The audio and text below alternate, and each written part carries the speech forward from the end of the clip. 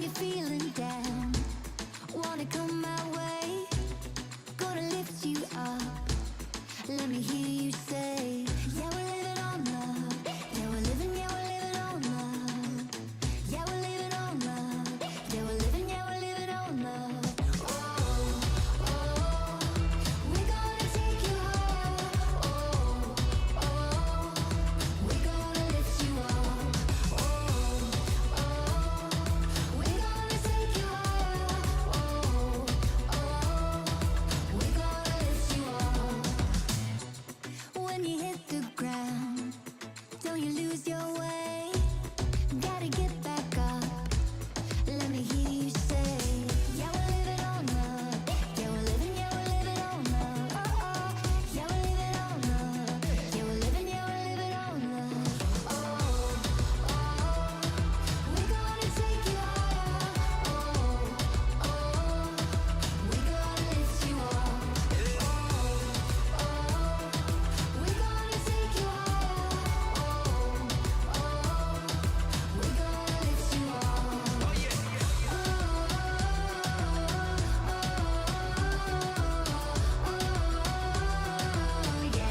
yeah.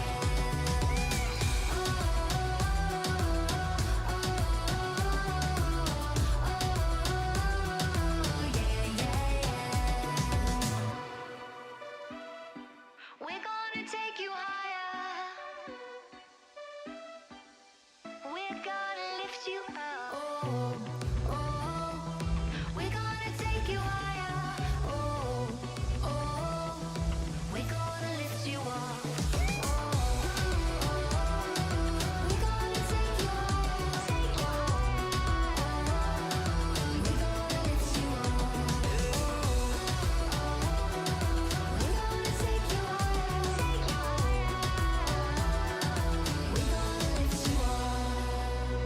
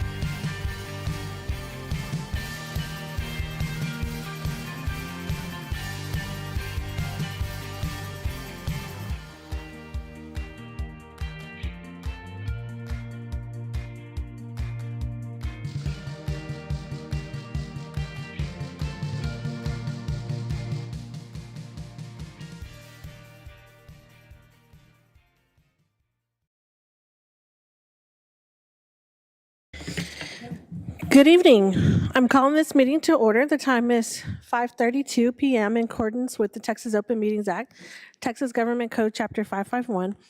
This meeting is officially open with the quorum present. We will now move to our pledge, vision, and mission statements, which will be led today by Western Hills High School JROTC cadets. Ladies and gentlemen, please stand for the Pledge of Allegiance. I pledge allegiance to the flag of the United States of America and to the republic for which it stands, one nation, under God, indivisible, with liberty and justice for all. Honor the Texas flag. I pledge of allegiance to thee, Texas, one state under God, one and indivisible. The vision, igniting in every child a passion for learning. Preparing all students for success in college, career, and community leadership.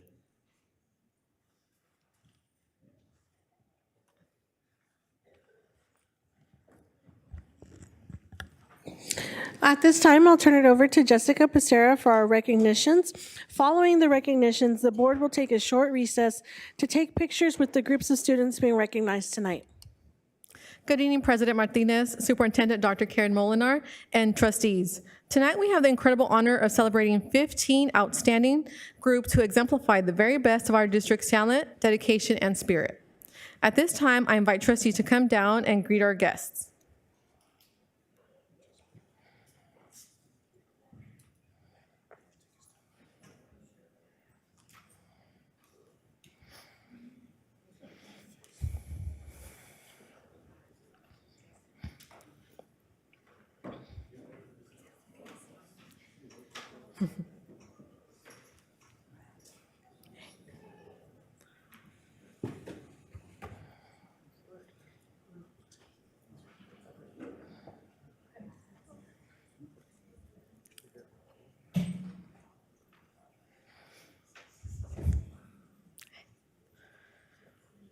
And tonight we have so many great groups to recognize that we ask that you hold your applause till the very end so each student can hear the name. First up, let's welcome our fantastic greeters from the Western Hills High School JROTC. These exceptional cadets not only represent the future leaders of tomorrow, but embody the unwavering spirit of leadership, commitment, and community service that makes the JROTC program so vital. Let's show our appreciation for Cadet Colonel Isabela Fierro,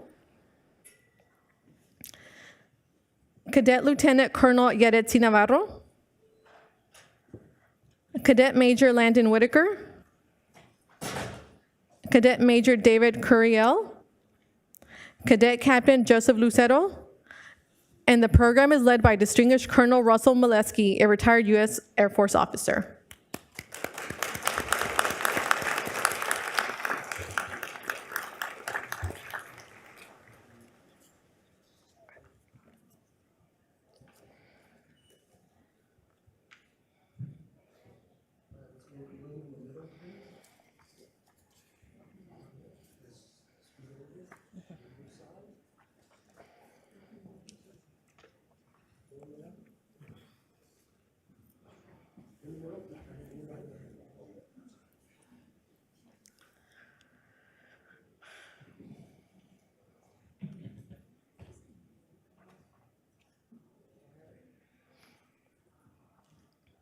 One, two, three. 1, 2, 3. Thank you.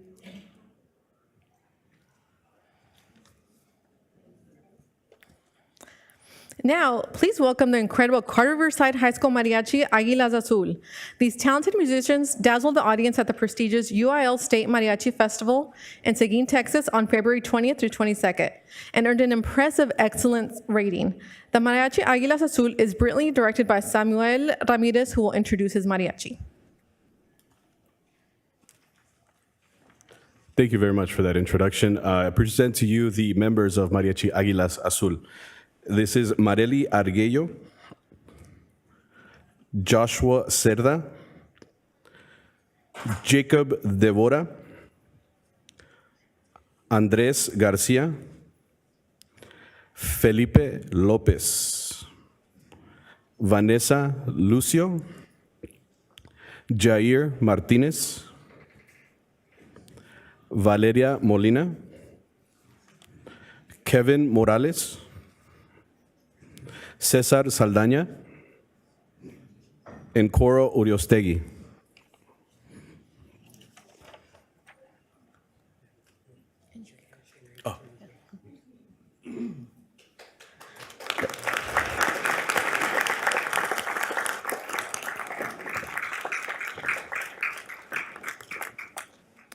The celebration of musical excellence continues. Please welcome Pasco High School's Mariachi Panteras. These outstanding musicians shine brightly at the UIL State Mariachi Festival and earned an impressive, excellent rating. The Panteras are directed by the talented Alfonso Rayford. Thank you. First up, we have Santiago Arellano, Sebi Boiling, Jimena Calderon Castillo, Eliel Castro, Alejandra Davila, Raúl Flores, Gabriel Hargis, Andrea Hurtado, then we have Antonio Sandoval, and then Gemma Zumaya.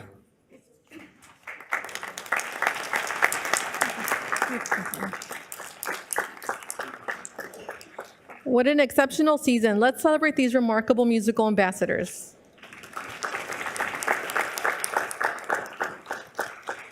Next up, please welcome the award-winning Northside High School Mariachi Espuelas de Plata. These incredible musicians dazzle judges at the UIL State Mariachi Festival and earned a prestigious superior rating. Here with us tonight are their dedicated directors, Ramon Niño, Imelda Martinez, and John Olmos. Mr. Niño will now introduce his mariachi. Good evening, everyone. We're going to begin with Victoria Aguilar. We have Stephanie Gallardo, Ángel Guerrero, Rodrigo Hinojosa, Aliyah Martinez, Aiden Orozco,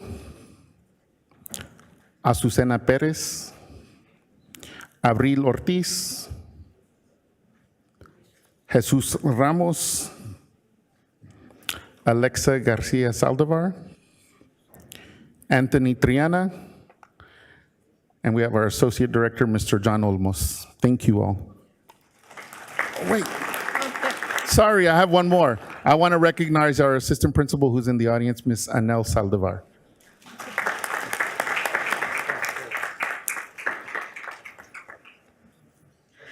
Get ready to celebrate our champions.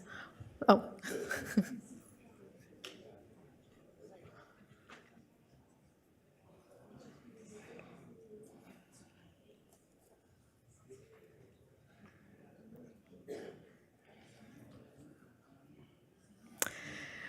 Get ready to celebrate our champions with an outstanding 24-25 season district record of 11-1 and an impressive overall 14-3-3 record. Please join me in congratulating the 7-5A district champions, the Pasco girls soccer team that is led by the outstanding coaches Allison Stalcup and Allison Walker. Good evening, everyone. Up first, we have Grayson Grant. Next, we have Della Cruz Nava, Avery Garcia, Naya Gonzalez, Lucy Hinkle, Annabelle Jones, Ryan McNichol, Madison Miner, Jameson Osbakken, Layla Parker, Annie Parsons, Charlotte Patty, Abby Rich, Amelia Robbins, Loring Rooney, Brianna Rubio,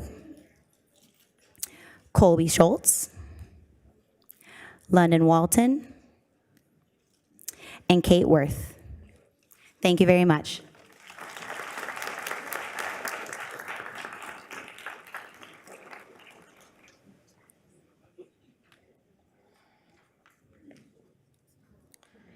Now, let's celebrate another incredible team of champions with an impressive 24-25 season record of 15-9-2. Please help me recognize the South Hills High School girls soccer team as our 5A Region 1 by district champions. Stellar coach Jamie Southern will introduce their team.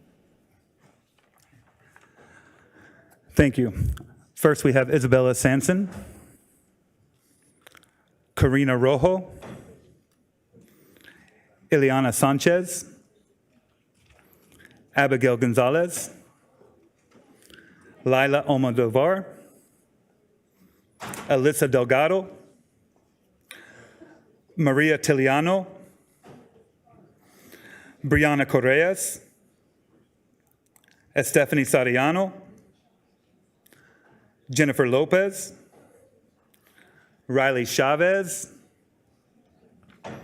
Abigail Garcia, Leila Samaki, Maria del Carmen Morantes, Marlena Estrada, and Toby Hatam. Thank you very much. Assistant coaches, Megan Southern, Jacinia Chinchilla, and Michael Sumrow. Thank you.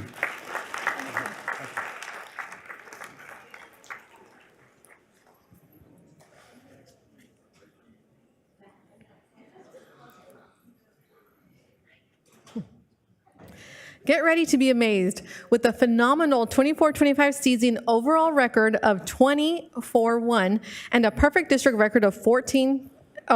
Please welcome the 7 4A district, 4A region by district, and 4A region 1 area champions for the fifth consecutive year, the unstoppable Benbrook girls soccer team. The team is led by the dedicated coaches Luz Castillo, Jonathan Watson, and Katie Taylor.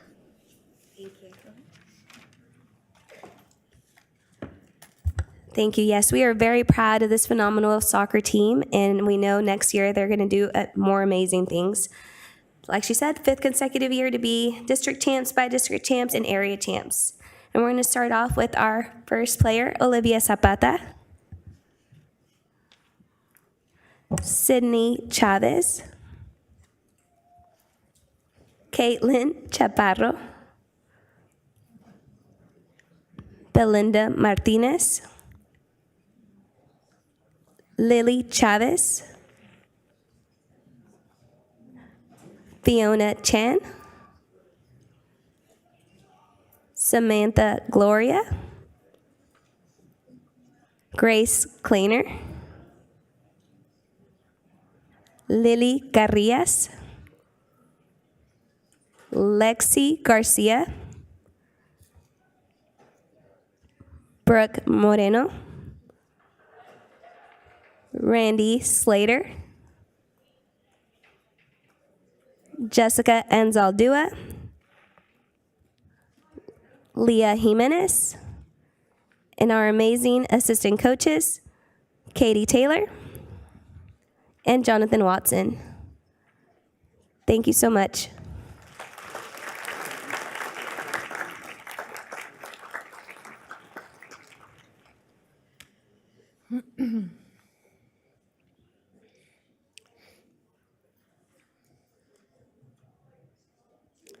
The winning continues with a remarkable 24-25 season, overall record of 21-2, and an outstanding district record of 11-1. Please welcome our 7 5A district champions, the exceptional O.D. Wyatt boys soccer team. Head coach Rafa Avalos will introduce his team. Thank you. Good evening. So number 1, Miraji Abdi, Joshua Barrios, Oscar Duarte, Cluso,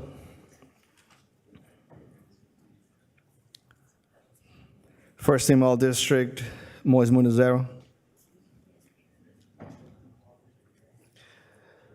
Newcomer of the Year, Venus Abubakari,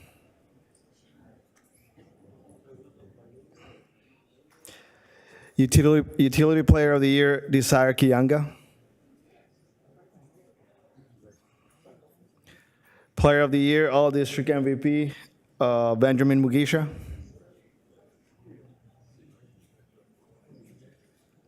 assistant coaches, Jerome Jordan.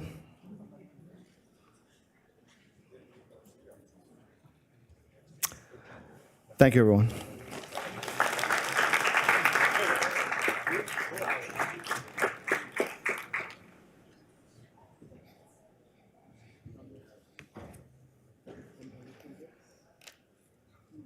The excellence continues with a strong 24-25 season overall record of 10-6-3. Please welcome our 5A region by-district champions, the South Hills boys soccer team. The team is led by Coach Stephen Andrews. I'd like to introduce the following players: Danny Garcia, David Munoz, JJ Ramirez, Leo Calzada, Uriel Ledesma, Jonathan Almanza, Anthony Zacarias, Emmy Hernandez, Brian Gomez,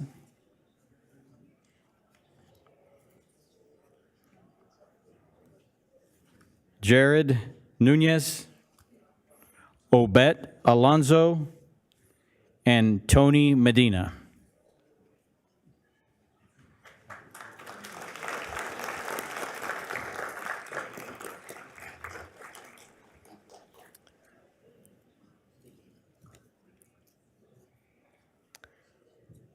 Another great team, Bembrook, had also had a successful 24-25 season with an overall record of 12-12 and district record of 9-5. Please welcome our by-district champions, the Bembrook boys soccer team. Coach Jared Spoon will introduce his team. I got it. It's my pleasure to introduce these guys. Emerson Vasquez, District 7-4A Goalkeeper of the Year. Hudson Felker. Jack Roberts, Evan Kramer, Casey Wilson,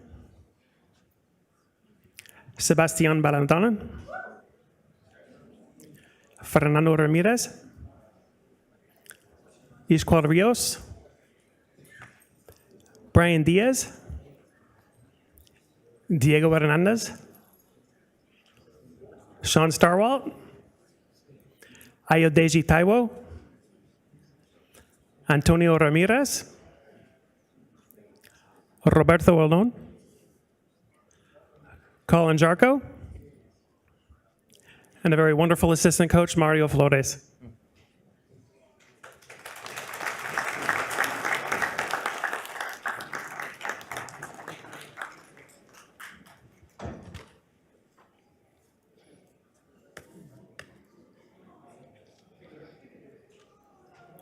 Now for a team that has made history. With an extraordinary overall season record of 23-3, our next group are the 8-4A District, 4A Region 1 by District, 4A Region 1 area, and 4A Region 1 semifinal champions. Please join me in celebrating the phenomenal Diamond Hill Jarvis boys soccer team. The Diamond Hill and Fort Worth community are incredibly proud of you, not just for your remarkable accomplishments on the field, but even more importantly, for the young men of the outstanding character you are off the field as well. Head coach Kyle Riopel will introduce his amazing team. Thank you. We'll start with Reyes Medina, Fernando Zarate, Emmanuel Camacho, Samuel Morales, Emmanuel Zuniga, Edgar Resendez, Giovanni Verduzco, Luis Lira, Josh Montañez, Alejandro Ibarra, Luis Martinez, Ricky Anaya, Valentin Sanchez, Jonathan Villalpando, and Ronaldo Reyes, and of course, my wonderful assistant coach, Sergio Ramirez. Thank you so much for having us.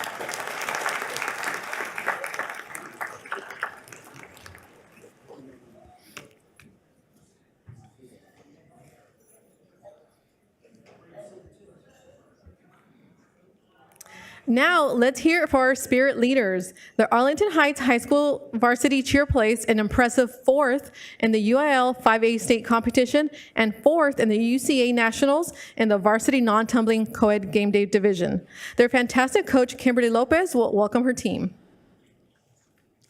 Hi, thanks for having us. There's very few of us, but we're here. Bella Driscoll, Kira Grimes, Morgan Jones, and Kennedy Freeman.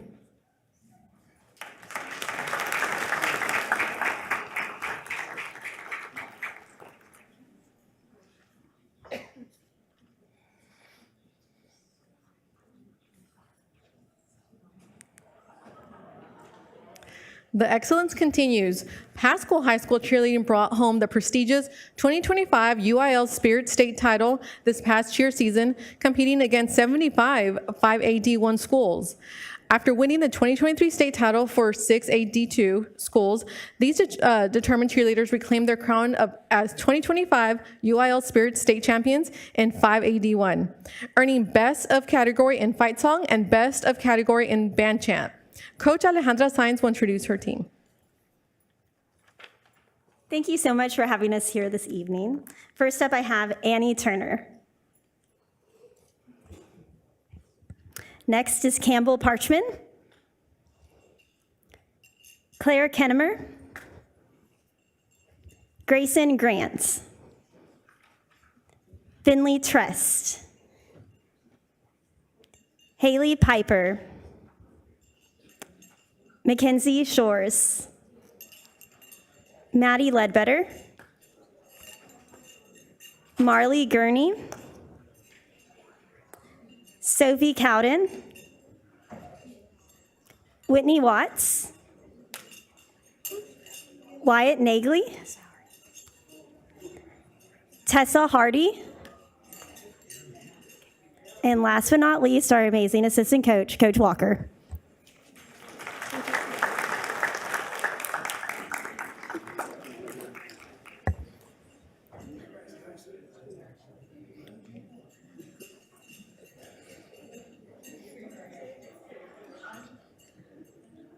Next, please welcome our state qualifiers for the 5A state meet in Austin, Texas.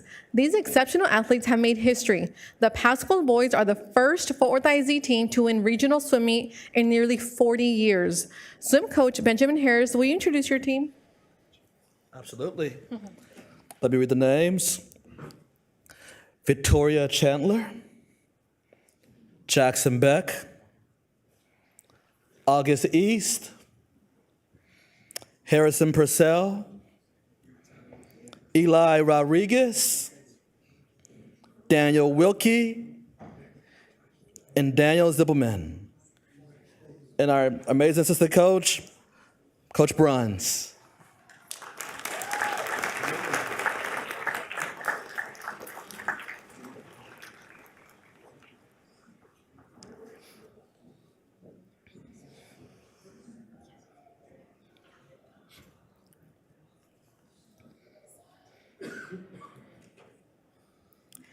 Last but certainly not least, we celebrate an exceptional individual achievement.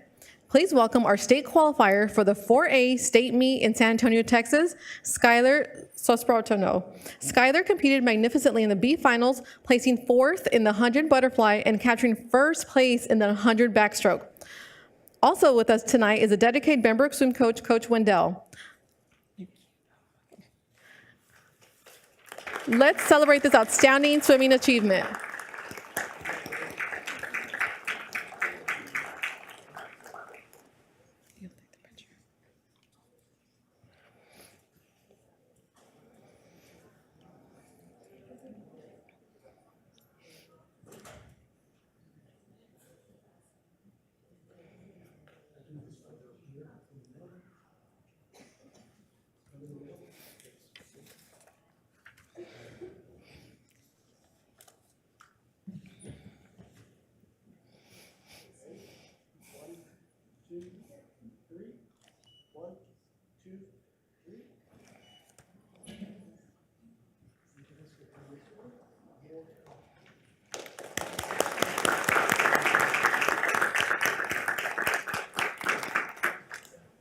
This concludes our recognitions for tonight.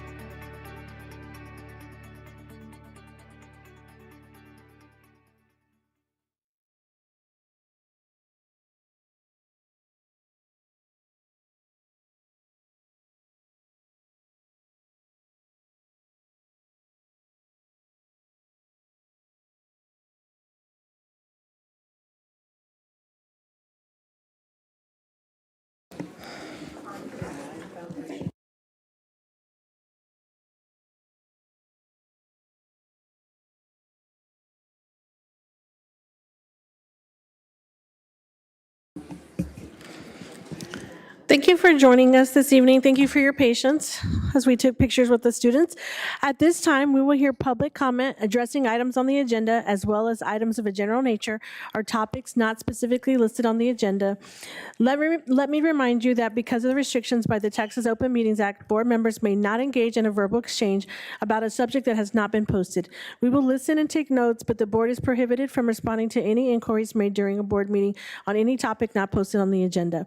However, the board may reply with 1, a statement of specific factual information given in response to the inquiry, 2, recitation of existing policy in response to the inquiry, or 3, direct the person to visit with staff about the issue. No presentation may exceed 2 minutes tonight unless the speaker has prior approval for additional time because of the use of a translator. Speakers who require the assistance of a translator are permitted double the allotted time of speakers who do not require the assistance of a translator. Speakers, when your name is called, approach the podium by going to the back of the room, down the stairs, and coming up the side wall on your right. As soon as the speaker begins speaking, the time clock will begin. Our first speaker tonight is Rachel Cotto, followed by Charla Angton.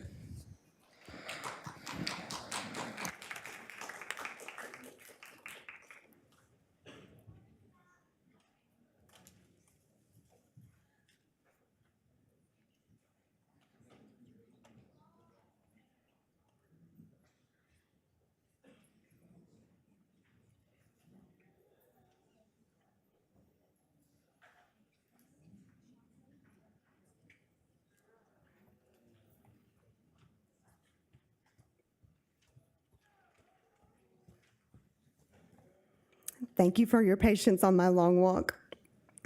Superintendent Molinar, President Martinez, and Board of Trustees, thank you so much for the chance to speak to you this evening. I am in awe of your service and dedication to the children of our great city. I so much appreciate you and your efforts. Know that you have my respect and my support and my trust. My name is Rachel Cotto, and I am the proud mom of a 4th grader and kindergartner at J.T. Stevens Elementary, where I'm serving as the PTA president. I am here this evening to speak to you about the ongoing facilities master planning. I grieve with you over the declining enrollment in Fort Worth ISD and realize this results in difficult decisions, especially at the elementary school level. Thanks to your transparent communication in this process, we're aware that J.T. Stevens is being considered for consolidation or closure. But what if J.T. Stevens is a key to increasing enrollment in Fort Worth ISD? We are one of 3 elementary schools that house an applied learning program. It's the reason that my husband chose, on purpose, J.T. Stevens for our daughters 5 years ago. As of today, 145 students are expected to be in the applied learning program next year at our school, so our program of choice is full. And we expect to open up the waiting list as our capacity allows. Meanwhile, Southwest Fort Worth is experiencing rapid growth and expecting to add 90,000 residents by 2045. What an opportunity for Fort Worth ISD.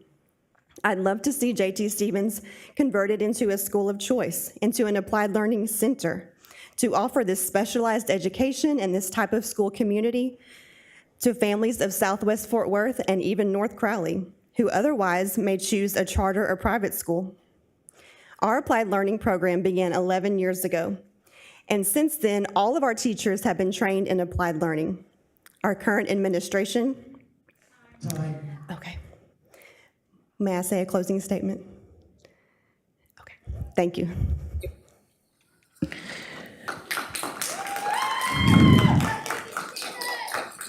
Charlotte Angton, followed by Donald Wilson.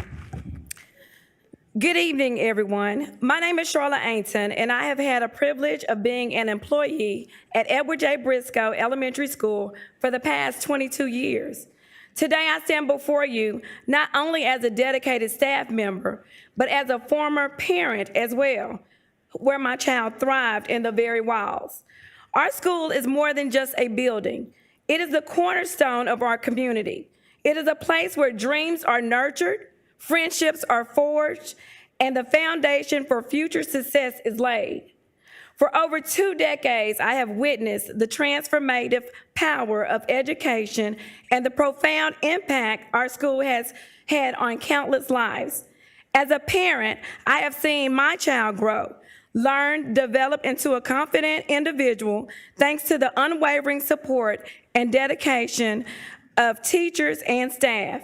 As an employee, I have worked alongside passionate educators who ensure every student receives the best possible education. The decision to close our school after the 2025-2026 school year is a loss for our students, staff, and our community. Our school upholds traditions, instills values, and celebrates togetherness. It's a place where every child can succeed, regardless of their background or their circumstances. I urge you to consider the long-term consequences of this decision. Closing our school would dismantle a vital support system, severing the ties that binds us to the community. Think about generations of students who will miss out on the unique experiences and opportunity our school provides. Think about the families who rely on our school for stability and support. Think about the dedicated staff who have poured their hearts into making a place of excellence. Thank you. Donald Wilson, followed by Bob Willoughby.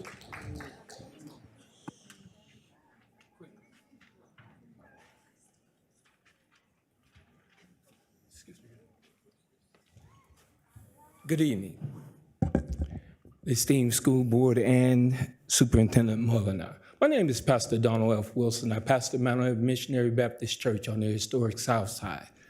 I also work in conjunction with Edward J. Briscoe as one of its partners. I pose that it may be a problem in closing Edward J. Briscoe because 70% of the students there walk. And when you have a lot of walkers and you displace them, they get lost.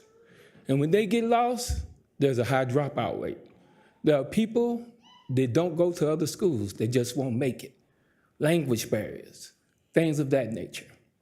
But what I see is the most problematic for me is that there are communities that are being built around Briscoe. And you're talking about closing the school down where communities are going up, that's a problem. And I think that another look needs to be taken at what Edward J. Briscoe means to that community. Not only myself, but there are several other leaders who had no idea of the proposal to close Edward J. Briscoe. We beseech you, take another look. There are things that are going up around that school that will cause that community to flourish and blossom. We need to take another look at this school and keep it open. Thank you. Thank you. Bob Willoughby, followed by Toinisha Lomax.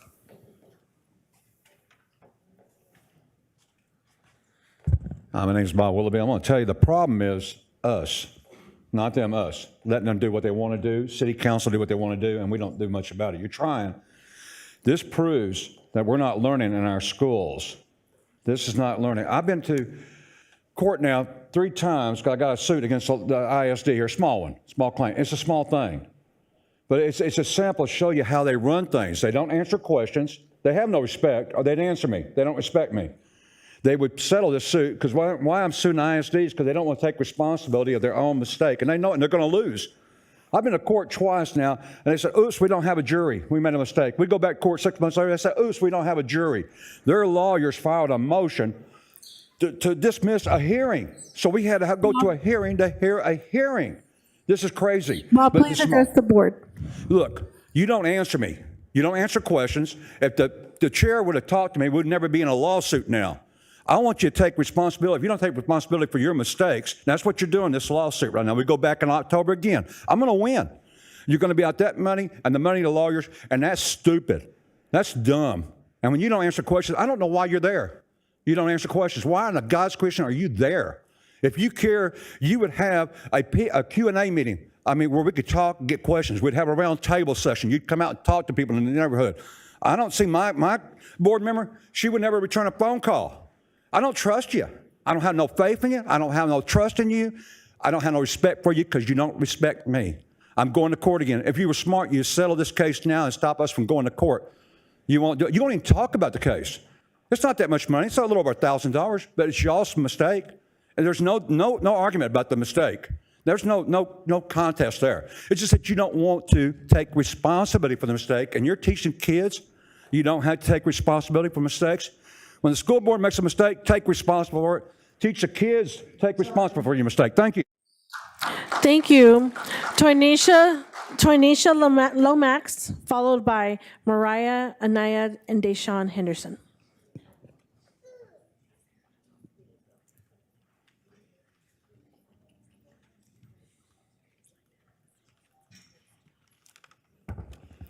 Good evening. I am a mother, a volunteer, and now a connected employee to Fort Worth ISD.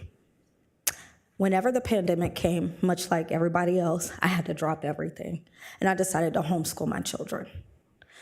Briscoe was actually the only school that I trusted my babies to go to, because I am definitely a helicopter mom. When I got there, I met the most special group of loving, caring, and educated teachers that I've ever met. Let me tell you a little bit more about them. Miss Ankton, recognized. She protects the children with her whole heart and her life. I've seen her do it. Miss Mothers, recognized.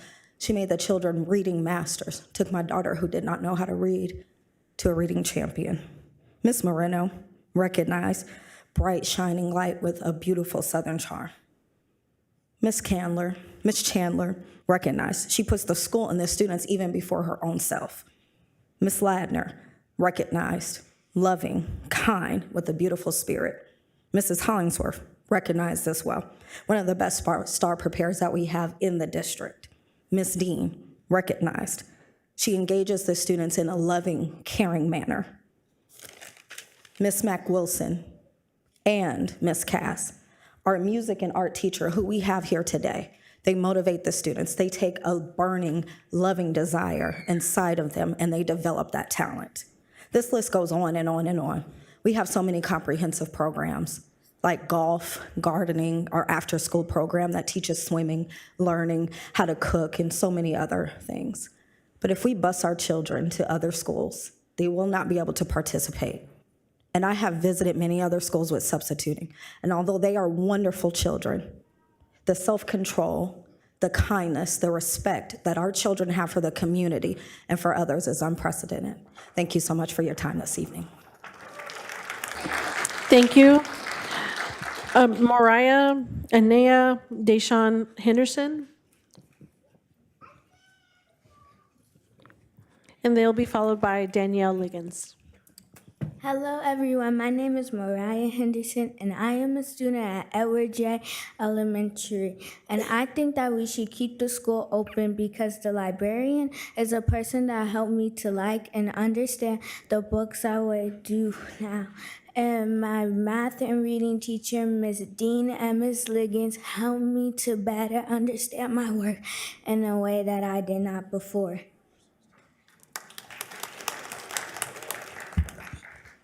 Hi, my name is Anaya Henderson, and I am also a student at Edward J. Briscoe. And the reason why I think we should keep Edward J. Briscoe open is because the teachers there are nice, and the teachers help us learn new things.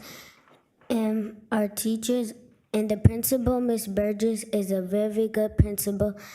And that's the reason why I think we should keep Briscoe Elementary open. Hello, my name is Deshaun Alexander Jr., and the reason why I think we should keep Edward J. Briscoe open is because the teachers are very proactive with the student education. Principal Burgess is very kind, and Edward J. Briscoe also gave me confidence to pass STAR like science and math. That is why I think we should keep Edward J. Briscoe open. Thank you. Danielle Liggins, followed by Belinda Misbit.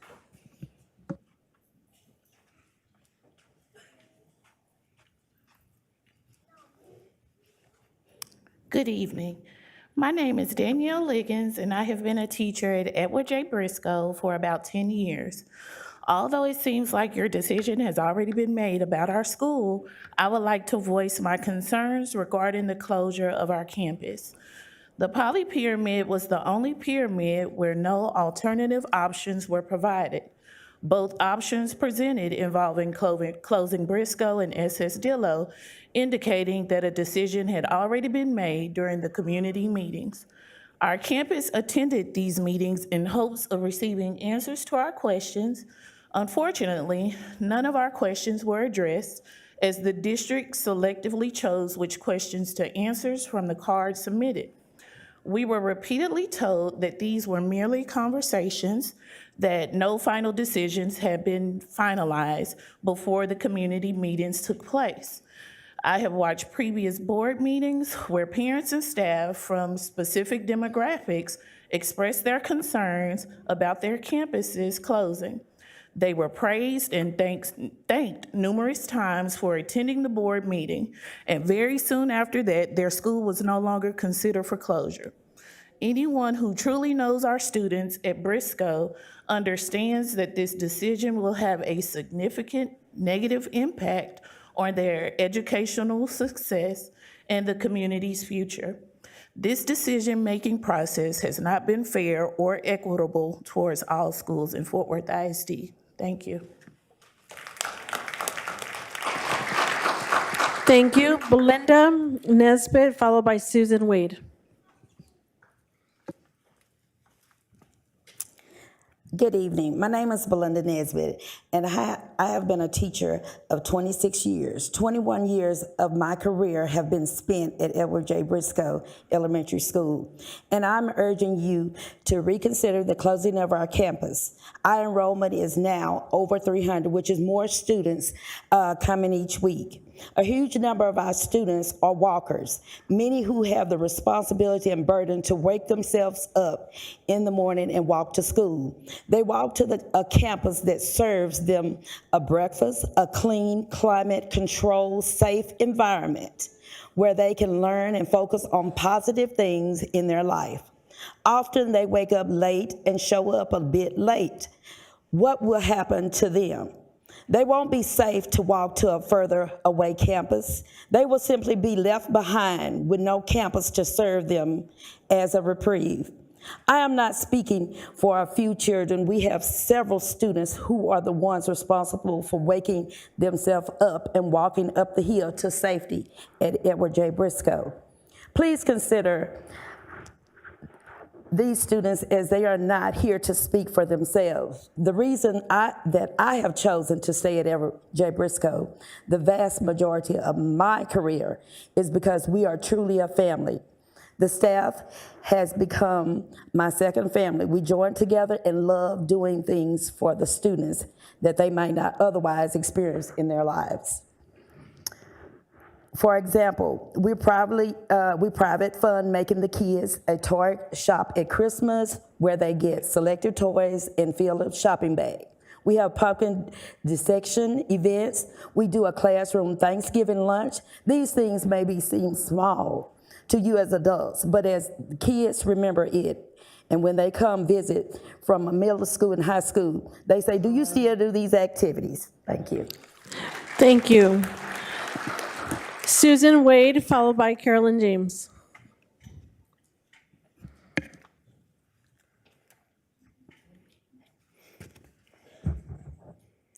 Good evening. My name is Susan Wade. I'm a retired Fort Worth ISD principal. I'm also a graduate of Arlington Heights. My sons graduated from Western Hills, and my grandsons attend Rolling Hills Elementary. I volunteer with March to the Polls. It's a nonprofit, nonpartisan organization with the goal of registering eligible students.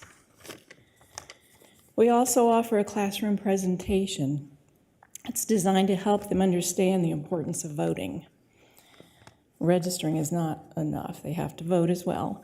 I was recently at Carter Riverside High School, and I'm here to share with you how impressed I was with the climate, the culture of the school. Everyone, adults and students, everyone was helpful and friendly. There's a culture of respect and kindness. I didn't see any adult yell at a child. Sorry, they're always children to me. The students were relaxed, no running, no pushing, or no yelling as they changed classes. They willingly came up to us and were friendly and appreciative of our help. The teacher we worked with, Jason Martinez, was wonderful. It wouldn't have been as successful without his assistance. And one more thing. There isn't a Fort Worth ISD school that I have been in that I wouldn't be happy to have my grandchildren attend. Thank you. Thank you. Next is Carolyn James, followed by Aisha Rushton. Hello, my name is Caroline James. My husband and I have lived in the Westcliff neighborhood for 22 years, and I'm here to talk to you about dyslexia services. My son's dyslexia diagnosis was missed twice. It had a terrible impact on his learning and on his self-esteem. Thankfully, we were able to move him to Key School, where dyslexia is the specialty. I recently read an article that referred to dyslexia as a rich person's diagnosis. That hit me hard. It takes money to do testing. It takes a flexible work schedule to go to appointments, to meet with teachers, and for sure to pay tuition and pursue private education or tutoring. Another article referred to the invisible dyslexics. These children, the article states, are the predominantly poor children who are academically doomed because their problems in learning to read are either diagnosed too late, treated too little, or not diagnosed at all. In the 23-24 school year, only 3% of students at Westcliff Elementary, Andrew's former school, were diagnosed with dyslexia. At McLean, where he would have gone to middle school, there were 9% diagnosed. Many more students were found by middle school, which is good, but it should have been more like 10 or 12%. Last month, Dr. Molinar hosted an information session right here to discuss volunteers reading to first graders. A volunteer asked her if the training could be shifted to this summer instead. Karen's response delighted me. She said, "No, we have plenty of instructional time left in the year. I'll train anyone that wants to read to my kids. We need to get it done now." Please, give Dr. Molinar everything she needs to find and serve her kids with dyslexia. They are indeed our kids, and they need our assistance now. There's simply no time to waste.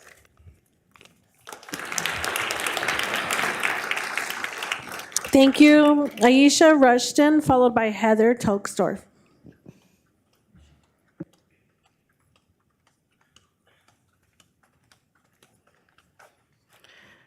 Ahlan wa sahlan, bienvenidos. Assalamu alaikum. Buenas tardes. My name is Aisha Rushton, parent and member of Parent Shield.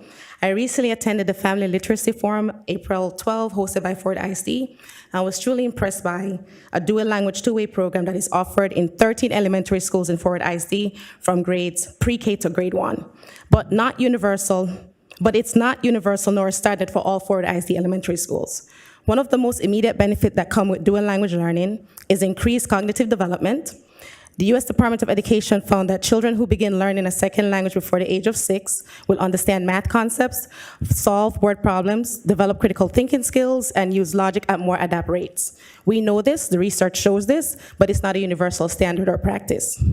The same effort that is put into TEC 29.053C, where a school district is required to offer a bilingual education program when enrollment of identified EB learners is at or above 20 students from the same language classification and same grade level across the district. So should the same effort placed on monolingual learning, native English speakers learning another language in the early grades.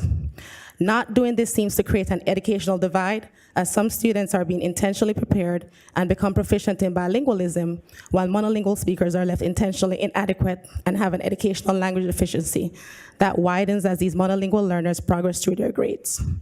2025 seems to be a mark for change. In this change, as we focus on literacy for all, let's also be intentional and prepare our children from monolingual English families to meet their language requirements and make them 21st century ready. Let's make it more universal, where a dual language two-way program is offered in all pre-K schools, pre-K to grade 5, as students are acquiring the building blocks for lifelong learning. We can't wait for high school. It's too late then. Thank you. I've also included some copies. Thank you. Heather Tolksdorf is up next, followed by Michelle Duke.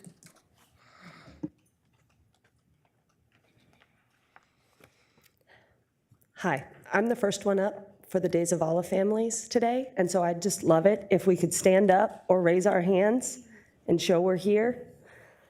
As we've stated before, thank you everybody, Days of Allah should be a blueprint for success in our district, not a target for closure. We believe strongly that until this district has a clear and firm grasp of how Days of Allah Elementary has achieved the level of uncommon outcomes that they have, and that the district has proven a means to replicate it, this board is in no position to throw away this one-of-a-kind school. We are 77% Title I, 59 at-risk designated, and 69% Hispanic, 16% Black, 12% white, 3% two or more races, and 1% Asian. We are a school of immense diversity in our city. We represent the diversity of our city. And we are achieving a 95% attendance rate, a 0% suspension rate, a 85% persistence rate, an A rating, 58% of students reading at or above grade level, and 13% students designated gifted and talented, which is double the nationwide average. The one area where we need your support is enrollment. We have 272 students enrolled, but 129 enrolled in our dual language program. When families know about Days of Allah, they come to Days of Allah. But we need your support because our enrollment reflects the shortcomings of our community today, one in which perceptual inaccuracies affect the enrollment of our school. We are counting on you to help us raise awareness and keep our school open. Thank you. Michelle Duke is followed by Ann Christian.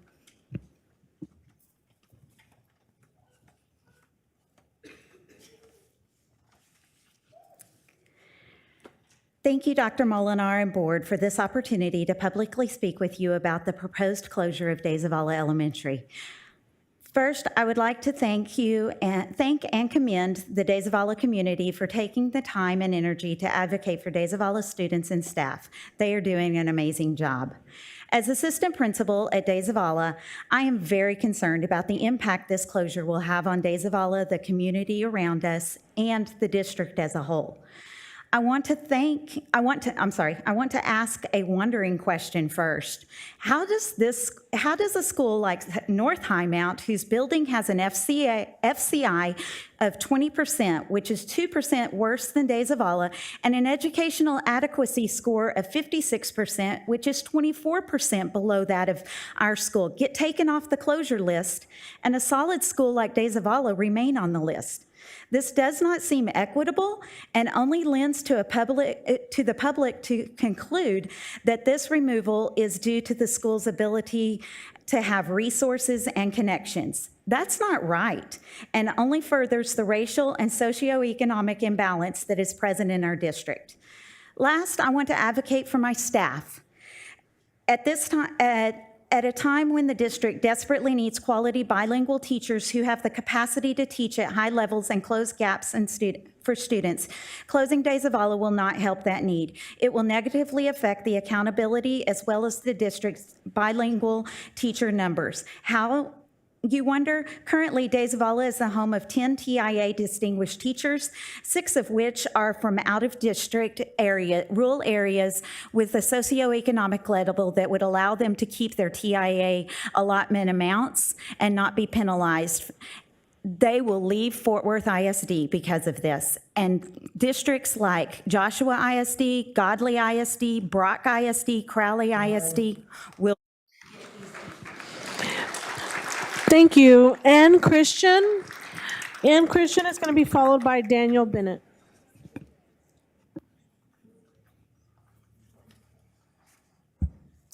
Good evening. My name is Ann Christian, and I'm a certified academic language therapist and have worked with students for over 30 years.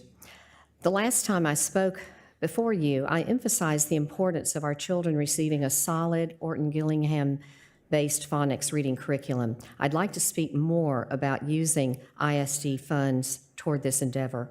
Budget-wise, to train teachers to become language therapists involves a large amount of money, not to mention the intensive training. 2+ years of instruction, 700 teaching hours, book reports, 10 demonstrations, and not all students require language therapy.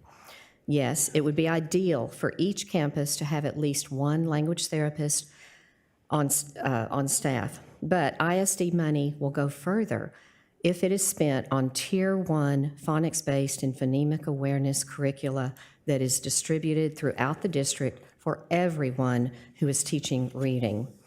It is so important that teachers have a user-friendly script when teaching students to read.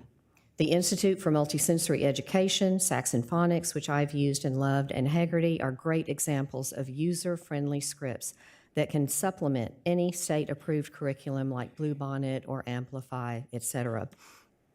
What a difference it would make if students were introduced to an Orton Gillingham-based phonics program in the lower grades as part of the Tier 1 instruction.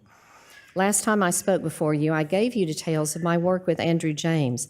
I do wonder if a strong phonics and phonemic awareness program had been used when Andrew was in elementary school, his experiences in learning to read would have been different. The Jameses are fortunate enough to draw on alternative resources for Andrew. Many families don't have that luxury. In the Fort Worth ISD, every student, as you know, deserves high-quality phonics instruction. Thank you. Daniel Bennett, followed by Melanie Watson.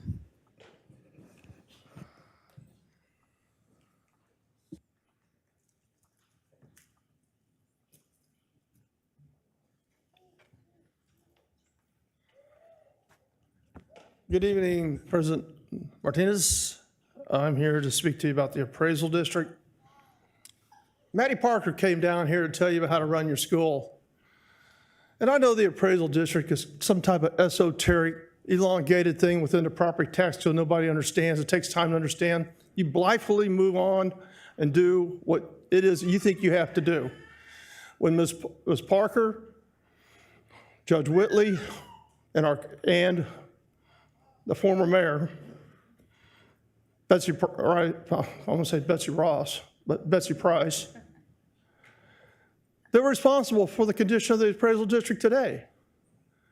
She had no standing to stand here and even speak to this board. She defended herself in 22 out of a polling location with me. But that's not what I'm here to talk about. What I'm here to talk about is what I heard this past week, that you're being reappraised because you're in recapture. That is, from my point of view, the furthest thing from the truth. Now, you guys put a resolution to the board of directors, and within your resolution, it stated you're asking the board to give you permission. I tried to tell Ms. Smith-Faulkner at Castleberry, she's far more powerful than that. She did not need permission from the TAD board. It says in 2518C that as a board, you can submit a resolution time certain, and they have to reappraise whatever you want within 30 days, not less than 30 days. And you have to pay the cost. That's not what your resolution said. Now, I don't know who directed the chief appraiser to send that request for that resolution, but if the language within that email did not specify the language you should have used, you need to talk to your attorneys. You have created this through your lack of due diligence and not understanding how the system works. I want to thank you for your time. Thank you. Melanie Watson, followed by Dallas McKay.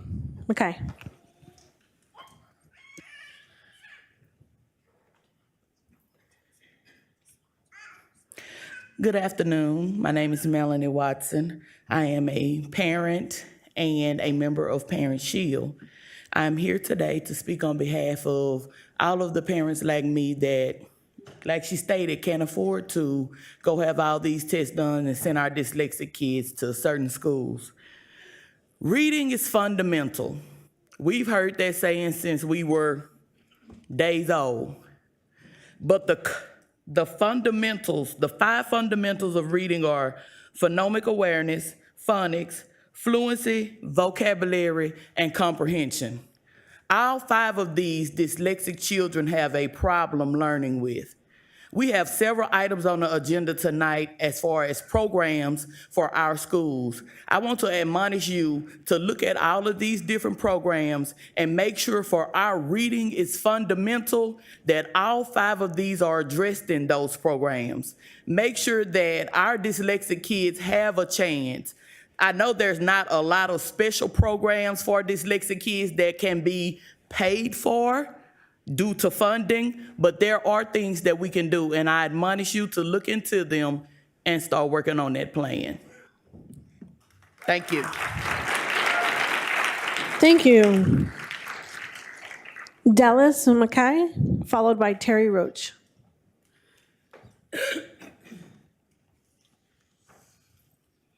Good evening, and thank you for allowing me to speak. My name is Dallas Mackey, and I'm the mother of 3 grown children, one of which had dyslexia.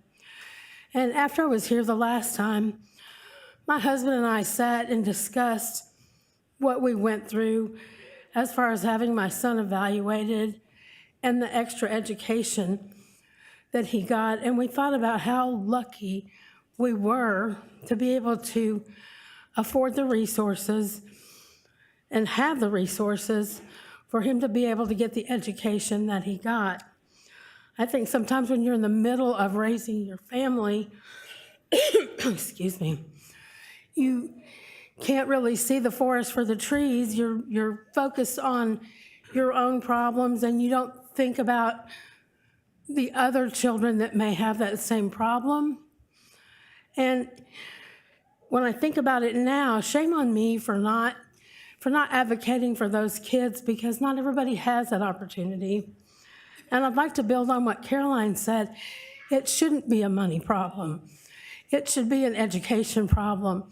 And I think every parent deserves to feel safe and secure in sending their child to a school that can provide them with the curriculum and with the extra help they need to learn, no matter what their disabilities are. I appreciate your time. Thank you very much. Thank you. Terry Roach, followed by Emily King. Good evening. I'm Terry Roach. I'm running against Dr. Ryan in the upcoming election. I wish you well, Dr. Ryan. I think you're a good man. It's great to see students here, so many wonderful students, student athletes, and a community that cares. Let's do the best for them. Last time I was here, I said, board, you've had a broken link for months now. You fixed the link. Let's get some other quick fixes. Every school should have on their websites, easy to access, bell schedule, monthly message from the principal, teachers by department listing every class that they teach, the last several years of test data information, and information about volunteer opportunities. Go to school websites, and most of them, you're not going to find much on volunteer opportunities outside of Pascal and a few other schools. If only the problems were just with the websites, but they go much deeper. 2 of us are running for school board to be a trustee, and we tell stories, like I say, I go back to 1996, of hostile work environments and retaliation. I met with Stephen Poole, director of UEA, recently. I wasn't expecting them to endorse me. I knew they wouldn't. I've been on the opposite sides of issues from UEA for years, but I sit down with people who disagree with me. Mr. Poole recently praised Dr. Molinar for being willing to meet with everyone, every stakeholder. That's not true. Someone else has said that this evening. I'm saying the same. She looked me in the eye, said, I will meet with you at the end of February. It hasn't happened. She's ghosted me, so to speak. Since she won't talk and the board won't communicate with those of us who disagree and offer various differing opinions, it's up to the community to do so. There's 5 issues at least that I've identified with the rule and law breaking. Ask Dr. Molinar if it's true that the district has committed attendance fraud, violates public comments, planning time, T-tests, evaluations of teachers, contracts, and how we handle grievances. I met last year with the attorney from the school district, running out of time here. She said, how did we get here is what we ask. Let's ask that. They're responsible. They brought us here. Let's vote for new leadership across the board, please. Thank you, Emily King, followed by Kelly Moreno. Hello, I'm Emily King, and I have 5 children in Fort Worth ISD, Young Men's Leadership. I am Terrell, and 3 at Ridgely Hills. I I appreciate Audrey and MJ meeting with me this month to go over my story of my daughter MJ and her dyslexia and all those types of things to kind of give an idea of where a parent is coming from. What if during teacher trainings we intentionally taught simple but powerful early indicators for dyslexia? What if pre-K and kindergarten teachers received dyslexia intensive training focused on what to look for and how to recognize the markers and what steps to take next? Imagine the impact. If a child's struggling with rhyming, which is like the first indicator that there's a problem with dyslexia, a key foundational skill, were immediately flagged for deeper observation, not brushed aside. If repeated difficulty with letter sounding connections wasn't seen as just developmental, but as a critical signal for intervention. What if teachers were trusted when they raised concerns and administrators prioritized real diagnostic testing rather than waiting for a child to fail harder? This has been my child's story. If a child is not identified by first grade, their likelihood of catching up to grade level reading dramatically decreases. The window narrows every single day that intervention is delayed, yet we continue to rely too heavily on standardized testing and data and overlook the very people who know these children best, their teachers. If we trusted our teachers, empowering them with dyslexia-specific training at the foundational level and listened to them when they raised their hands in concern, we could change literacy rates across our district, our communities, and we could change lives. Early detection is not a luxury, it is a necessity. Thank you. Thank you. Kelly Moreno, followed by Scott Blanco Davis. Last year, to quote the Fort Worth report, Fort Worth ISD released its unofficial ratings 2 weeks after Mayor Mattie Parker called the district unacceptable for its languishing and stagnant academic performance. In those ratings, out of the 80 elementary schools, there were 4 with an A rating: West Park, Tanglewood, Overton Park, and De Zavala. The C-rated district cannot afford to lose one of their 4 A-rated elementary schools out of 80. The minority makeup for West Park is 38%. Tanglewood is 32%. Overton Park, 22%. De Zavala, 89%. The economically disadvantaged makeup for West Park is 37%. Tanglewood, 17%. Overton Park, 9%. De Zavala, 81%. Overall, the district is 86% minority and 85% economically disadvantaged. Only one of these 4 schools reflects the overall district. Only one of these 4 schools is slated for closure by the recommendation of the task force. 3 of those 4 schools are either new or historically good, wealthy schools. Only one of the 4 current administrations is responsible for turning around a poorly performing school. It's great to maintain inherited greatness. It's remarkable to make that greatness where it was not before. You cannot dismantle such an administration and staff and expect to build it back up with different pieces and circumstances, especially considering the district has no proven track record of doing so. De Zavala is exemplifying what Mattie Parker has charged the board with doing. They should be a blueprint for success, not a target for closure. Thank you.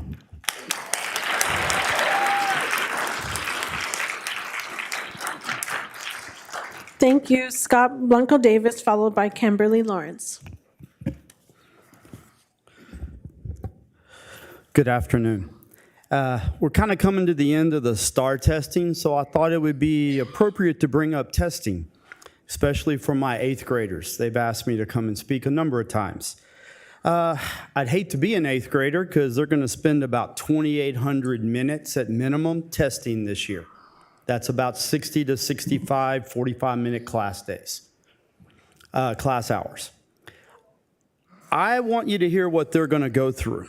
They're going to take map reading beginning of the year, map reading middle of the year, map reading end of the year, map math beginning of the year, map math middle of the year, map math end of the year, map science beginning of the year, map science middle of the year, map science end of the year, Star benchmark ELA or English 1 if they're high. Star benchmark math or algebra 1 if they're high. Star benchmark social studies. Star benchmark science. Star ELA. Star math. Star social studies. Star science. If they're an ESL student, they will take TELPAS, listening and speaking, which is now 1 test, it was 2. TELPAS, reading and writing, that was 2. Now they get to do it in 1 day.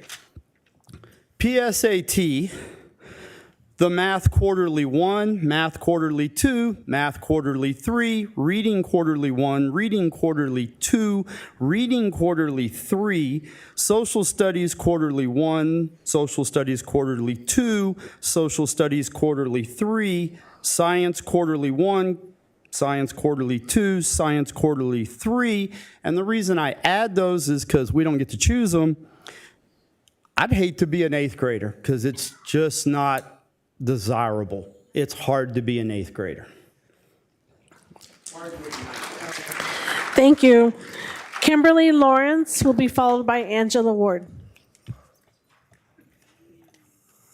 Thank you for this opportunity. I am the proud wife of a Paschal High School graduate and parent of 2 Fort Worth ISD graduates and 2 students at Paschal High School currently. All my children have always been theater kids, and it's been an honor to continue to serve on the booster board and watch the Paschal Theater program grow and thrive. Last year, my child, who was then a sophomore, came home and said, "Ms. Benoit is the new associate choir director, and she said they needed me for the new show choir, so I'm going to join."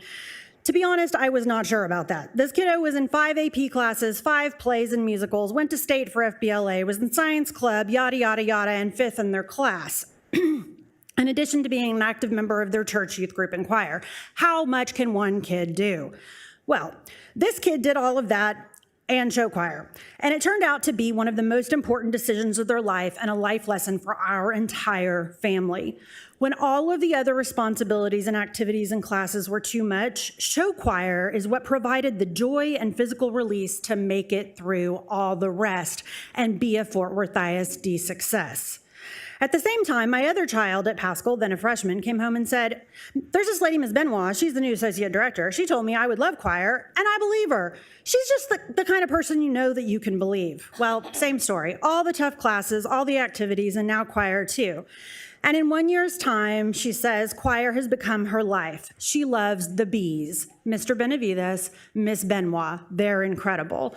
She loves choir, and she loves Miss Benoit for inviting her and teaching her and nurturing her. My children wanted to be here tonight, but in fact, they are at musical rehearsal with Miss Benoit right now, hours after the school day ended.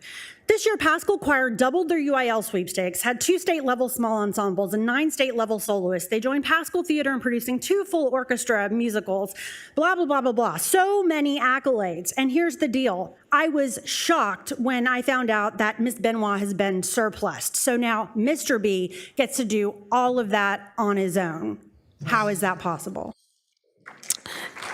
Thank you. Angela Ward is up next, followed by Stephanie Thomas.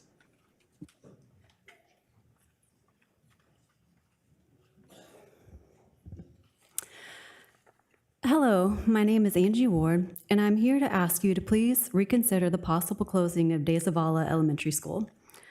I have 2 children that are in the 3rd and 4th grade at De Zavala, and they have both attended the school since pre-K. It has been the best public school experience that we could have hoped for. The teachers and staff members are in it for the long run. They care deeply about the students, and it is also an A-rated school. My children are happy to go to school every day, and I've always felt confident that they will be well taken care of every day they are there. There's been speculation about the timeline of closing De Zavala. Whether or not the date of De Zavala's closure will affect my children is beside the point. It does not matter if it closes right after this school year or in 5 or 10 years. It will regardless be a devastating loss to the community. Families with young children and grandchildren in the area will be left with educational options that involve schools that are lower performing than De Zavala, farther away, and or more difficult to get accepted into. It was brought up at a previous meeting that there may be good teachers at any school, but there is always the possibility that they will just leave, then the school is no longer successful. This has not been what I've witnessed at De Zavala. A good teacher knows when a school is good, and these teachers stay. I have also heard the argument that if Days of Allah closes, the teachers and staff members can go to another school and perform just as well. But I don't fully believe this to be true. The teachers and staff are very competent and will succeed wherever they go. But the close-knit community that exists at Days of Allah, the low turnover rates of teachers and staff contribute significantly to the success of the school, which trickles down to student success. In conclusion, instead of closing a top-performing neighborhood school, Days of Allah should be seen as a leading example. I ask the school board to look at the many things that Days of Allah is doing correctly and use it as a model to be replicated in other schools. At the very least, please give us some time and a chance to increase enrollment as mentioned at the meeting held at Days of Allah by Dr. Molinar. Thank you for your time. Thank you. Stephanie Thomas, followed by Warren Thomas.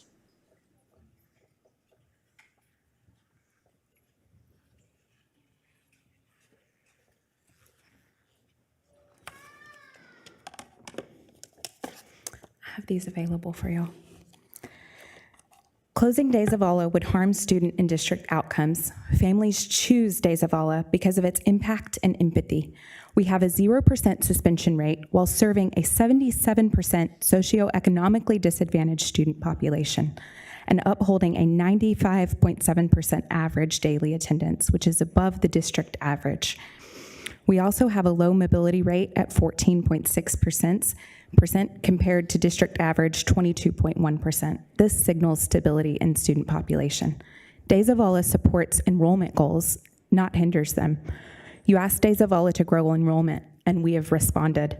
Parents who value diversity and achievement choose Days of Allah. Days of Allah currently serves 272 students, including 129 dual language students, 106 emergent bilingual students, which is 40% of our school population. 4 staff members send their own children to Days of Allah.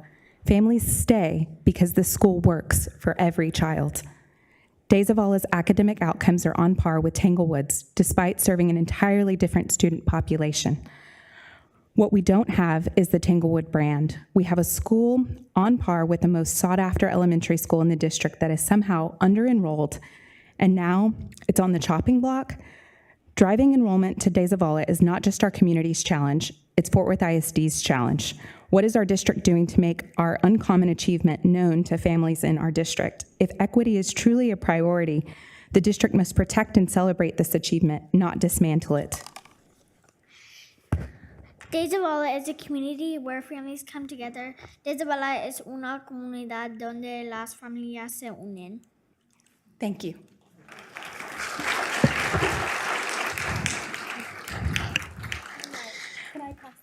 Sure. Thank you. Warren Thomas, followed by Zaida Said.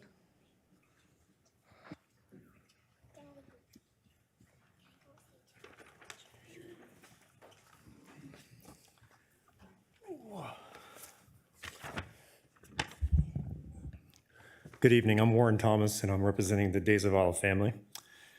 Facilities data is being misused. Facility condition index and educational adequacy scores do not reflect actual student experience. These metrics don't account for instructional quality, student safety, or strong academic programming. They penalize schools for things that don't impact learning, like parent queuing space. And they ignore Days of Allah's proven outcomes, which are far more meaningful. Fort Worth ISD's plan lacks transparency and impact analysis. Teachers were told of the closure timeline before any board vote was cast.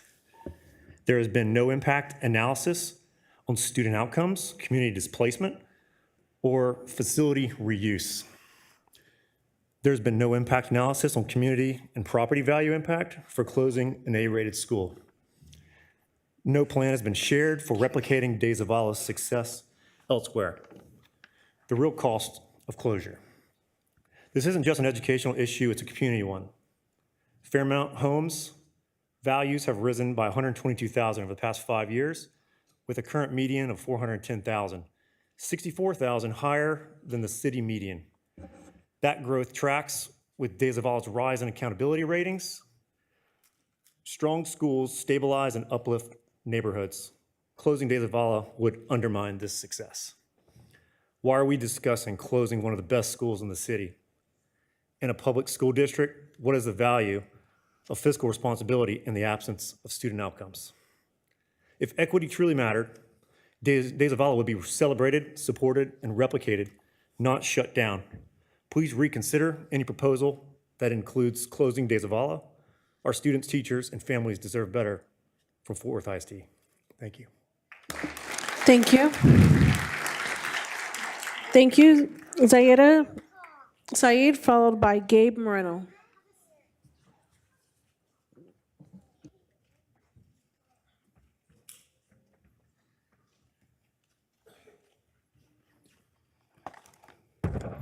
Good evening, trustees and Dr. Molinar. I'm Sayeda Sayed, and my address is 6705 Sapphire Circle North, Colleyville, Texas, 76034. And tonight I'm here to talk about appraisal district. So the most residential property values are frozen for 2025 unless there was a new construction or improvements or increase to the appraised value as the result of homestead cap. If you receive a postcard, that means your taxable value is not changed, but that is not true, and I'll tell you why. The appraisal notices are already mailed, and most of the people already checked and they got it. So the changes in the letter is no estimated property tax dollar. They just give you the value. And the one major change is they changed the letter from blue to white. I don't know, I think they do not like the blue color or something, or the blue papers are more expensive. I don't know why they changed it. Only residential homestead will get the notice. Non-residential properties will get a postcard, and the postcard will look like this. And this is the very first time appraisal district is sending the postcard. My appraised value has changed. My taxable value is changed this year, but they send me the postcard.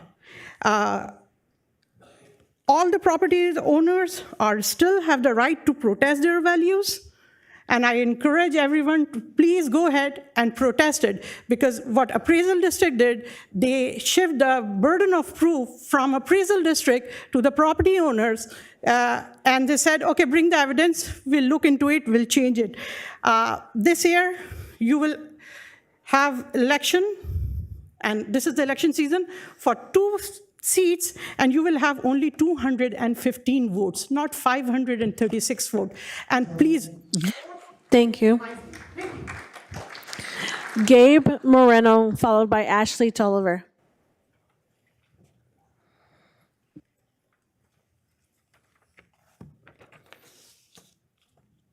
Hello, board members. I'm here to express my deep concern about the potential closure of Days of Allah Elementary. I appreciate that there are many interests at play, but as a father of 2 students at this campus, this is what's keeping me up at night. If you close our school, you won't just be removing a building from your budget. For the families who live here, Days of Allah isn't a cost center. It's where our children learn, where our neighbors gather, and where our future is being shaped. If you shutter it, we'll be left with an empty building and a daily reminder of what was taken and who made that decision. We'll remember how this board and superintendent told us they wanted to work with us only to deny us the opportunity to do so. At a time when our state and federal governments are in chaos, when private interests are undermining public trust, this district should be protecting the public institutions that are still working for us. Instead, you are dismantling them. We don't see you fighting for us. Why are we hiring consultants to help us close schools instead of hiring experts to promote the high-quality campuses we already have? Campuses like Days of Allah that are delivering results and could attract many more students with the right support.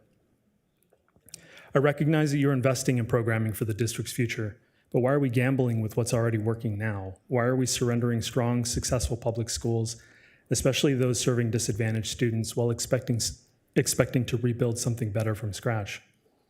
If this district is still struggling 5 years from now, how will we look back at the choice to close an A-rated, high-performing school like Days of Allah? That decision won't be forgotten, certainly not by our community. So I urge you, give us the time that you promised. Give us the resources to admit the students on our wait list. If capacity is the metric you value most, then give us the means to fill every seat. But do not close a school that is working on every level for its students and its community. Days of Allah should be a blueprint for success, not a target for closure. Thank you. Thank you. Ashley Tolliver, followed by Adrian Alexander Haynes.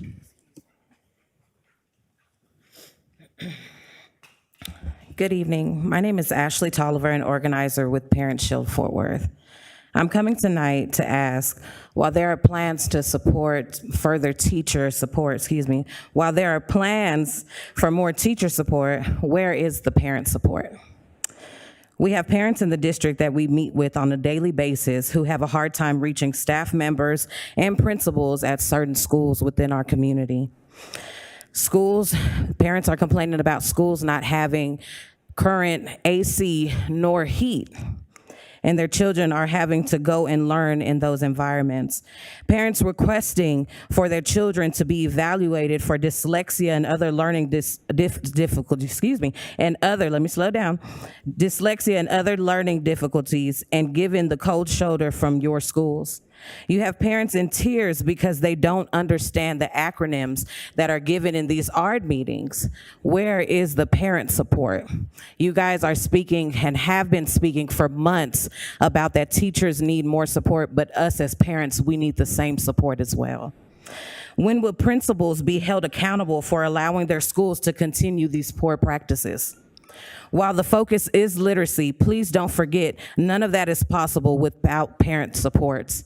Last year, I stood here asking for a meeting for the SPED community to be able to understand the acronyms, and while there was plans, once again, plans to address that, to this day, there still has not been held a meeting that would tell parents exactly where to start and what to ask for. So I'm asking that as you make those plans, please put it into motion. Thank you. Thank you. Adrian Alexander Haynes, followed by Shauna Cass.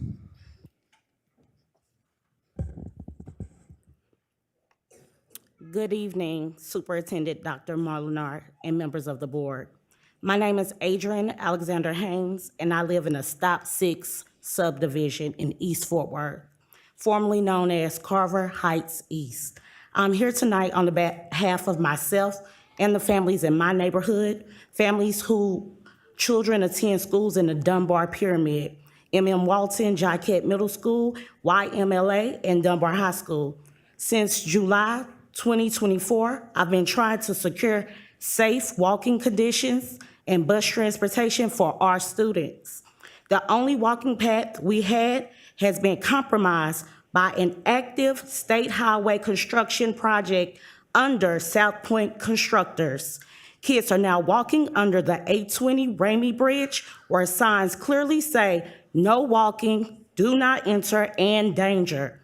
Despite this, I was denied bus transportation because our homes fall within a 2 miles radius, but what's not considered is that all safe alternate routes exceed that limit.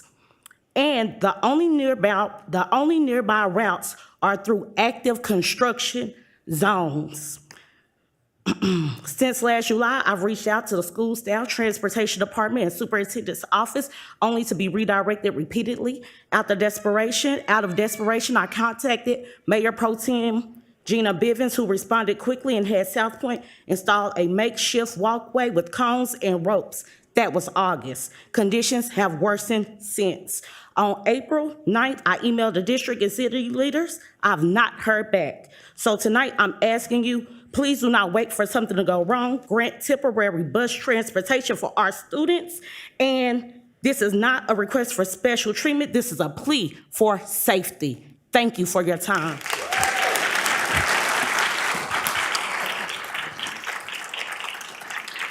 Ms. Alexander Hayes, will you please make sure you talk to Ms. Spencer before you leave, please? Thank you. Thank you. Next up is Shauna Cass, followed by Benjamin Hicks. Good evening, Dr. Molinar and board members. My name is Shauna Cass, and I'm the art facilitator at Edward J. Briscoe. And I'm standing before you today to address the scheduled closure of Edward J. Briscoe. Our school is more than just a place of learning. It's a family-oriented campus where strong connections have been forged between the staff, the students, parents, and the surrounding community. For generations, Edward J. Briscoe has served as a cornerstone of education and support for countless families. The bonds formed here are deep enduring, and reflecting the commitment and care that define our school. The prospect of closing this institution is not just a logistical challenge, it's a profound disruption to the lives of many. I urge you to consider the valuable role of Edward J. Briscoe plays in our community, and let us work together to find solutions that keep our school open and thriving, ensuring that future generations can continue to benefit from the strong connections and family-oriented environment that we all cherish. Thank you. Thank you. Benjamin Hicks, followed by Chip Stewart.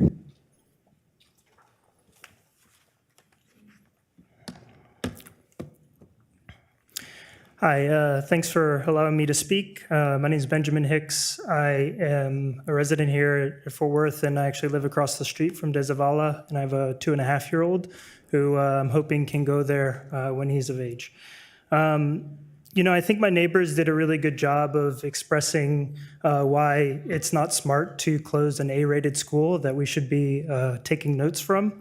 So I'll just specifically focus on the methodology of this report that was publicly presented that has been paid millions of dollars for. So, first thing that stands out, the appendix, tiny. No formulas in there, no nothing. I don't know how you spend millions of dollars and get an appendix like that. I'm sure, Doctor, you had a large appendix in your thesis, and I wonder how much money you got paid for that. The next thing I want to say is the first page. You look at the logos on there, Fort Worth ISD, great. Then you see an architect firm, a consulting firm that specializes in construction management, okay? And then you see an energy efficiency firm. All of those stand to benefit and make money with this instead of actually providing a neutral source of good data. Another thing that stands out, birth rates. We obviously know COVID has affected birth rates quite a bit. We can see that drop in the data. We don't see any type of extrapolation post-COVID. If you look at the projected rates, it ends right where COVID, those students would be out of elementary school, out of pre-K and to 5th. So there's no way to look at this proposed data and gain anything meaningful from it. Maybe if they were extrapolated based on national trends, you could look at something like that, but as it is, I don't see how you could pay millions of dollars for this report and be happy with it. To not have to do your due diligence and tell them, hey, go back to the drawing board, get me a better report, I want an appendix. Thank you. Chip Stewart, followed by Keisha Brazil. Hello, Dr. Molinar and board members. Thank you for the time here. I've traded emails with some of y'all, and I do appreciate how responsive you've been to me on this. Following up on what Kimberly Lawrence said earlier, I'm a Pascal High School parent and parent of a choir kid. I've been a parent of a Pascal kid for 10 years now. I've been heavily involved in our booster boards, both in the band and the choir in that time. As Kimberly was saying, I'm here to talk about cutting one of our 2 choir directors at Pascal.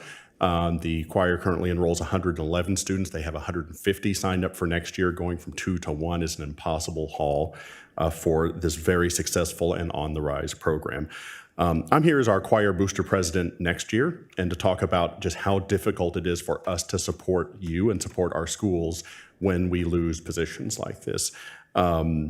We raised about $25,000 this year. We have very heavy parent involvement. We've had a hugely successful year. We give a lot. We've given tens of thousands of dollars in our family, hundreds of hours of service, asking other parents to do the same to try to support these art programs for what our tax dollars don't pay. We can do a lot of things to support these choirs. We can't teach choir. None of us is talented enough to do that. Ms. Benoit has been a godsend to our program. We cannot do this without her.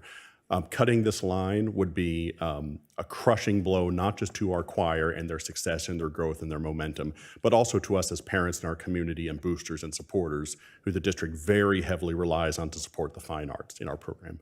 The fine arts are key. They are crucial to having our students come to school, stay in school, and be a part of this district that we've trusted our kids for 17 years now. I urge you to reconsider this and to keep our staff full of choir at Paschal High School. Thank you for your time. Thank you. Keisha Brazil, followed by Donna Collins. Good evening. I'm Keisha Brazil, and I'm standing today as PTA president of David K. Sellers Elementary, which arrived on the closure list, but right now not contingent to immediate closure. And based on the information that we got today and the information I heard today, I had a prepared speech, but I'm kind of winging it because I am also an employee of Fort Worth ISD, and my kids have all attended Fort Worth ISD schools.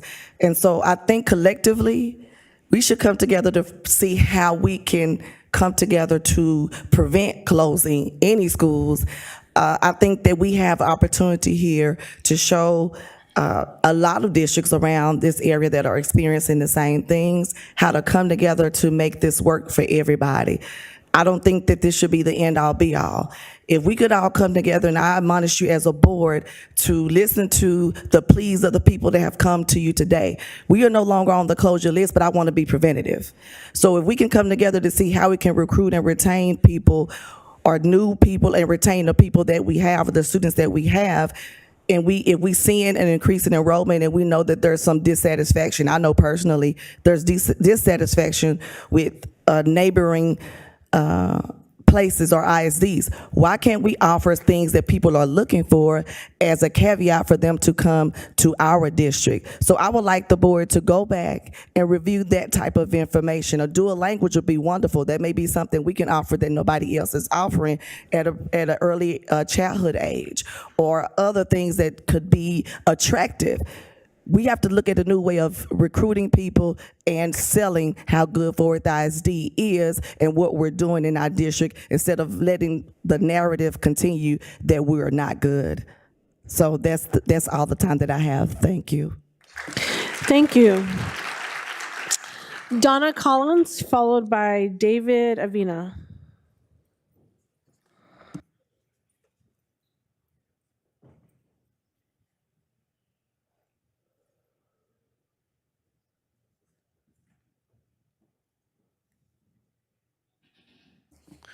See, Donna, what about David? I think it's David Avina or Arena. Okay. Okay. Got a little bit late. I guess that person before me had to get their kids to bed. My wife. Great, thank you. Hi, my name's David Avina. Definitely not your average everyday guy. I'm just gonna speak kind of from experience. I grew up in Fort Worth. I went to Paschal High School, and my oldest's mom, when she came up to Fort Worth, whenever she told her friends, "Oh yeah, my fiance or whatever, he went to Paschal," the whole moniker was, "Oh, is he a trust fund baby or is he a thug?" And that's kind of the moniker that I kind of grew up with. I was right next to all the gangsters, and the Sudango's, the South Side, and I was also next to the trust fund babies that own half the restaurants in Fort Worth, Politos and Cardonas and all these other restaurants. The reason I preamble that is because my sons go to Days of Allah. This is also, this is undiagnosed ADHD. My oldest has ADHD. This school has been such a gem to us to get him diagnosed. He is in the dual language program. We literally live on the west side of Fort Worth. We got a call. "Hey, do you want to get in a lottery program for dual language inclusion?" "Sure, let's go for it." Pre-K, boom, my kid's in there. We've been in there for 4 years. He's in 3rd grade now. The school's on the chopping block. I've got a pre-K son in there now in the dual language program. If this school goes, I'm gonna have a half bilingual child and a non-bilingual child. Like, what is that? Like, I guess I'm gonna pull out of my pocket, go get Duolingo over that. But I'm also bringing the Paschal thug trust fund baby thing up to say that, like, we're one of 4 A-rated schools. Everybody's already gave y'all our percentages, our numbers, as well as sat next to Tanglewood. All the kids that I grew up with, all those, the moniker, the demographic, whatever you want to say. I know I'm not PC, excuse me. But you're gonna close down an A-rated school and you're going to leave Tanglewood, and it's just going to further that saying of, oh, you went to Pascal, or you a thug, or you're a trust fund baby, because you shut down Days of Allah. That's what those kids are going to end up going to do. Thank you. One last call, Donna Collins. She's here? No Donna Collins. Okay, then that was our final speaker for this evening. Thank you for sharing your thoughts this evening. Next on the agenda is reports. First report is A, notice of compliance with board member training requirements. Bear with me here.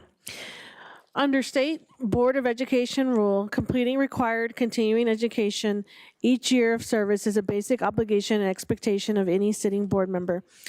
Per board policy, BBD legal, as board president, I'm required to announce the name of each member who has completed the required continuing education, has exceeded the required continuing education, and is deficient in meeting the required continuing education.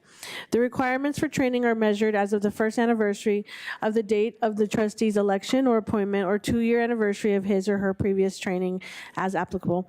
There are 8 training areas for board member continuing education. 1, local district orientation. 2, orientation to the Texas Education Code. 3, post-legislative update to the Texas Education Code. 4, team building. 5, additional continuing education. 6, evaluating student achievement, performance, and setting goals. 7, identifying and reporting abuse, trafficking, and other maltreatment of children. And 8, school safety. To the extent applicable to each board member, I will announce the completion or deficiency as to required training. For members who still have time remaining to complete required training, I will announce those board members who have scheduled timely training and those who have not yet scheduled the training. At the conclusion of this announcement, I will announce any board members' training in excess of the continuing education requirements. For local district orientation, no new board members were required to complete local district orientation training for the time period covered by this announcement. Orientation to the Texas Education Code, no new board members were required to complete orientation to the Texas Education Code training for the time period covered by this announcement. Post-legislative update to the Texas Education Code. The following board members have completed post-legislative update to the Texas Education Code training. Kevin Lynch. Team building, the following board members have completed the annual team building training. Roxanne Martinez, Toby Jackson, Michael Ryan, Anael Luebanos, Andar, Wallace Bridges, Kevin Lynch, Quentin Phillips, Camille Rodriguez. Additional continuing education. The following board members have completed the additional continuing education requirements. Roxanne Martinez, Toby Jackson, Michael Ryan, Anael Luebanos, Andar, Wallace Bridges, Kevin Lynch, Quentin Phillips, and Camille Rodriguez. Evaluating student academic performance and setting goals. The following board members have completed the biannual training on evaluating student academic performance and setting goals. Roxanne Martinez, Toby Jackson, Michael Ryan, Anael Luebanos, and Quentin Phillips. The following board members have time remaining to complete the biannual training on evaluating student academic performance and setting goals and have not yet scheduled this training. Wallace Bridges, Kevin Lynch, Camille Rodriguez. Identifying and reporting abuse, trafficking, and other maltreatment of children.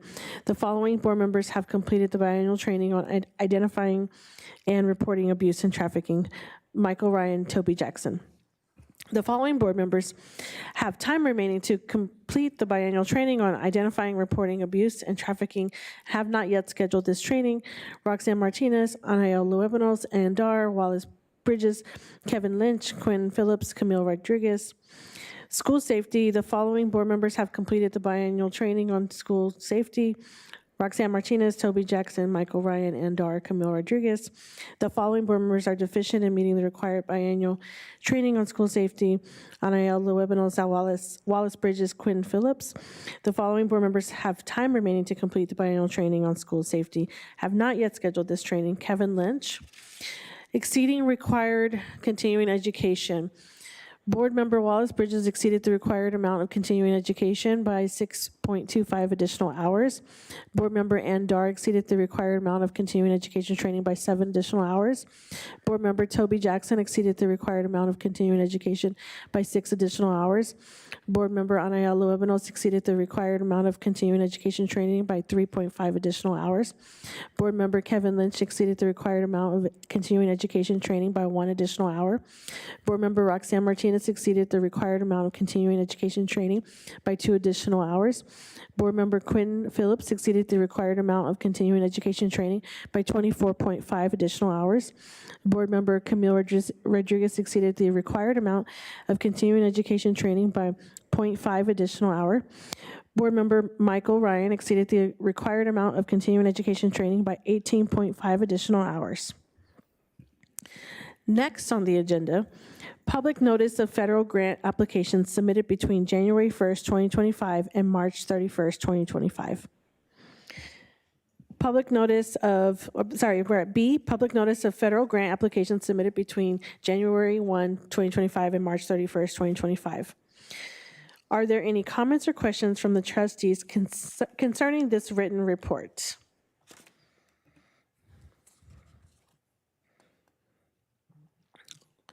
All right. Seeing none. Next, we have the 2025-2026 Budget Development Update presentation, which is C. Are there any comments or questions from any of the trustees? Yes, on C, 2025-26 Budget Development Update.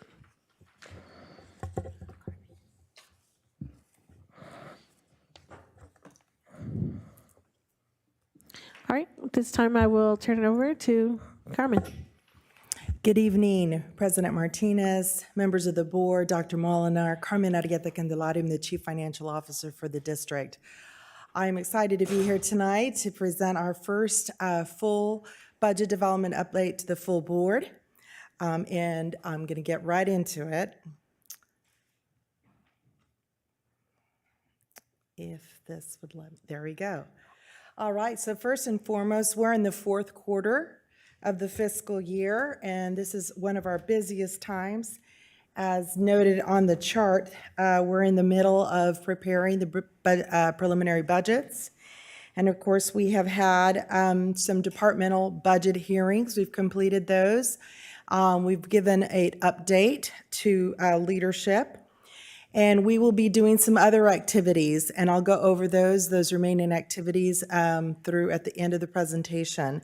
But this is one of our heaviest times with regards to the budget development process, having gone through the first 3 quarters of the year.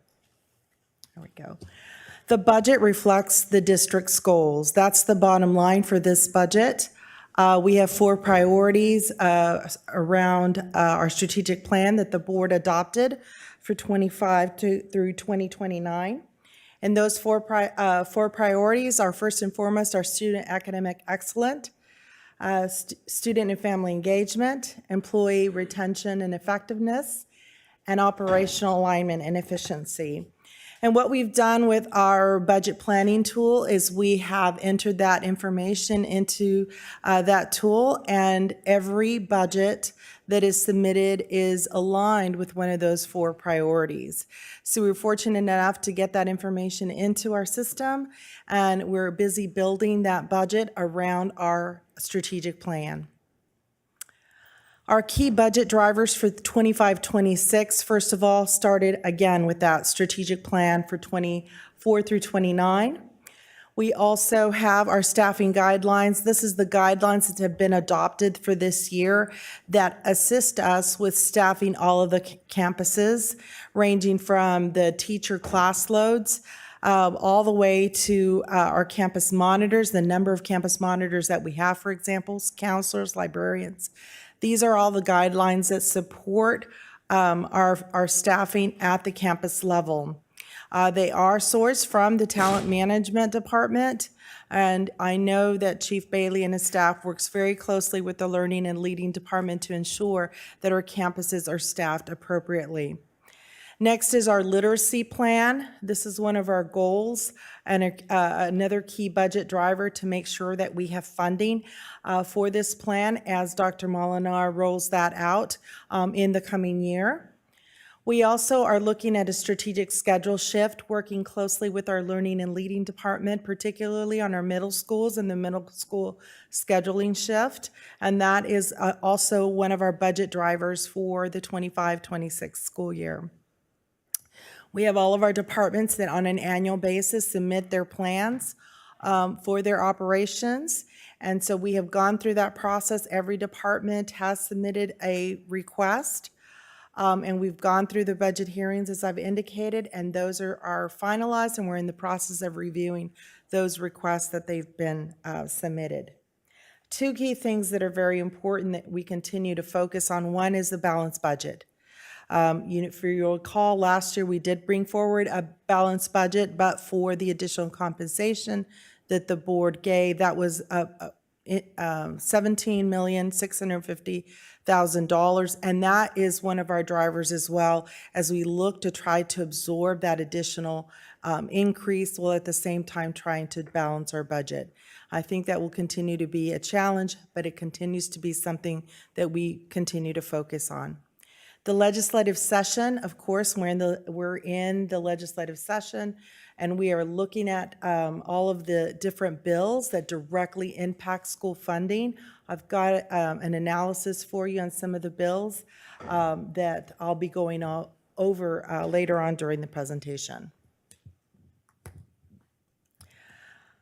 This is some of the things that's also driving our budget, and I know that Dr. Molinar is going to follow up in her superintendent's report with some actual dollars that are going to tie to some of these things. But these are some of the things to support student literacy, some of the things that we've already done, some of the things that we still need to do in the coming year. And just looking at some of the things that we're looking at as far as for compensation, you see the special education stipend proposal, a bilingual ESL stipend proposal. Those are some of the things that are on the table as we move forward and discuss compensation. We also have some things that we've included in here for entitlement or other title budgets, federal dollars. And I'll also give you a small overview this evening on how we incorporate our title dollars in our all funds strategy when we're building a budget for the coming year. Looking at next at the general fund. So wanted to give you a first look at the general fund revenue update. And one of our guiding principles that we receive from TASBO and other entities is that we need to look at when we project revenue for the next year, that we project it on the current law. And that's why you see that last column, that is based on our current law and the numbers that we're going to project for 25-26. So, but first, let's look at our original budget that we passed in June of 2024. The original budget from a revenue standpoint was $826,558,000. And that was predicated on a projected ADA of 63,102, of course, an enrollment of 69,726. We saw some improvement as we went further. And we did bring a revised budget to the board at $834,823,000. That was based on the fall snapshot and projected ADA of 63,717, based on an enrollment of 70,405. Like I said, we saw some improvement with regards to our enrollment that we based the budget on. And so we came forward, and that was $834.8 million. We've taken another look. We had a slight dip in our enrollment in the fourth 6 weeks, and that is incorporated in our projected actual of $830,742,000. So we think we're going to be, no, it's less than 1%, but it's still $4 million with regards to revenue. So we're looking at to see if there's a corresponding opportunity on the expense side to close that gap and come in within budget. So based on our projection under current law, we would come in at $826,275,000, a reduction from our projected number from 2025 to 2026, $4,467,000. And again, that is based on an enrollment of 69,021 and a projected ADA drop of 62,464. So again, we continue to see a drop. It hasn't been as significant as it has in prior years, but it's still nevertheless a drop in enrollment, therefore a drop in revenues. Our enrollment and data and projection, this is just again another look. You can see this is per grade level based on the snapshot for 24-25, and then what our projected revenue by grade level looks for 25-26, so that you can get an idea of where we're seeing some drops. Now looking at our federal funding, this is what we're projecting for next year. So all indications from the federal government have indicated to us that next year we're going to have flat funding. There has been no reduction in our entitlement budgets that we have been notified of. And believe me, we monitor that very, very closely. But so far, this is the projected base allocations that we're going to receive. First and foremost, Title I, $32.3 million, 3.3 for Title II, 2.9 for Title III, and then 2.6 for Title IV. And the way that we typically budget for is just to give some additional information and clarity, is we give the campuses an allocation. And we use our enrollment projections and this 24-25 PEAM snapshot, economic disadvantage percentages, to determine those allocations. We've used this methodology for a number of years.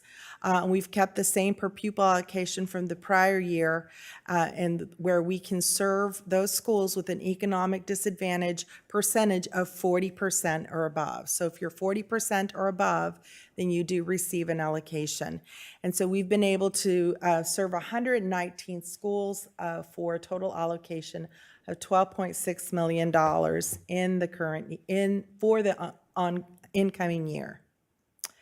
So this is how we allocate dollars, and what we do is we take the enrollment and we multiply it by the low income percentage and the per pupil allocation.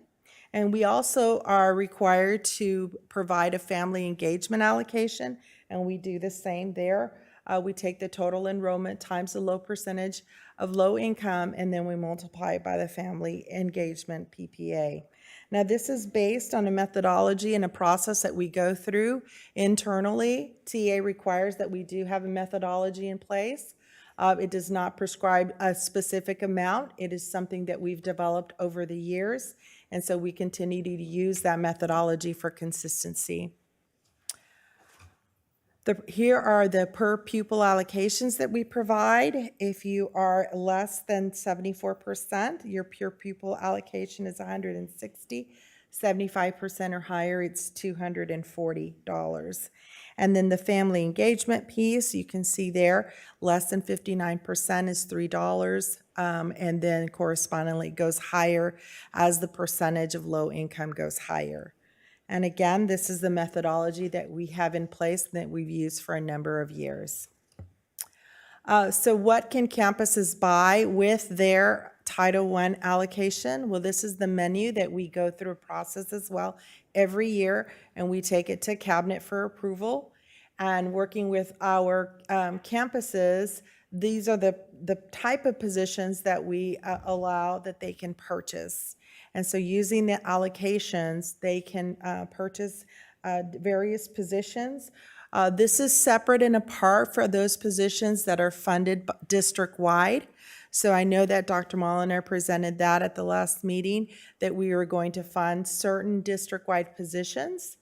For example, in this year for 24-25, we did fund a dean position at some of the campuses. But the $12.6 million that I referenced, that is where the campuses can choose positions off of this menu. So there's really two components to the entitlements. There's these type of positions. They can also buy campus supplies or whatever they would like based on their campus improvement plan. So there's actually a budget that is developed that is approved by the campuses and ultimately reviewed and approved by the Learning and Leading Department. We do not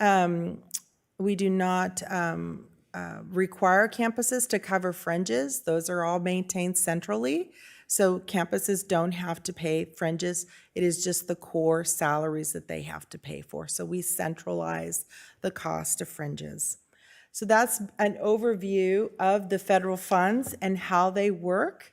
And now I'm going to go right into a legislative update. I brought this forward a slide. This is what TASBA, the guidance that they give us, because there's so many things that are happening at the state level. But the bottom line is that nothing is final until the bills pass both chambers and are signed by the governor. If you recall the last legislative session, there was money that was set aside but didn't flow to the districts. And so many school districts passed deficit budgets in anticipation of receiving dollars that did not end up flowing to districts. So the end of the legislative session is June 2nd, and so we'll continue to look at the legislative runs that are being produced by TASBO and other entities, and then continue to compare our own analysis to determine what is the number that is that we're likely to utilize going into the next year. And that is something that we want to continue to look at and monitor. But there's really four major concepts that we've been kind of tracking in the legislative sessions related to particularly to school funding. First and foremost is the increase in the basic allotment per student. This is one of your legislative priorities that we have been tracking and that we have really advocated for through all our avenues, because this is the basic funding that drives our funding formula, and that is the basic allotment, which is currently at $6,160 per ADA. The second area is the property tax relief. There is a potential for an increased homestead exemption from $100,000 to $140,000. And one of the important measures that we've continued to advocate for is that hold harmless provision. So there is that revenue loss from that homestead exemption, and we continue to advocate to ensure that the district is made whole. And that is important for us under any type of property tax relief measure. We're also looking at a tax rate compression. I'm going to talk a little bit about the tax rate compression and how it would affect Fort Worth ISD. The three major areas of focus, the third major area of focus is the employee pay raises. And those pay raises are coming through teacher incentive allotment increases. The district currently pays out $12 million in teacher incentive allotments that flow through our funding formula. And so we continue to advocate. That's a great way for our teachers to continue to increase their salaries. The 40% basic allotment increase for employee compensation, that currently in the law, the required is 30%. And so the 40% represents a 10% increase in that basic allotment increase. And I will also go, in the next slide, I'll go into that a little bit. The fourth area is the increased school safety funding. Currently, we do receive an amount per student, and we also receive $15,000 per campus. That is another area that we spend quite a number of funds in school safety. We'd like to see that continue to increase. So there is a bill that would increase that to $30,000. So here's some of the House Bill 2 highlights. Number one, I talked about the basic allotment. House Bill 2 increases it by $340 to get us from $61.60 to $65.55. And that additional amount is that guaranteed yield increment that's currently set at $55. So the 340 plus the 55 is the $395 for the basic allotment. And that guaranteed yield will continue to grow. So there is some degree of increase every year with regards to the basic allotment. So that is good to see there. The golden penny yield has been recommended to be permanently frozen at 129.52. That's our tier 2. And we have benefited from that, that increase in the yield. But there is a proposal to permanently freeze that at 129.52. The employee pay raises. So anytime that there's an increase in the basic allotment, that triggers that 40%, now 40% year-over-year increase. So we have to calculate what that year-over-year increase is and what we would receive. And then based on that, we are required to give 40% of that over-year increase in compensation. 75% of that 40% has to go to teachers, counselors, nurses, and librarians. And so that is something that we haven't had an increase, of course, since 2019. So this provision has not been triggered since 2019 because there hasn't been an increase. But I can guarantee you that in 2019, TA does reach out to us to validate that we have made that increase. So that is something that we're going to calculate. There's another provision that no district would be required to give an employee a pay increase of more than $15,000. And then on the increases, because the school safety does flow through the funding formula, they're going to exclude that increase and any insurance allotment increase from that gain calculation. So again, this is why it's really important to be able to, to really understand what that increase is to make sure that we meet that threshold and give give the appropriate amount to our employees. Now, that doesn't preclude us from giving more. That is just the minimum amount that you have to give. And included in that is also benefit increases that can also be included in that calculation. Okay, and then also we do have an amount of the additional school aid under the homestead exemption. That's what the ASHE facility stands for. You recall that we received $15 million last year, in 24-25 for hold harmless related to in the debt service fund, and that helps us to offset the cost of our debt service. So any modification there, they are looking to reduce it by any amount over state aid plus local collections for required debt service. So it would disincentivize us from doing an early defeasance. So we're really looking at that to see how that's going to materialize and how that's going to affect Fort Worth ISD. Again, we get $15 million in our debt service currently for that hold harmless provision.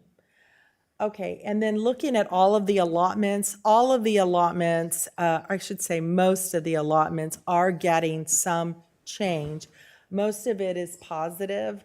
All special education and some of the recommendations that came out of the commission study have been incorporated into the bill. So we've got some weights that need to be determined by the commissioner. And there's a provision for initial and evaluation that allotment, $1,000 per evaluation. And then the transportation allotment would increase from 1.13 from 1.08. All three areas we would continue to support to increase our special education allotment. The increase in the bilingual allotment and compensatory allotment, those are also increasing. Those changes appear to not be implemented into the second year of the biennium. And then also important for Fort Worth ISD because of all the bilingual teachers that we do have. In the past, only the stipends related to the bilingual education teachers could be used to meet the 55% requirement for bilingual education. Now this bill appears to allow teacher salaries as well. So that would be important for us. Again, these changes, we're monitoring this to see if these changes could be in effect in the first year of the biennium. Early education is expanded to include pre-K. So right now, our students, it's only measured from K through third grade. And now we can count the students from pre-K. It's a little nuance because early education can be used for pre-K to 3, but we don't generate funding from pre-K to 3. A little complicated, a little nuance there, but now with the bill, it appears that now we're going to be able to include pre-K counts and include those in the education allotment.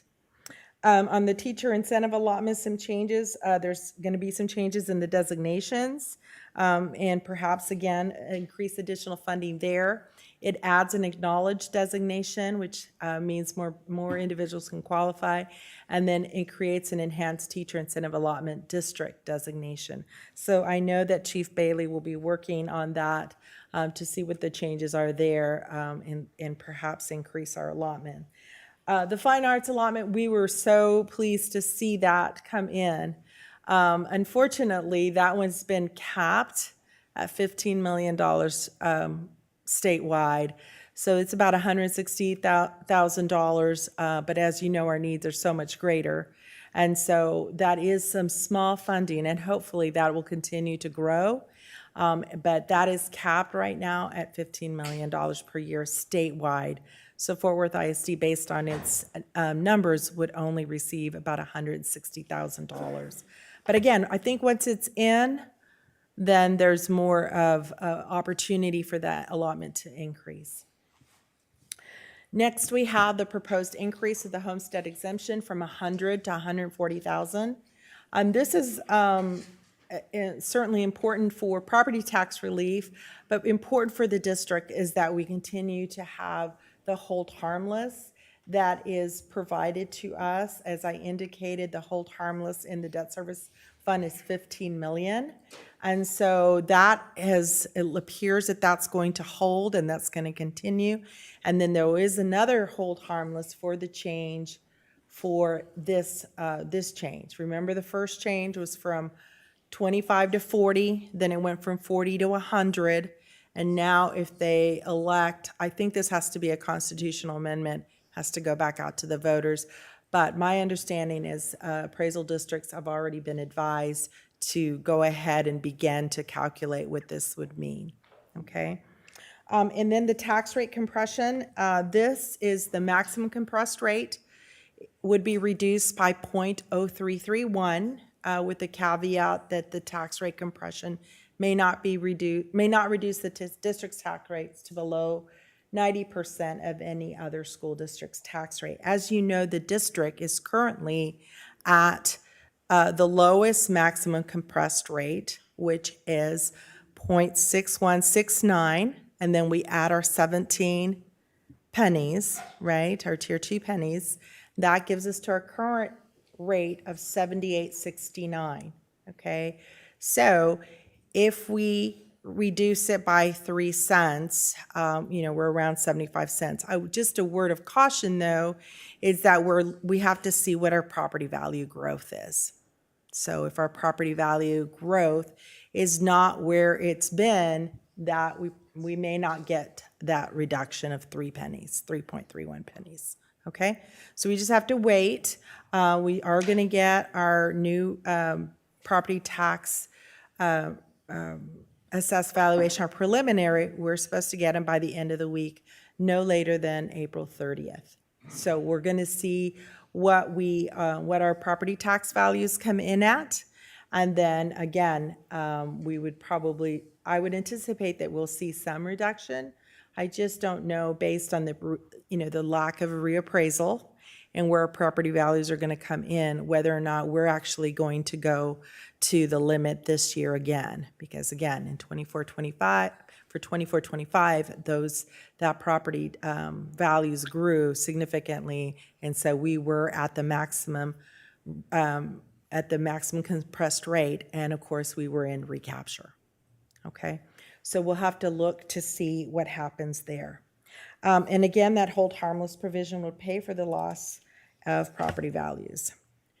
One other thing that's also on the table is our TRS proposed premiums for healthcare for 25-26. Again, the board absorbed that fully last year. Rates are not going to be released until June 3rd in alignment with the end of the legislative cycle. So we've been put on notice that they will not be adopted. And so that has driven us to recommend a change to our plan for the next month and a half. There we go. Okay, so just where we are today, again, this is our first presentation that we're giving. Yesterday, we had our Board Finance Committee meeting to provide them with similar information. But as I indicated, on April 30th is our deadline to receive our preliminary values from the Tarrant Appraisal District. And then on May 13th, we're going to come back to you. This is a budget board workshop, and we will have we should have most of our budget pieces coming together and been able to present to you with some expenditure preliminary budgets and any changes that we see to the revenue. Plus, we'll also provide you with a property value discussion once we have the values, and then in conjunction with one of our requirements from TEA to provide you with that property value discussion. We'll also present the latest legislative runs and compare those to the ones that we derive. And then Chief Bailey will give some updated compensation models based on those numbers. And I think we'll be further along in the process, and hopefully maybe those bills have made their way further into the legislative session, and where we can really begin to rely on or have a little bit more confidence as to whether or not they're actually going to pass or not. And then on May 20th, we will have a regular board meeting, another update, and then we will present the expenditure preliminary budgets for the 3 funds that you're required to adopt by June 30th. It'll be the general fund, debt service, and child nutrition. And again, we'll have some any legislative run that come from TASBO and Milk Casey. So here's the last key dates. June 2nd, our legislative session ends. June 3rd, our TRS releases the plan premiums. And then on June 10th, we're asking at a special board meeting, we're going to come to you and ask you to approve a compensation model for 25-26. We had originally hoped that we could bring that to you by May 20th. However, because of the releases on the plan premium, as well as whether or not we would have the legislative session ending, we decided to bring those forward on June 10th. And also at the same time ask you to approve the budgets for the 3 funds that you're required to adopt. Once again, Dr. Molinar has invited the public on numerous occasions to once again as well, from a budget standpoint, we invite the public to give us feedback. And we've collected a certain number of feedback already. And so this is, again, we invite the public that is here and also that is watching us. What should the district do consider when creating the budget for next year? We have gotten some feedback, some good feedback, and so we'll just continue to review that to determine what we bring forward to finally pass this budget. So with that, that's the synopsis of where we're at right now with the budget. And stand ready for any questions that you might have. Trustee Lynch? I'm good for right now. Okay. Trustee Bridges? help me out. I remember when we were doing projections a few years back and how we seem to be losing a lot of our students, 6th, 7th, and 8th grade. That's where the biggest loss. I'm just noticing now it's the exact opposite, that we, a little bit here and there based on the projections. But 9th grade, which was something just kind of threw me off, we see it, the projections is much, much lower. Can you give me a sense what do you think that is? Because it's totally different from 2 years ago. I know you're looking at slide number 6. Oh, I'm sorry. Yeah, no, 8. I'm sorry. I'm sorry, I didn't- slide number 8. Yeah, I didn't say what page. Yes. So if we go back to slide number 8, we're still seeing that growth. There we go. Thank you. We're still seeing that that same phenomena in the projections as well, though. I mean, you have a dip between 5th, 6, 7, and 8. You're still seeing a dip from the elementary, and then you get a gain back up in the 9th grade. So you're still seeing that that same trend that we've talked about. But- Is that what you're seeing? Yeah, well, no, it's the dip is very light in 6th, 7th, and 8th. Right, because we do yeah. gain kids back in 9th grade. The 9th grade is where you see a huge dip. Oh, year to year? So it's, it's the same. Yeah. So it's to project it from what we're seeing matriculate from the middle school into the high school. Okay. So we're seeing that loss still happening at the middle school level. So now we're seeing it starting to impact our high schools as we lose 8th graders. As we lose our middle schoolers, we're starting to see that they're not always coming back to us in high school, which they've done before. Yeah, So, go ahead. no, you go ahead.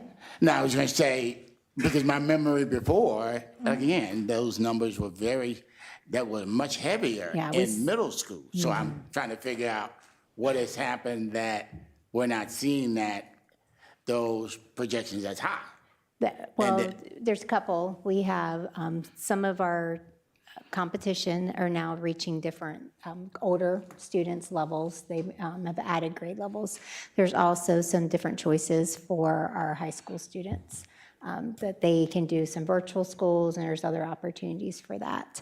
But these are just our projections, but we do have surpassed our projections when it comes back to high school, because a lot of our students still want to come back and do our fine arts and athletics. Yeah, but I don't want to seem repetitive, maybe I'm not making myself clear, that it was, and I remember it so clear, it was totally the opposite, that how we were losing a lot of middle school, and the thing that was drawing them back, as we move into high school, it's like, oh yeah, they want to get into sports and all that other stuff, so even with our competitors, they could not compete with us.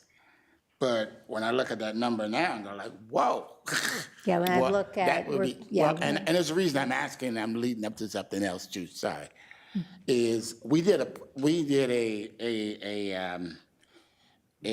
presentation, Common did, where we could look by grade where we were losing students, and we even broke it down by who we were losing, because I think that's important for us, and by district, that's important for us to know if we're looking at this chart across the board and we're losing, I'm just picking the number off the top of my head here, we're losing 25% of our kids from District 4 or whatever, and a large percentage, we're losing a large percentage of African-American students or Latino students, whatever that may be. I think that's important for us to know, that we can look and say, okay, as we're making these changes, what's going on here?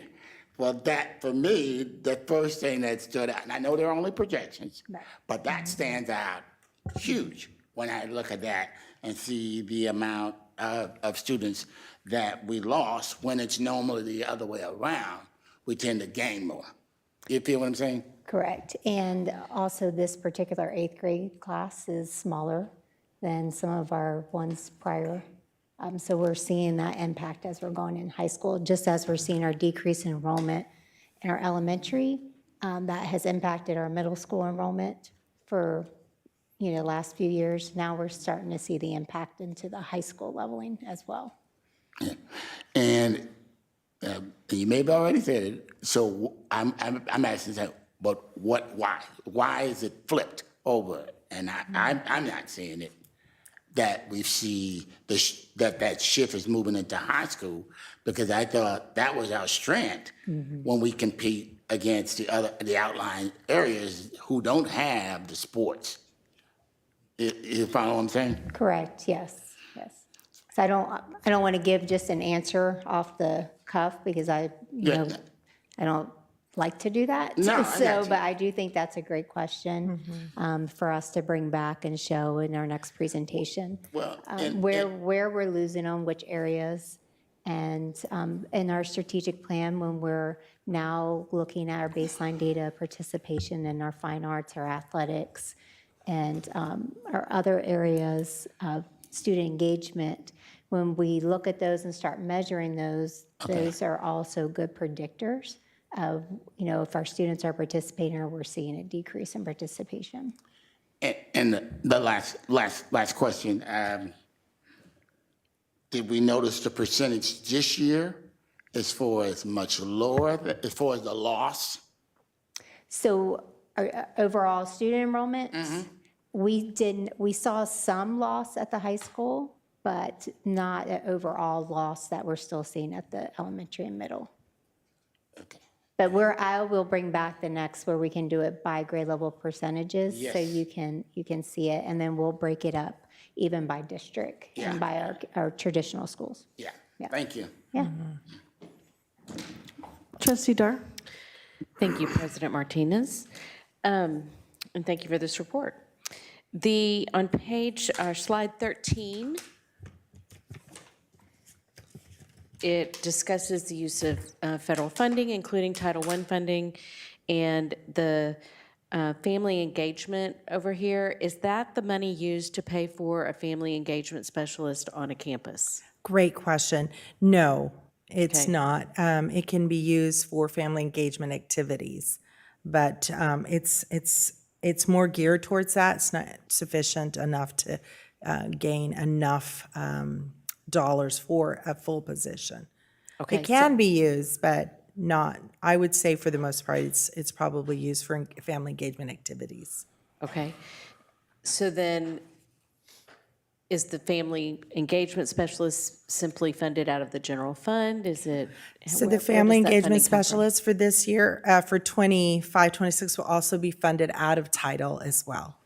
Okay. At the district level. So it's out above the $12.6 million. Is that something on the menu for schools, or is that Yes. something? Okay. Yes, and certainly I see Dr. Molina shaking her head. Yes. Okay. They can buy an additional family engagement specialist if they so choose. But most of the elementary schools and the middle schools are being provided with a family engagement specialist. So after ESSER funding, during ESSER funding, we gave each campus a family engagement specialist after our ESSER funding ended. We have been using more data-driven, because we take our district funding in that area, and we are allocating to particular campuses for family engagement specialists. I'm really concentrating on that elementary and middle school level, looking at their ratings and what we call our school performance framework.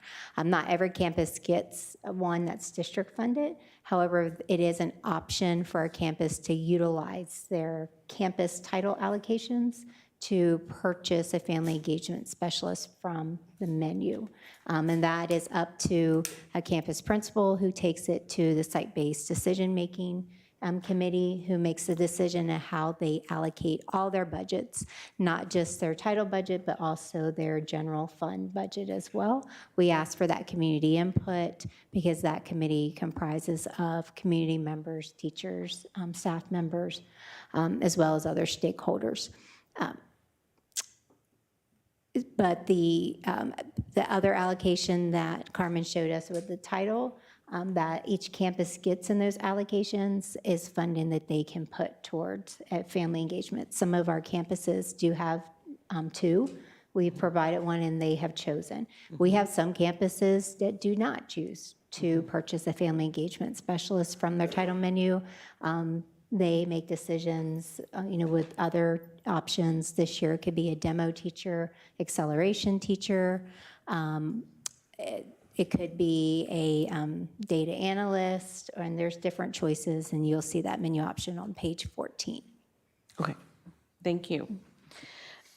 With House Bill 2, there is employee pay raises that you mentioned, specifically allocated for, and I'm just confirming that I heard you correctly, teachers, counselors, nurses, and librarians, correct? That is correct. And that is in an addendum to the bill. Originally, it only had teachers. There was an addendum that was passed, so you may not see it in that first draft if that's what you're looking at. The second addendum did add counselors, nurses, and librarians. Okay, which I support additional pay for teachers, and I always have whenever I'm up on this dais or when I'm out in the community. My concern is that there is a narrowing gap between teacher pay with teacher incentive allotment and the teacher pay raises, and that it's making it more difficult to recruit strong administrators, which we just listened to, an hour and a half of public comment talking about how important their school administrators are for their campus. And to become a school administrator requires going back to school, getting another degree, paying for that education, paying for certification tests and the whatnot. It also is a job that generally and most often requires a lot of extra hours. And so I guess my concern, and I'm not necessarily expecting an answer, but I am just sharing a concern, is that at some point we need to be able to continue to, at this point, we need to be able to continue to recruit strong administrators for our campuses. And what is our plan to do that? Of which this may be a rhetorical question right here, and I'm not trying to put somebody in a spot. I want to bring it up to make sure that people recognize the importance of the fact that every time our legislature gives a pay raise to teachers, that's great. That I'm not arguing that. It makes it harder to recruit good, strong administrators. Thank you, Trustee Dar, for that. I do know that Chief Bailey has been working on, it's a compression issue that you speak of, and so he has taken that into consideration as he's building those model and has raised that issue certainly internally. We have talked about compression and what the impact of this means for other areas within our compensation model. So yes, we are looking at that, and we hope to have addressed that issue as with any kind of compensation increases that we do bring forward. Okay, thank you for paying attention to that. I appreciate Yes, ma'am. that. With the fine arts allotment on page 19, you mentioned that, where are we?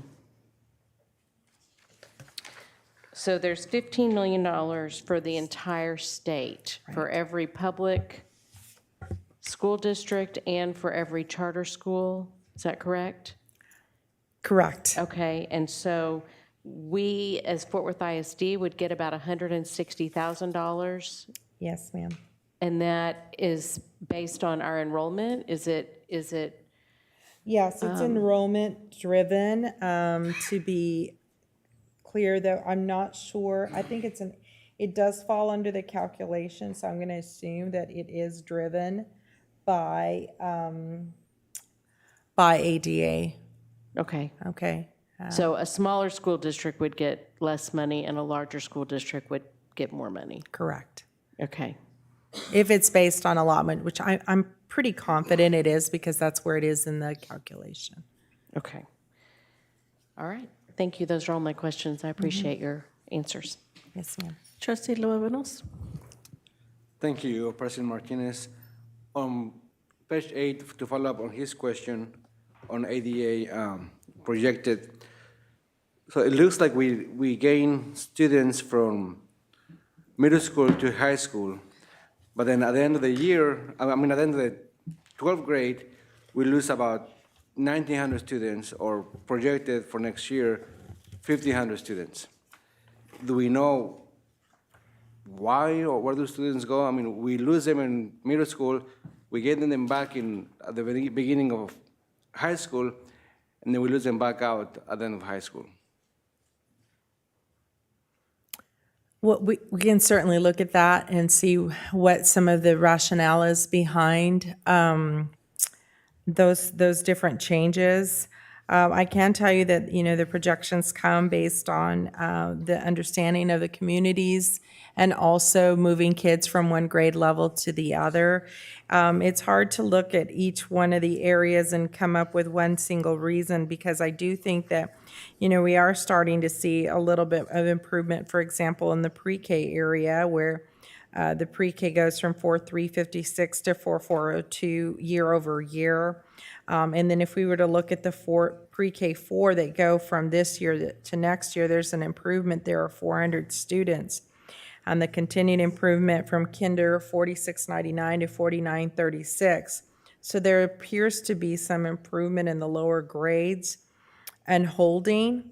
If you look from year to year, if you year over year, like going from 8th grade over, it's 1686 is the improvement. But if you look for the difference between 8th and 9th, it's 2,123. So vertically, are they moving over from one grade to the next? Are they, how is that? How much of that are we retaining? How many students are retaining?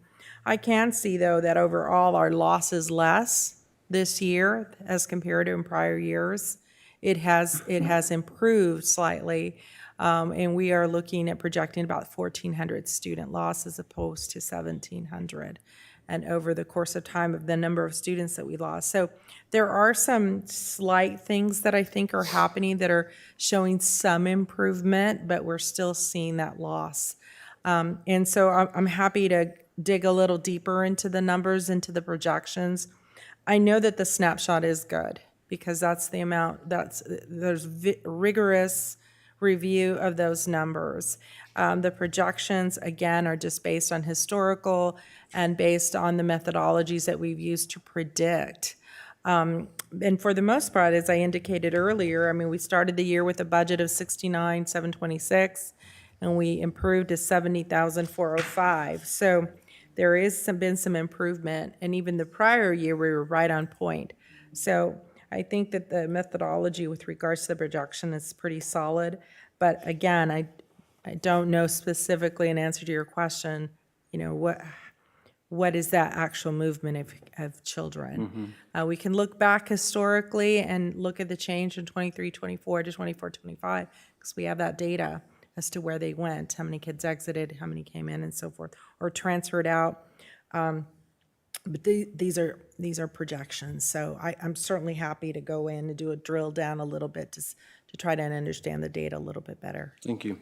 Then on slide 17, we have how much money we gave per student, 6160, is that right? Based on average daily attendance, $6,160 currently. And then on number 2, is that 140 that you mentioned?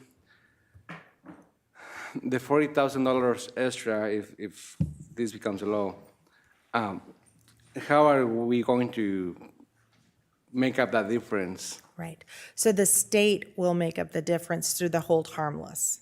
So they calculate to see how much that hold harmless is and how much levy we've lost based on that amount. And they flow that through the funding formula. Right. So they look at our prior year, our values, and then determine what's based on the assessed valuation, the file that's sent, and they come up with a calculation. And then on number 4 is increased school safety funding. So we get we might get $30,000 plus an additional money per student. Is that right? So we get, right now, I think it's $10 per student. I may be wrong how much we actually get per student. And then on top of that, each campus gets 15,000. For school safety. Right. So the amount of money is 2.7 million, I think is what we get now, more or less. And so we get $2.7 million dollars in school safety allotment currently, 2.7. And so, originally we were hoping it would double, but we'll see how the bill actually shakes out. And we use that money for police officers, Yeah, anything related to school safety. School safety, we use it for safety. Officers, campus monitors, we use them for the contracted police officers that we contract with the city. And so we more than spend the $2.7 million that we get Yeah. easily. And then my last question on page 19. The early education allotment expended. So right now, we don't get any money for pre-K students? Right. So right now, the pre-K, for the additional early education allotment, right now, we only get funding for kids K through 3. We can use the money for pre-K to 3, okay? But we don't get any funding for pre-K students under the early education allotment. And we have projected, I think, 350 for next year, 355? I don't believe I gave that 350? number. So these two combined, so around 4,800 students that we might get money now next. Oh, I see. Yeah, we won't get the funding, it's just that we get that the allotment for the K through 3, and they're gonna now allow us to use that funding on pre-K if we choose to do that. But we're still not getting funding just for our pre-K like we do for K through 12. They're just saying now we're gonna allow you to use that funding to spend, we expanded it to pre-K. So it looks like we're getting money, but they're just allowing us to spend it. They took a parameter off of the spending and added pre-K to it. I see.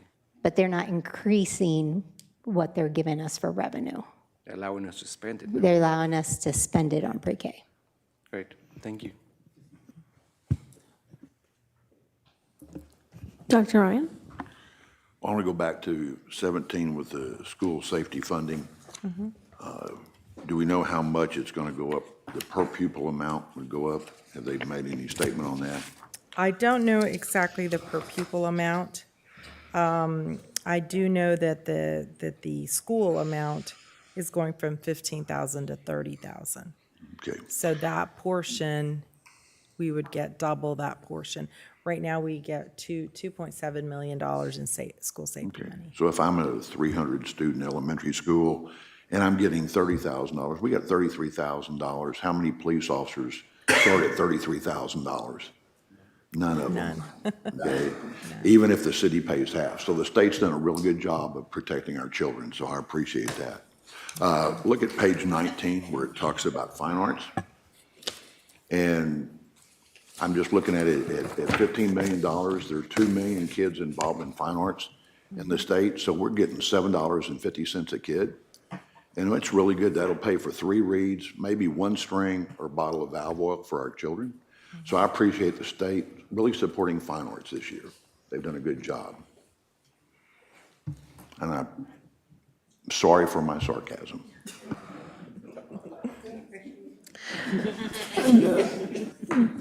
Dr. Rodriguez?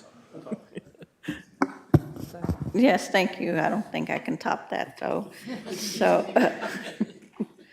okay, on the projected base allocations, how much does that increase annually about? I think that's page 10. Just on basic allotment? I'm sorry. Yes, projected base allocations, how much? Just the increase from 6160 to 6555. That's about, I think I calculate about 25 million. No, on the title money, Oh, I'm I'm sorry. sorry. What were you saying? how much do we generally get increased annually on the on page 10, projected Well, funding for it's actually title been money? going down. It's going because down? of the number of students that we generate. However, we do get a little bit more money on the, that we get to carry over. So that's why we're using the projected base. We're just using the same numbers that we received for 25. So this is a push, like we're not getting any additional funding. Okay, and how many Title I campuses? We have 119 campuses. Out of 100 and what, 40? 140. 39? Okay. Pretty much the whole. Yeah. Okay. All right. And on the employee pay raises, is that, like we did the mid-range pay increase, so how is it going to be with the pay increase that the state's given on page 18? With regards to prior year?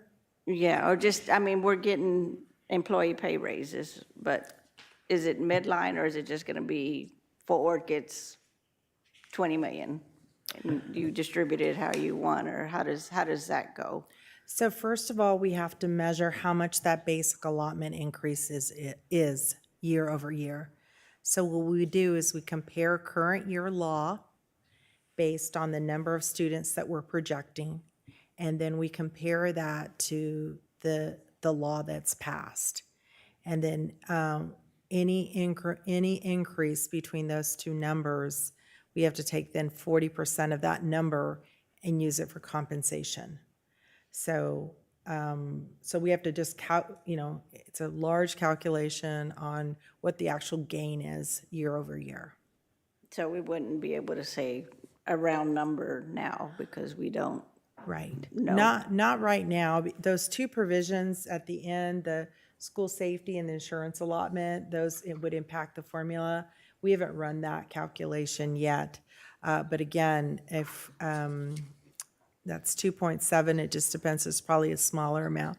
We do have some preliminary estimates, but we're very cautious about sharing those because we don't want to give something to, we don't want to say a number and then it not be actually true, particularly with all of the changes that are currently going on with the interpretation of the bill. And it's because they varied, even the ones that we have received have varied between the increase. And so we need to make sure that we're calculating it correctly.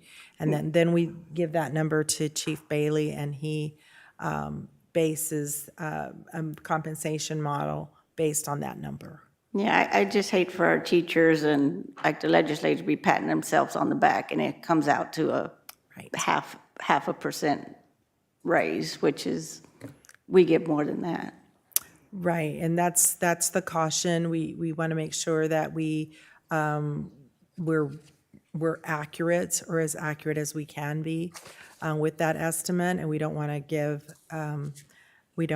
to release that number at this time, only because we have the numbers. We want to be cautious and respectful of the process just to make sure that we don't overestimate and underdeliver. I understand. Thank you. Yes, ma'am. Trustee Lynch. Yeah, I just had a couple questions. One for clarification. We do receive basic allotment for pre-K students, correct? Yes, we do. We receive half. We receive a 0.5, half of ADA, right? For those that are eligible. Okay. Yeah. All right, thank you. And then I wanted to, we had a finance committee meeting yesterday and had some time to think through some things. And one of the things I wanted to kind of touch on was principal pay. And Chief Bailey, I don't know if you can answer a couple questions for me, but one, out of curiosity, we're looking at consolidating some schools. And one of the things that we're going to potentially be looking at is putting some of these kids in other buildings and asking principals that there's one per building to, work their magic with a number of kids. And so I'd be curious, Chief, if you could share kind of our compensation and how that looks based on school size. Thank you, Trustee Lynch. At this time, we don't have a structure that's specific based on student enrollment. As we build the projections for next year, I know there has been some discussion about that and how we can maybe model that out and see what that will look like as far as the district is concerned as we go through consolidation and look at student enrollment and the variances between the different campuses. Specifically, you mentioned, or it was discussed earlier, regarding secondary schools, and so there's more variance there, and so we can definitely build that out for you and provide that information, if that answers your question. In that regard. Can you speak to what drives variance in principal pay? So right now, it's all about experience, but we years of experience in the role, and some of the variance right now is has to do with assistant principal and the experience, and then head principal experience. And so when we start to looking at all of those, there are some variance there, and so we're the proposal will be to address that and try to make sure that we are equitable across all of those areas. And can you speak to who decides the compensation model for principals and if the board has any role in that? Absolutely. So we will bring that to the board as part of the compensation proposal, and that's annually. All of the entire compensation plan is subject to approval by the board. Okay. Well, just a couple of things. I would like to ask that we address this in this budget, not something for the future. I think the size of school is certainly something relevant as I'm thinking about retention of some of our top talent and having those leaders in the building. We're going to be asking a lot over these next couple of years of principals to take on more kids and do the same amount for the same amount. So I think that's paramount. And then I also think that there needs to be something TIA related or outcomes based as we look to move students in the right direction. We'll look at that for sure. Okay. Thank you.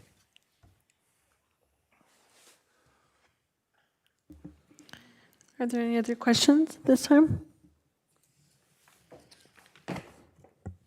All right, we will move on to item 6, board committee report. Are there any comments or questions from any of the trustees concerning the report? Right, seeing none, we're going to move on to the superintendent report, and I will turn it over to Dr. Molinar. Thank you, President Martinez. I'd like to go over an update on where we're at. We are entering, of course, our final weeks of our 24-25 school year. Would like to touch on our first year of implementation of our quarterly assessments. As you implement anything new into a district this size, we have a lot of growing pains and a lot of feedback that we have taken into account and we'll be adjusting for next year as we adjust it for this year. The purpose of the quarterly assessments were really 9-week assessments to really assess what a child had been taught over a 9-week period. And they were originally designed to be short within a 45-minute period. This was one of the concerns we've heard from our teachers. They take longer than 45 minutes, taking up additional instructional time. So we've been working through that as the year goes through. And I'm going to go over these lists, and then I'll talk about some next steps for next year. Our assessments also, they were created for a reteach tool, so we know how to pivot and reteach during our professional learning community times that our teachers have. How can we go back and reteach our students who did not master during those assessments? And then, of course, quickly engage in that data. So they were centralized 9-week assessments. What we have found, and we're still working through, is we have some campuses that are creating their own assessments because they continuously want additional data.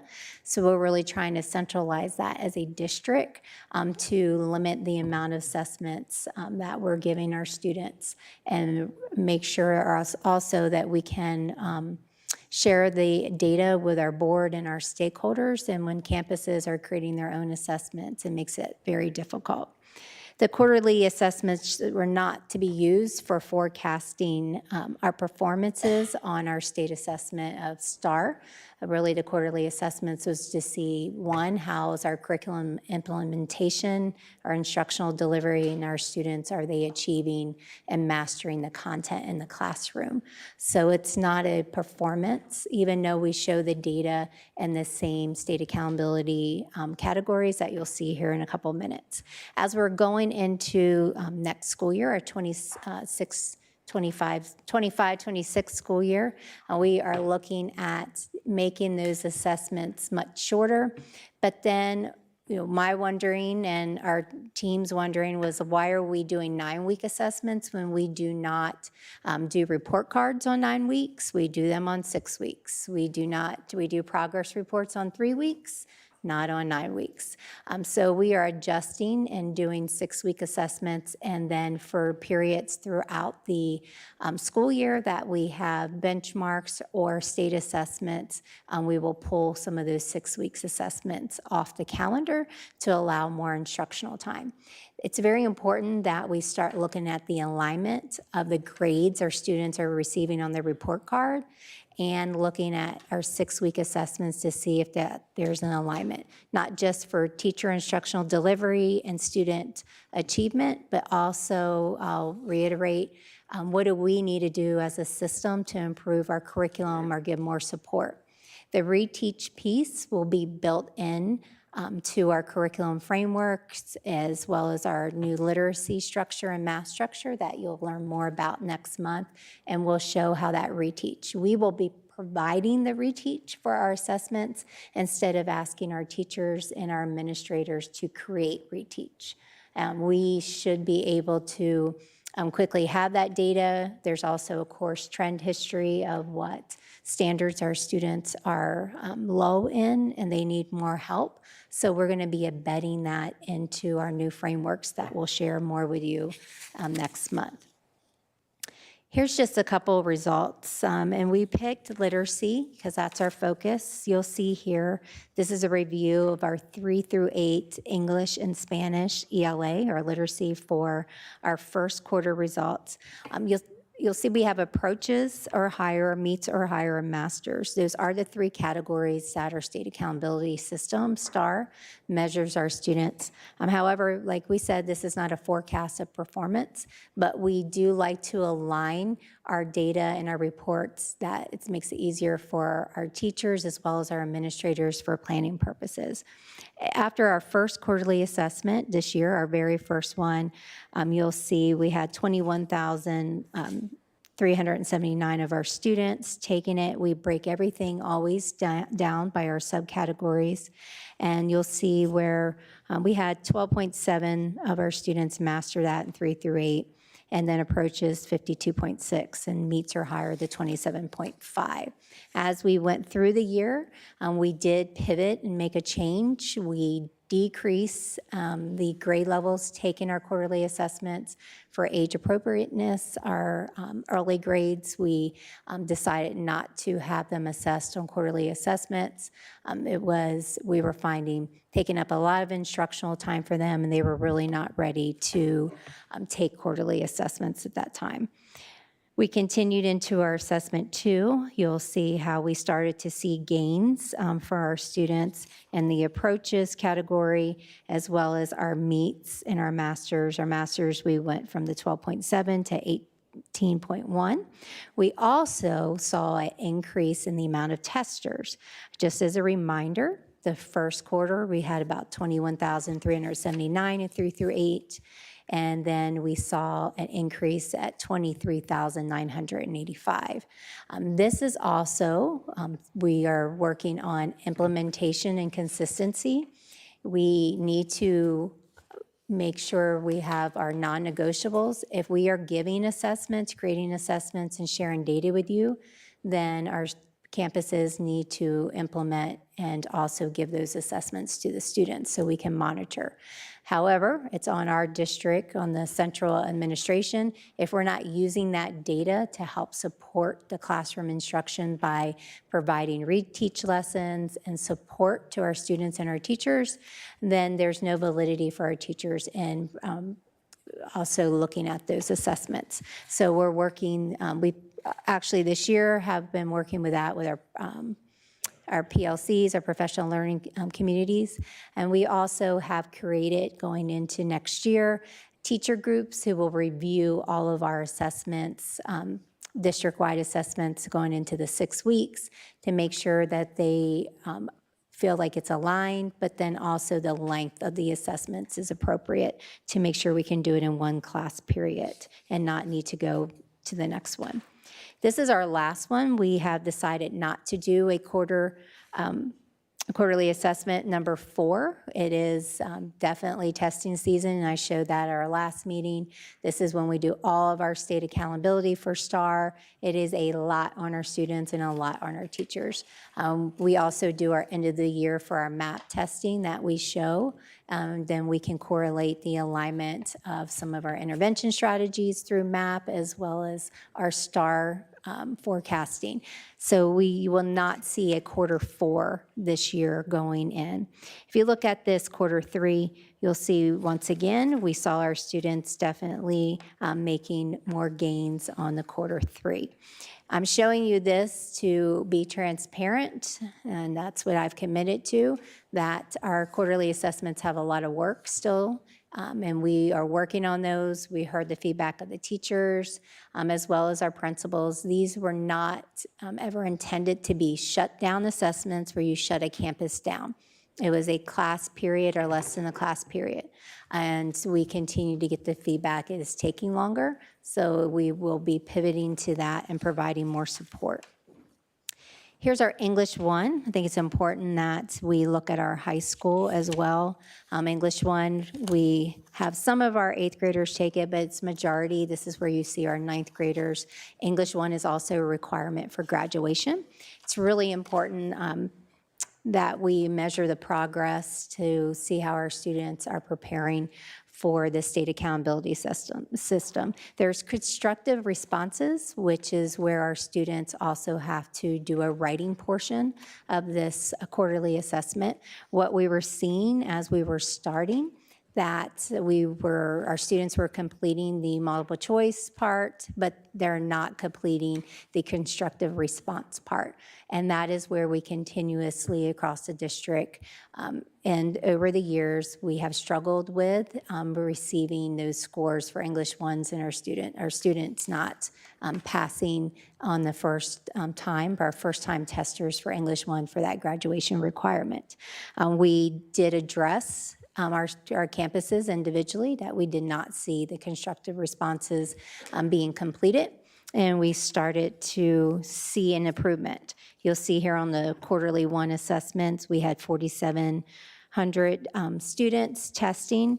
We saw definitely an increase in the quarterly 2 where we had close to 4,900. You'll see as well that we had a lot of gains. Just toggling back, we went from 66.6 for approaches, 43.6, 8.9 masters. We saw the increases going into the 73 percentile and 48.7. Now we'll get to quarter 3. We tested close to 4,900 students. And quarter 3, we saw a drop again of about 600 students not given the quarterly assessment. Once again, this is on the district of accountability. The quarterly assessments are not optional. However, we still have students not completing those. And so we'll be working with our campuses next year on that assessment calendar and feedback. And with that, with less students testing, we saw a drop on how our students were performing on those English 1 assessments. So I think it's really important when we talk about implementation. It's very important that when we implement something, that it's being implemented for a reason, but we have to show our teachers and our students the purpose of quarterly assessments, or any assessment, any initiative we put in place, and show the value and how we're using that. So that's one of the commitments we're making going in the 25-26 school year. More teacher feedback, more principal feedback, focus groups, but then also bringing the data, and you'll see the data now being shared in the dashboard as we're rolling it out. That we'll be sharing here in a couple of minutes, an update on our progress on that. What gets monitored gets done, and how we're using the data to change instructional delivery to support our teachers as well as our students is important as well. Here's some additional details today around our budget planning, because we are definitely in the throes of budget planning, but more importantly, it's how we are allocating our budget to support literacy focus as well as math, definitely at the secondary level. So as Carmen shared, this list looks very similar to her presentation. However, you'll see some dollar numbers placed in there. And I'm not going to read them all to you. We've talked about the redesign instructional support, which was about $22.7 million, and that's really how we're redirecting our current central staff to be working on campuses and have students assigned to them. And then you'll see our middle school block schedules. We're adding 21 positions in literacy and math in just our middle schools. 21 positions to be able to support our block scheduling for literacy and math. And you have seen our literacy and math data at the middle school, so you know it's necessary we pivot.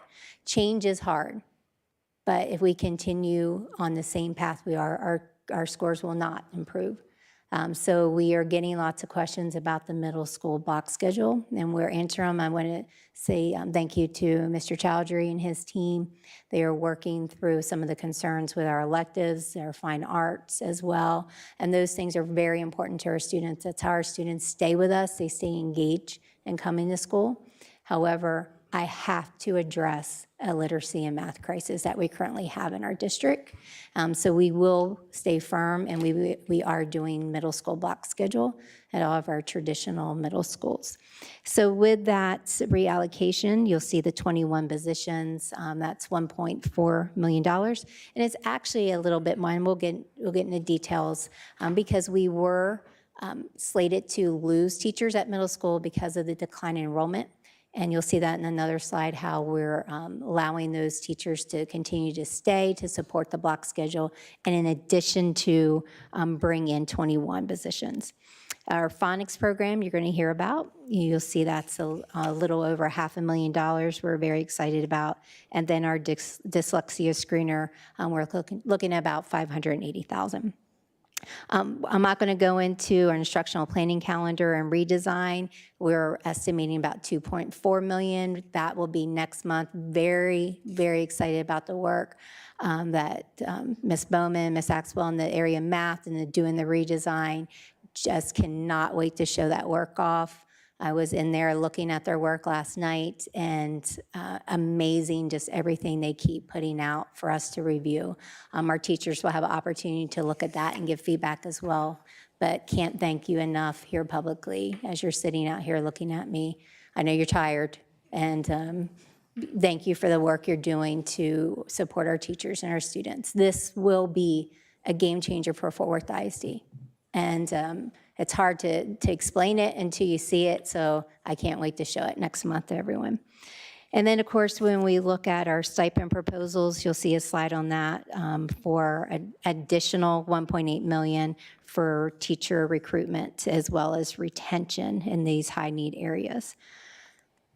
Going on to just here, we've seen this slide before, the $22.7 million. Just a reminder, the bulk of that is where we're looking at putting our current campus instructional coaches, and they will now be what we call demonstration teachers, and they will hold a roster of students in the area of literacy and elementary.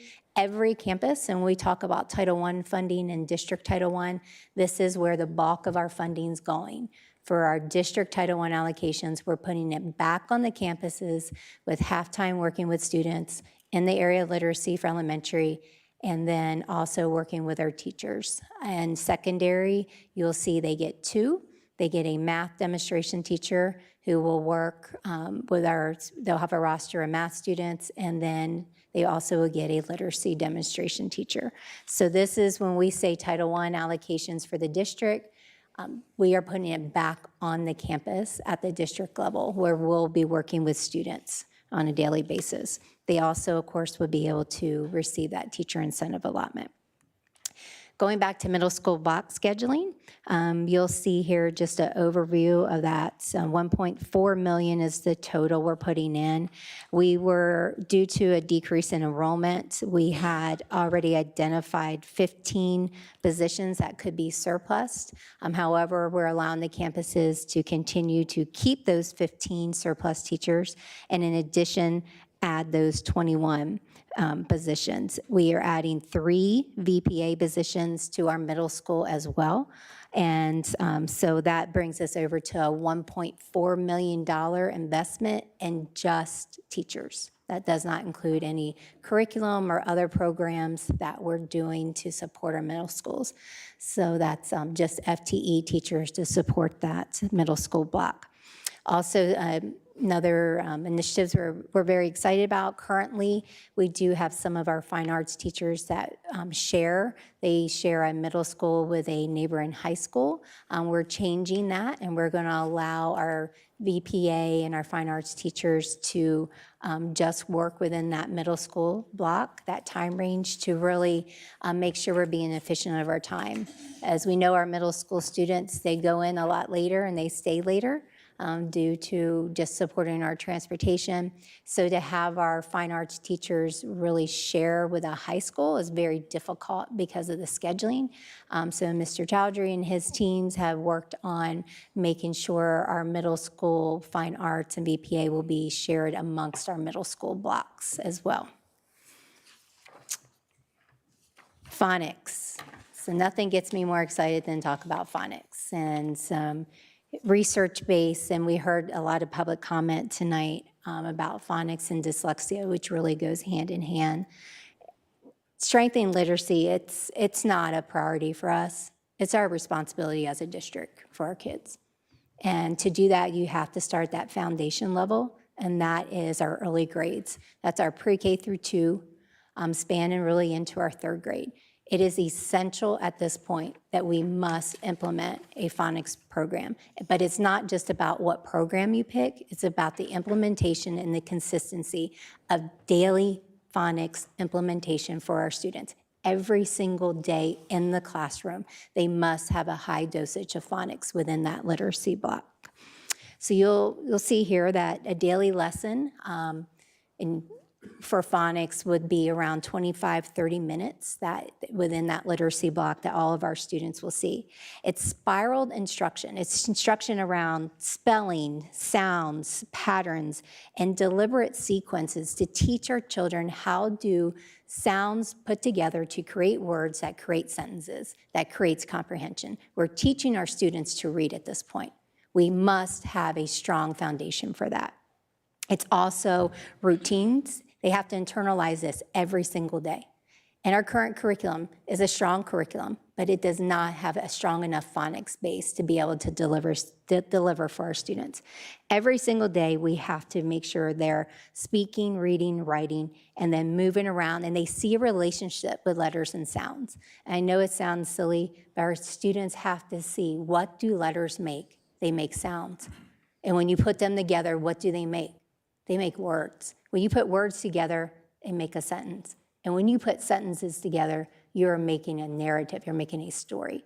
And you're creating writers, engaging readers at the same time. By providing a foundation of phonics, we are creating the next generation of readers, writers, and innovators.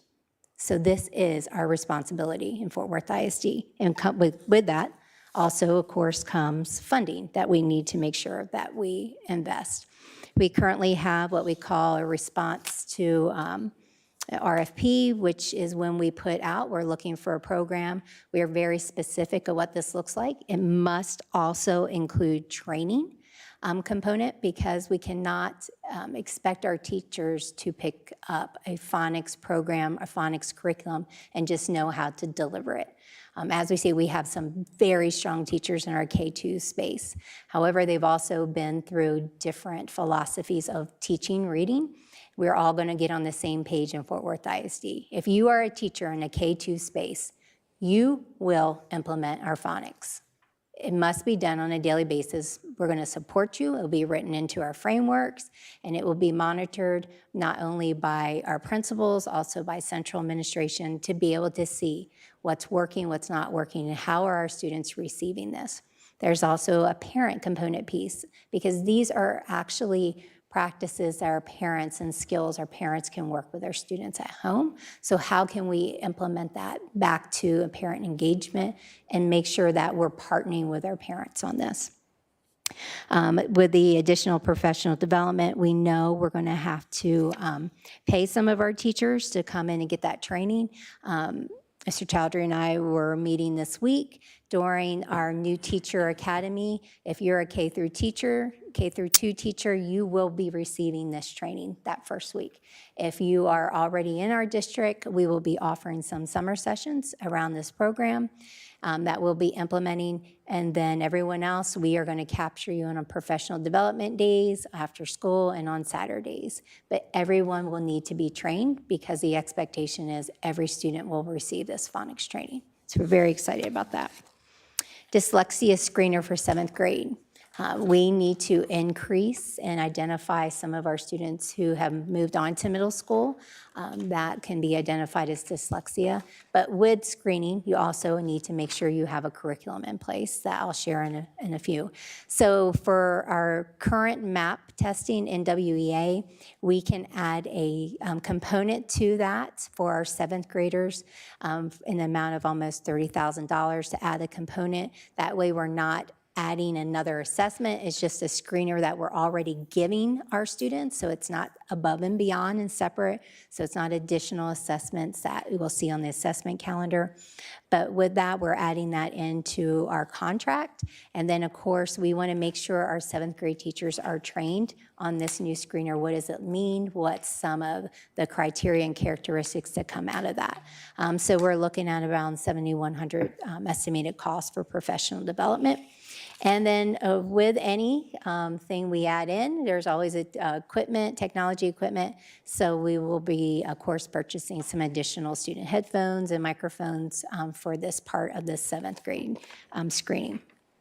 Okay, so once you screen students, you must also provide the curriculum to be able to make sure they're receiving the dyslexia curriculum. We currently have a curriculum in place.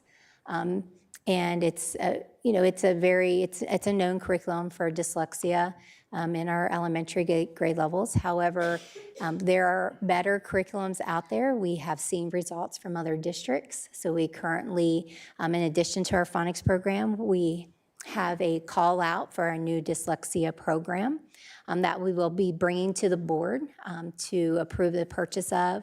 We're estimating it'll be a little over $500,000 that we will be able to implement from our elementary into our middle school grade levels. It's very structured. It's similar when you look at what the approach is. It's similar to the phonics base that we talked about in our K-2.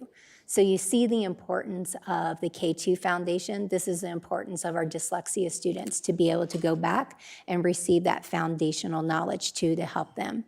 And if you are following dyslexia, I've learned a lot about dyslexia this past year, and want to thank some of our stakeholders who join us here each meeting that have shared their knowledge and expertise as well. But the Orton-Gillingham approach is definitely being aligned to our new literacy structured approach as well, and as well as in dyslexia.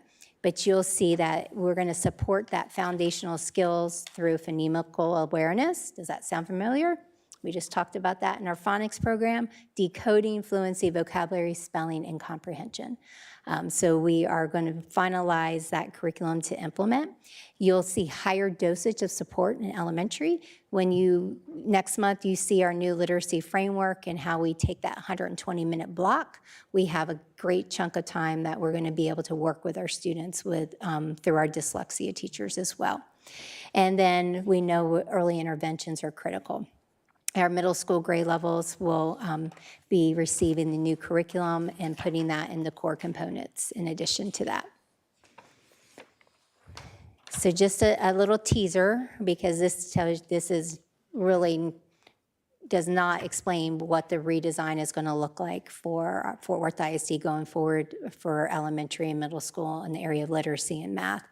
But the framework you'll see, this is a 90-minute block, which is our secondary block is 90 minutes. There'll be a 45-minute tier 1 lesson, and then a 15-minute what we call a demonstration of learning, because did our students achieve? Did they master that tier 1? Where's their understanding? Where do we need to pivot? And then you'll see that last 30-minute and that 90-minute block will be either enrichment. These students, they did great. We have enrichment written into the frameworks. If we have to reteach, or there could be an intervention where we're working with additional personnel to go in and intervene at that time. This is a daily basis. We're structuring our classroom in our 90-minute block for secondary and literacy and math. You get 120 minutes in our elementary literacy block, where there's opportunities to pull small group. There's opportunities for us to push in and work with students as well. So it's like, how can we support our students immediately, but how can we support our teachers and that reteach piece? Our new framework, which you'll see next month, I hope everyone's here next month to see this. I cannot wait to show you. The reteach is there. You don't have to go and worry about it, because we already know you're going to have some students who do not master that demonstration of learning. We're going to tell you what to do next. Here's your resources already prepared. You don't have to go look for it. You don't have to wait 2 days to go back and reteach it. It's already there for you to go ahead and do. And it's already with our current resources that we already have purchased, or our new curriculum that will be coming into adoption, but you do not have to go look for it, teachers. We're giving it to you. We're providing the reteach, as well as saving you time, efficiency, but we know it's aligned to that level for the student in addition to that. We also have currently multiple resources that we use for our interventions. Some examples are, of course, Lexia and Dreambox. That means that, once again, we're putting choices out there how we're intervening with our students. So it's very hard to know what's working, what's not working. So we're looking at how we can consolidate and be more efficient for our next level of tier support, interventions, and reteach. So we're currently as well looking into our programs, but that comes with another $2.4 million that we're investing in the literacy block, as well as math and for our secondary students. Writing. If you attended our literacy conference, which was fantastic, I cannot thank our staff from multiple departments for what they put on for our first family literacy event. And that was our first annual. Next year will be our second annual, but it was fantastic. But we have to, at the keynote, I talked about writing. Our students are not writing enough in our current structure. So we're buying a writing program that we're implementing into our elementary grade levels, especially because we're asking our middle school and our high school English 1 teachers to start from scratch with our students' writing.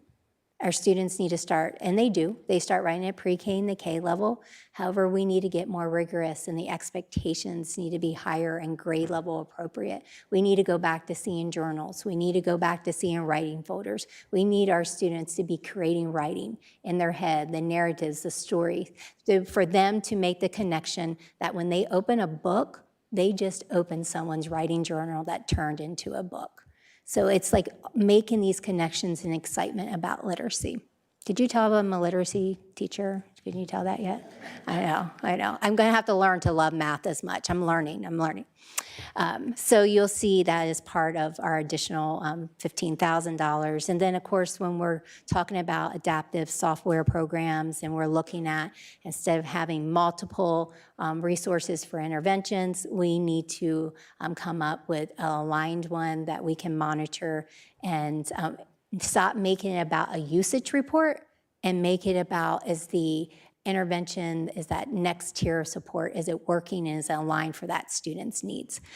So that's roughly around 2.4 thousand, but a total of 2.4 million. So all of this is about budget planning. So when we're budgeting, we're reallocating, we're redirecting, these are just samples, and we're not even done yet with our initiatives. But as we do them, I'm bringing them to you, to show our commitment. Because I'm hearing, I'm reading, we're not committed to reallocating our budget. I'm trying to be very transparent with our stakeholders, and our board supports this. They support every step that we're doing, and I cannot appreciate that enough, because it does take funding. And that means sometimes we have to take from other departments, other initiatives, but it's important for our kids. Stipend proposals. As you know, priority 3 is about employee effectiveness and retention. And so this is very important. These are our high need areas that we're still struggling to this day with vacancies for this current school year. Of course, that's our bilingual, our ESL, and our special education. You'll see that over the current amount of stipends, we are proposing in this year's budget an additional $1.8 million in funding in these areas for stipends. We have the amounts here, and this is, have to be approved through our budget and our compensation model, but this is necessary to be competitive around the Metroplex to attract as well as retain. One of our public comment speakers talked about our bilingual teachers who may be going through a school consolidation, may want to leave us. That could happen. So what can I do to actually help retain those and retain the ones who are working very hard and our dual language and our one-way programs and providing that support to our students? So you'll see that broken down by categories for budget impact. But that 1.8 is not total, that's additional to what we're already paying in stipends, but that will be our focus areas going into next year, because those are our high need critical areas that we still have our vacancies in. Comprehensive data service for progress monitoring. Dashboard. That's just the common language. This is our dashboard, and our board has already has approved that budget item of $2 million. Our dashboard, here's just a quick timeline of where we're at with our phasing. It's a multi-year phasing. We're pushing our dashboard partner very fast and furious and being very demanding on what we want to see. We want to see, sometimes we forget vendors work for us. We don't work for them. So that is definitely my approach, that we gave you the contract, now I want a deliverable, and the first round of deliverable will be able to be something our parents can look at, our board looks at around our assessment data first, and then we'll be building it out more to include our district strategic plan and all 4 priorities and goal setting there. So just, a quick update on that, but you'll start to see some examples rolled out in June and July, and then of course communication plans, training plans, as well an engagement. How do we get our parents engaged for usage of our dashboard? But then more importantly, this is what I'm most excited about. We're all going to use the same data point when we're making decisions. Right now, we pull from different data points, different systems. Where did you get that enrollment number? Where did you get that assessment number? This will be our only point that we pull our data from to make decisions around our students, our staffing, and our budget. So very excited about that. Just another commitment to literacies, our wraparound services. We shared before our teachers program that is already in our budget for next year. Earlier in this school year, that was money we had to find to put back in place. This is really a support our secondary students use more than anyone. Their schedules are very different. A lot of our secondary students, they work. or let's be honest, they're on their own timeline when they want to do their homework. So when they need additional help, they need to still find that support. And it's not staying after school for our high school students. That's not the answer. They're not staying after school for tutoring. And we can't capture them like we can our elementary students for tutoring and extra support. So the Tele-Teachers program are certified teachers that we pay to be able to interact with our students. It is online. It's through a Zoom link, and they work around their students' schedules. We have some teleteachers right now who take their Sunday evenings because what are kids scurrying to try to finish and complete before Monday? Their homework, their assignments, and so we see a lot of increase in usage there on the weekends time, especially on our Sundays. And we just have some amazing secondary teachers who engage with our students at all hours, helping them. And then we've even heard we've had some students from other districts zooming in because they have friends within our district, and they're like, "Oh, you need help on your algebra? Well, come get on here. I have a great teacher who helps me." And so, but we support all students, and hopefully we can recruit them to come into Fort Worth ISD as well. There's all kinds of different ways to recruit. Then, of course, our Read to Win partnership that we kicked off 2 weeks ago, and we had our first training session as well, and I'll show you another additional one. And I am a firm believer that every day we're here is every day of instruction, so the more support we can push in through our volunteers. Our city wants to help. Now it's our job to give them a mechanism and a way to pour in and to help us. And not everyone wants to be a reading specialist, but they can go in and work with our first grade students around that phonemic awareness, around the letter sounds, and be making words and sight words, and spending at least 30 minutes a week, or maybe it's an hour a week if we can talk more people into it, but working with our first grade students.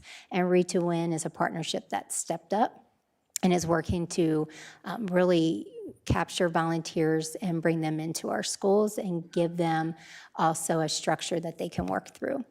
And of course, our Fort Worth After School program, and I'm so thankful for Miguel Garcia, who's our director of Fort Worth After School. He has taken on my challenge. If you partner with us, and we have lots of partners who provide programming in our after school, we have over 70 Fort Worth After School sites. But our new mandate is, if you are partnering with us in after school, you will have a literacy component. There will be a literacy component in every single Fort Worth After School program. That is where we're able to capture our students. Some of our middle schools do a before program, some do after, elementaries after. We can still embed literacy as well as enrichment and all the cool things we do in our after-school programming, but we must capitalize on every single moment we have with our students. And we have some great partners. We have the YMCA, we have the Boys and Girls Club, we have Clayton, tons of them. But if you want to partner with us, we're going to help you implement a literacy program into that after-school program. So Mr. Garcia, our director, is working with Ms. Bowman and Ms. Dixell, and we're creating a partnership with all of our current after-school partners to say, okay, great, we want you here. Now this is what you're going to do in the literacy block after school. And then, of course, our family engagement support, really, all of our events are now going to be centered around a literacy component to it. Enrollment events will have a literacy component to it.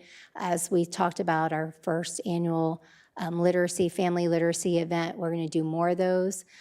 Prior in our district, we used to do district-wide literacy nights where every campus would focus on them. We're going back to that. We're going to be doing our math nights as well. And I'll show you why in a few minutes, because that's what our parents are asking for from our feedback. And then, of course, our new favorite employee is Nathan Graff, our executive director of transportation. He is everyone's favorite across the city because he is rolling out rolling readers. And we're very excited about that. And you'll see next month we are going to be adding on our website any funders or any private citizen and stakeholders who want to donate to rolling readers, because this is going to be, can you imagine rolling down the road and seeing a bus dressed like Dr. Seuss or Clifford? But that takes funds, right? And we want to make sure we have the funds to support Mr. Graff. So we'll be adding a donate button to our website that we'll share out next week because we want to make sure Mr. Graff stays with us and he's successful with Rolling Readers because I love his commitment, not only to our staff, but also to our students. Our budget adoption, and this is real quick. This is the same slide Carmen had in her presentation, but as you see, we're moving very quickly. We are also at the mercy of the legislative session, so we're going to make sure we're being efficient with our funds as well. And we are really hoping that in addition to what we showed tonight, that maybe there'll be increases that they're going to surprise us with.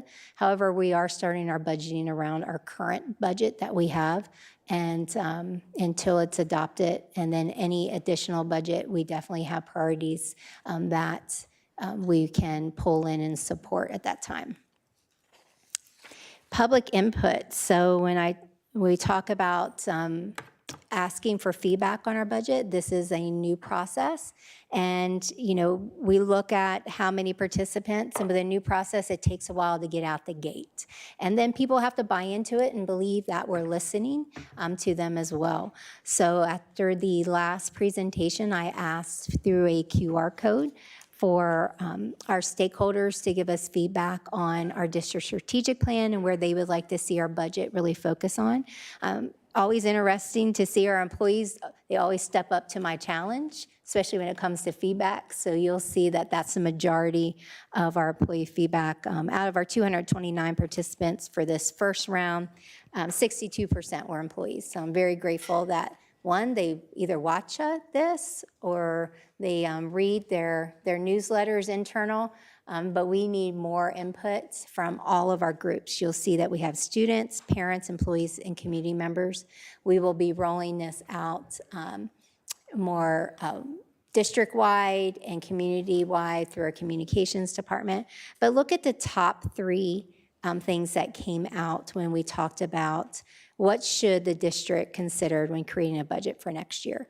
And this is really under our district strategic plan priority number 2, student and family engagement, because this is our hopes. This is our student and families we want to hear from, as well as our teachers, who many are. There are our parents in our district. But the top 3, you see a trend here.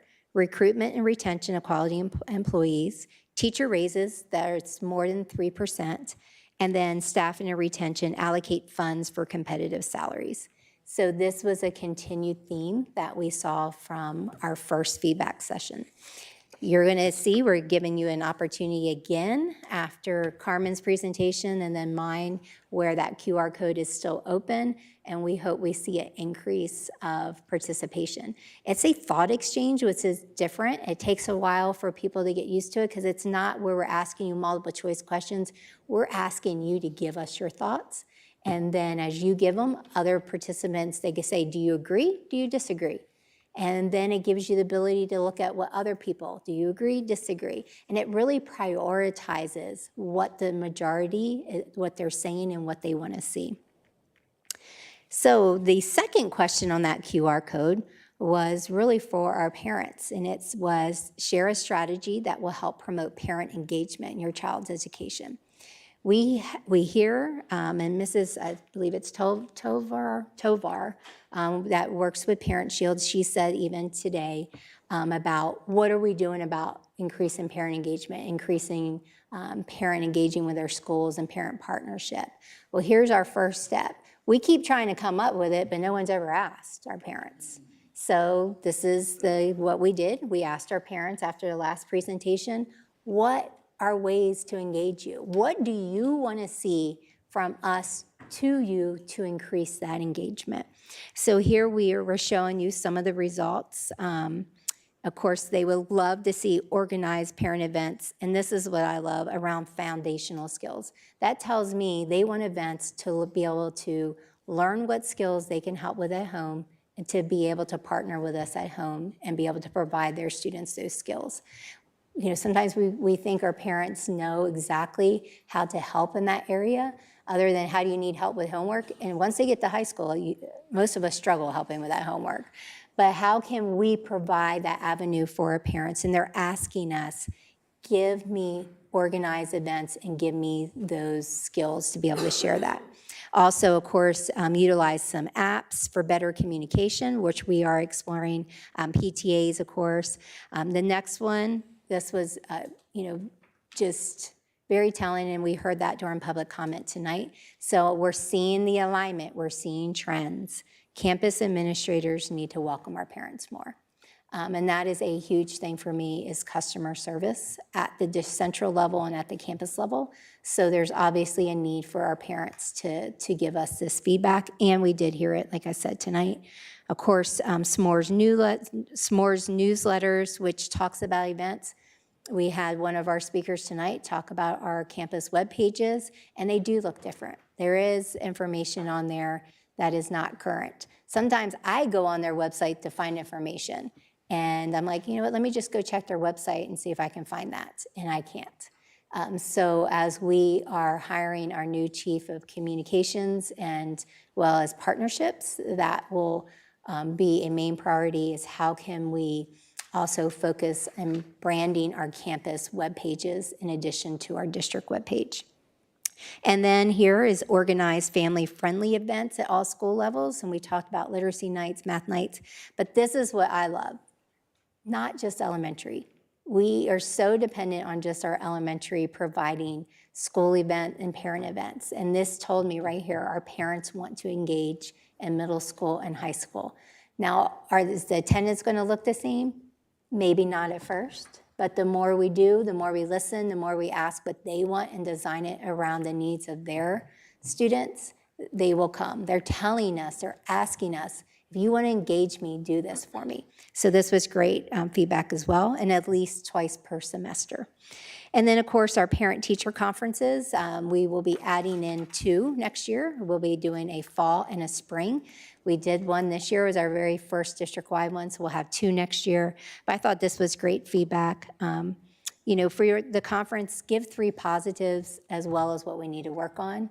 And I think we all we enjoy that, especially about our own students, our own children. What's 3 positives that we can give, a teacher can give, an administrator can give? And then here's something that was very powerful. Have administration in the hallways welcoming parents as they're walking in. So it's great feedback, simple feedback, but we asked our parents, and these are some of the things they're telling us to do. So now I know I got everyone excited to give feedback.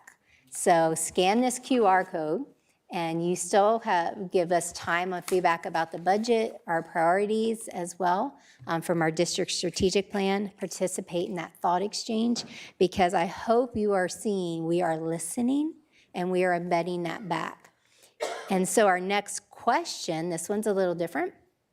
Our next question is around our stakeholders and communication. What is your preferred method of communication for information around district-wide events? And then question number 2 is around campus-specific. Like, how do you want us to communicate? We want to hear back from you. Is that social media blasts? Which platforms? Is that through our webpage? Is that through call-outs? Some people love the call-outs, and then I get calls, if you call my house one more time, take me off the list. So everyone has that preferred communication. Some is their text, some their email, right? We all have that, delete, decline. So we want to know so we can tailor our communication around what our parents and what our stakeholders, what do they want to know? We have what we call our WSDE forward that we send out to the community. We have an internal one, but we want to know what you need, what you want to increase communication. Just an update on our Read to Win partnership. You'll see here we did have 40 volunteers sign up. 12 out of that 40 attended the training. We knew there was a big conflict to do on a Saturday. Lots of events in the spring happening for all of our community members, just not district-wide.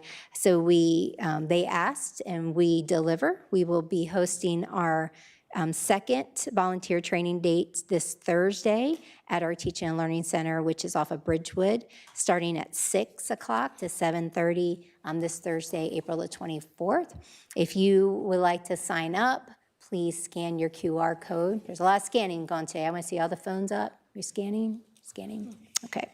And what do our parents need to know? Our parents, of course, we touched on this a little bit. We are now opening a registration for our enrollments for our new students as well as our students who are returning to us. We are continuously working on our enrollment process. We're streamlining it. We have room to go. We're going to continue to work on it so it's even easier next year. And then even more importantly, we have so many different learning opportunities this summer for students at all age levels, all grade levels. So there's the link. Please find something that works for your student, your family schedule as well. And just a reminder, we're definitely into the last weeks of school. This Thursday, we are hosting our volunteer and partner appreciation event.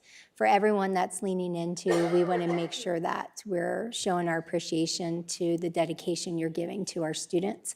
So we are holding an event on the 24th at 6 o'clock.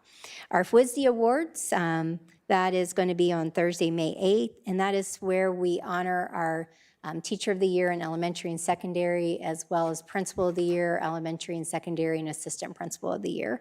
And then our Employee Service Awards, that happens at the campus level. We've tried to do it a couple different ways, and the feedback is the campuses love to celebrate their own service awards, their own teachers, and be able to celebrate them. So that happens at the campus level. And then, of course, graduation time, one of the best times, sad times for our senior parents, but for our trustees as well as myself, this is a celebration of our students who are really going into that next chapter, and it looks different for every student. When you see a student and they say they're a senior, I don't ask, I say, what's your plans next year? You get better response instead of asking them, are you going to college next year? Are you going into the service next year? It's a yes or a no. So I encourage everyone that knows a senior, encounters a senior, to start asking them, what are your plans for next year? Now, sometimes that leads me to taking them over to our counselor and saying they need to know about the T3 program. I need them enrolled at TCC. But that's our job too. But I'm asking our community, ask our seniors, what are your plans next year? And let them tell you, let them talk, hear what they're saying, hear what they may need help with. And if you know a senior that needs help in a direction, whether that's college, career, or military, contact me and we'll make sure we get that support to that senior. So that's just my board meeting challenge, is ask a senior, what are your plans next year? And if they say, I don't know, let me know so we can help make sure they have a plan. We also, of course, we had our March 29th hiring fair, fantastic, over 600 attendees. We have right now hired 114 currently. Mr. Graff has started his kickoff of every Wednesday doing a job fair for bus drivers and attendants. He currently has 27 that are in the hiring process. And I think he's on week 2, Ms. Spencer, week 2? Week 2, 27 out of just his second week in the hiring process. So just amazing work there. It just shows when you get feedback from the employees and the employees said, let us do our recruitment, let us do our job hiring. He did it, and look where we're at already after 2 weeks. And then we're having a mixer. This is a mixer at 10 a.m. on school property. Saturday, May 3rd at 10 a.m. It's a special education bilingual teacher assistant mixer. Those are high need areas as well. So we're inviting anyone who would like to explore being a teacher assistant in the areas of bilingual and special education, or if you want to be a teacher assistant, please come and attend, and we're going to have our talent management staff there to support you. I'm very excited. And then we have college graduates. Sometimes it's hard to get our college graduates to come in person to our job fairs. They're finishing school or they're working. So we're hosting a virtual job fair for any of our May college graduates that would like to explore becoming part of our Fort Worth ISD team. And my last slide, I promise, is our call to action slide. This may look familiar. I did a call to action for the second semester asking everyone to adopt a school. And so May is Teacher Appreciation, or Teacher Appreciation Week is May 5th through the 9th. And this is very important that I'm not asking you to adopt the school the whole semester like I did before, but many people stepped up and did that, and so exciting. But anyone who can just remember Teacher Appreciation Week from May 5th to May 9th, and anything you can do for one of our schools, our staff, our teachers, or I mean, honestly, even if you know a teacher or you have a teacher in your family, put this date on your calendar. Like, even if it's sending them a text message, dropping them off a Starbucks or a snack, not entire school, but just someone you know that impacts our students during that week. Just show your appreciation to them, because this is a hard profession, and it's a profession that we're struggling to recruit in. We see our university struggling to enroll students in their education pathways as well. So whatever we can do to lift the profession up as a whole is very important. And that concludes my presentation for tonight. Thank you for that. Are there any comments or questions from the trustees? Trustee Bridges. First, great presentation, very thorough, and kind of keeping us informed of what's going on. I love a lot of the new innovative stuff that's happening, and it's really exciting. I just have one question with so much stuff that we're doing, which is great. How do we address the elephant in the mirror when it comes to our students being out for 8 weeks as we move into summer? And we poured a lot of information and that concern about learning loss. What's your thoughts on that? So some of the ways we are combating that is that our summer learning programs, our opportunities they're pretty expansive. But it's also getting the commitment for our students to come. But then our city, and I'm glad you brought that up, because our city does offer a lot of robust summer learning programs that start after ours end. So we need to do a better job partnering with them and really sharing that with our parents and encouraging that. Right now, we're working in this silo. We have our city and our out-of-school time, people hosting summer learning opportunities, and then you have the district. We are one city, so we need to promote that. You know, I'm going to be selfish. I want your kids to come to me for the summer learning programs, but then there's things in the afternoon as well as going into July and August. So that is one way that we can do to help. But you know, that we're going to have to take the initiative on that and provide that to our parents. Now, and not pouring any water on that, but one of the challenges with the city's summer program, the fees are a little bit out there for many of our parents. Mm-hmm. Now, I know that's out of our control, but that's just one of feedback that I've gotten from parents. Mm-hmm. is one of the challenges. And I want to shift to something else that you had in the presentation, which I thought was so amazing, because I just had a call from a parent in reference to the parent portal. Mm-hmm. And her frustration that it was being recommended to her by someone, a staff-wise. But as I peeled through a lot of her anger and frustration, I really figured out she just didn't understand how to use the panel phone. And she didn't say that to me. And I said, I saw the piece where you guys are doing like a YouTube kind of starter. I said, man, that would have been nice to kind of pass that on to her, because sometimes folks who may not quite get it, you know, the embarrassment, I'm saying, hey, I really don't know how to utilize this. But I think that really makes a big difference in meeting parents where they're at. Thank you. Trustee Lubanos. Thank you, President Martinez. Thank you for this report. If we go back to like slide 5 and 6, or 3, 4, and 5.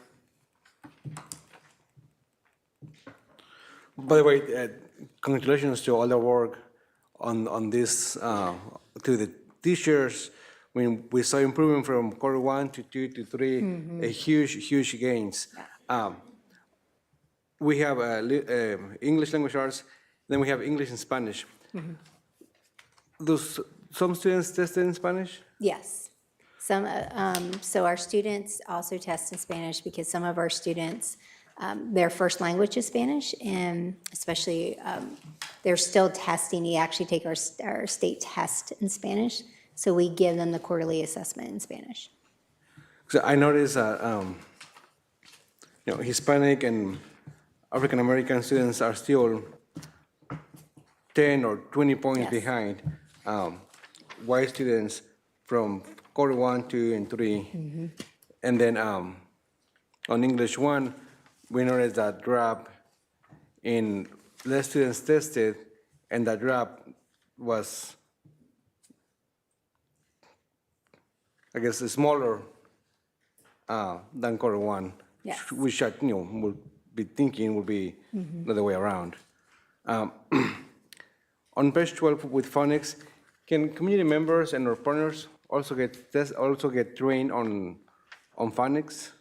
Yeah, definitely. We definitely can.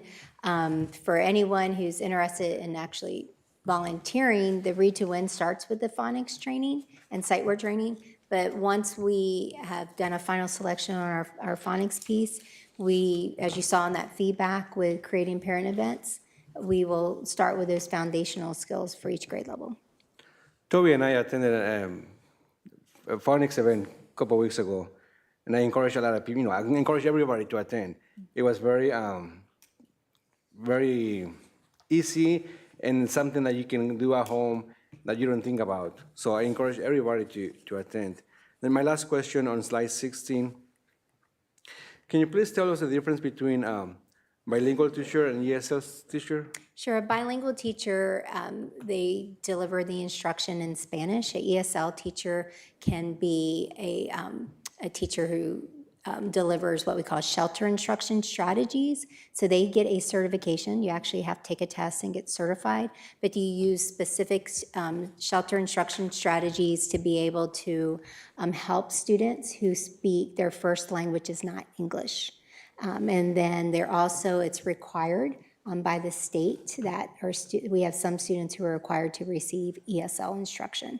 But we do a stipend for those teachers because it is a required certification. And as a district, we are required to report as well how many ESL teachers we have because some of our students are required to receive the instruction through a ESL certified teacher. So like the teachers at INA, are they ESL or bilingual teachers? They're ESL because those teachers are they're delivering their instruction in English, but they have the certification of the ESL certification. Okay, that's all. Thank you. That's a good question. Trustee Lynch. That's a good question. Just a quick question. When we're looking at data, is there a way to look at like students that took all 3 assessments? I know the numbers change. Is there a way to extrapolate it out that way? We can cohort students by the student ID number. Okay. And then going into next year, when can we expect to see kind of what drivers we'll be looking at as far as? So we actually, on Monday, we did the cabinet review of the assessment calendar. And then I think, is it end of this week or is it next Friday? Friday, we have feedback sessions set up with administrators. And then after that, we go to teachers to get feedback on the assessment calendar. And then we bring to the board the assessment calendar. And then what we have created is for our board meeting dates next year, we're giving you which data points you'll see at each board meeting that's aligned to that assessment calendar. So we make sure we're all in line and we're held accountable. If we're doing this assessment, where are we showing that data to you, the board and our stakeholders? Okay, awesome. Thank you. Trustee Dar. Thank you. First of all, this is exciting. I mean, this is exciting. And if I were not serving on this board, I would want to work in Fort Worth ISD. There are laws that prohibit that at this moment. But as an educator, this is exciting, and this makes me really proud of the work that's being done in Fort Worth ISD, and proud of the work that will be done, and that the teachers will, and the effort that they'll be putting into all of this as well. So thank you for that. One question regarding the teleteachers. Are those Fort Worth ISD staff members? Yes. Okay, so we're growing our own in that respect as far as the people that are doing this? Yes. Okay. And I know that during COVID, we all recognized suddenly the vast gap as far as connectivity goes, and the multitude of students in Fort Worth ISD who didn't have access to connectivity. So if you're going to be participating in the teleteachers program, you're going to need to have some form of connectivity, whether it's the internet, a cell phone, or whatnot. Correct. What is, we haven't talked about this in a while, but what is Fort Worth ISD doing to help ensure that kids are connected? So I don't want to answer that without having specifics. So Okay. we can bring that back Okay. and give you specifics on how we're, and I know I see Mr. Neil Bolton out there. He can probably answer it if you want to right away, or we'll bring you back just an update. Okay. Around our communities and that. Okay, thank you, I appreciate that, and I appreciate that you want to bring an accurate answer. Yes. So thank you. yes. Dr. Rodriguez? Yes, thank you. On the parent-teacher conferences, I got very good response from that, but the only criticism I received was from parents who are teachers. And we spoke about this before. So if we can give them an opportunity to meet their teachers of their students and not be just with their own their classes. So I don't know how that's going to happen in a day. So we but- had a lot of teachers do options for our parents, virtual options, because not all could come. So that could be something we explore where our principals, our teachers still are, they're able to have their own planning period, they have their own, but if we schedule it ahead of time, I know our principals will love to work. Like if they want to do it virtual, that they could do that in place as well. Yeah, just something, so. Yeah, definitely. Yeah. And then also, I'm glad that we're still talking about the instructional support redesign, because this is something new, and I'm kind of a visual learner. I know the deadline is Friday for that, but how many people are staying or leaving or? So everyone was offered a teaching position for our campus instructional coaches and our content coaches. So that's the bulk of the instructional redesign. And then they also had the choice if they wanted to be a teacher, if they wanted to look into being a demonstration teacher. We've had some who that's not what they want to do. They just want to go back to the classroom at that point. I don't have the final numbers with us at this point. I don't know if Mr. Bailey has a estimate, but everyone was offered, the content coaches as well as the campus instructional coaches that were district funded were offered a position in this district. Okay. Are most staying with us? I hope. Okay, good. That's. And if we can get like an organizational chart after, so I can kind of see position and salary. I am as to, happy to bring that to you because I have some changes and a lot of vacancies as well. Yeah, so it's just transparency and then just to see And where our then money once, went. yeah, once you as a board approve, then we already have working on how it's posted and we're changing it so it goes to a little bit more details as well. Perfect. Thank you. I just have a couple of comments. We heard tonight from in public comment about the need for parent support. So I just want to echo what Trustee Luevano said about offering our parents the phonics program and providing training. I think parents would love that, and it's a great opportunity to engage our parents and partner with them. And then also just want to say that I'm thrilled to hear about the new dyslexia program. I had someone ask me specifically this week about this, and the fact that it's grounded in the Orton Gillingham principles. I'm very happy to hear that, so thank you. We have 117 dyslexia teachers currently in our district, so the new program will take intensive training. But we know that's what is right to do for our kids, and it will be embedded in that research-based. That's important for our students, and we're changing some things, but it's exciting. I appreciate Trustee Dar's comment. But with that comes growing pains. So I just ask that that we listen to feedback, we work through feedback, and we collaborate. But we will not get better if we do not change. And most of the time, that change has to be adult-centered to be able to have results for our students that we love, and we all come here every day for them. So I just ask that we just stand together, and I'm always open to the feedback and the collaboration, and the team is as well. So as you get those concerns about changes, just bring them to us, but allow us the opportunity to make these changes for our kids because they need it. Trustee Jackson. Thank you, President Martinez. Trustee Bridges, thank you for bringing up the city recreation programs and the cost. There are actually 4 programs that are free of charge. That's called Mobile Rec. They were previously only west of 35. We have had them east of 35 for about 6 years. This year, they will be at Eastern Hills High School, Sagamore Hill, Hubbard Heights, and Pascal. And I want to thank Fort Worth ISD for allowing them to use the sites and helping select those sites. And the summer camp runs from June 9th through July 25th, and the orientation is June 5th and 6th. So that is free. So I hope everybody will share that out and we can get kids out. Lunch is free also, and it's open to any Fort Worth resident age 5 through 12. Thank you. Well, with that, we will move on to number 8, comments by board members or superintendent on current district activities and announcements. Yeah, thanks, Trustee Jackson, got a head start. Any comments from any of the trustees? Dr. Rodriguez? Yes, I just wanted to take a moment to acknowledge the art teacher at Manohara, Mr. David Orona, for having his local Women of Courage awards event a couple of weeks ago at the Northside Community Center.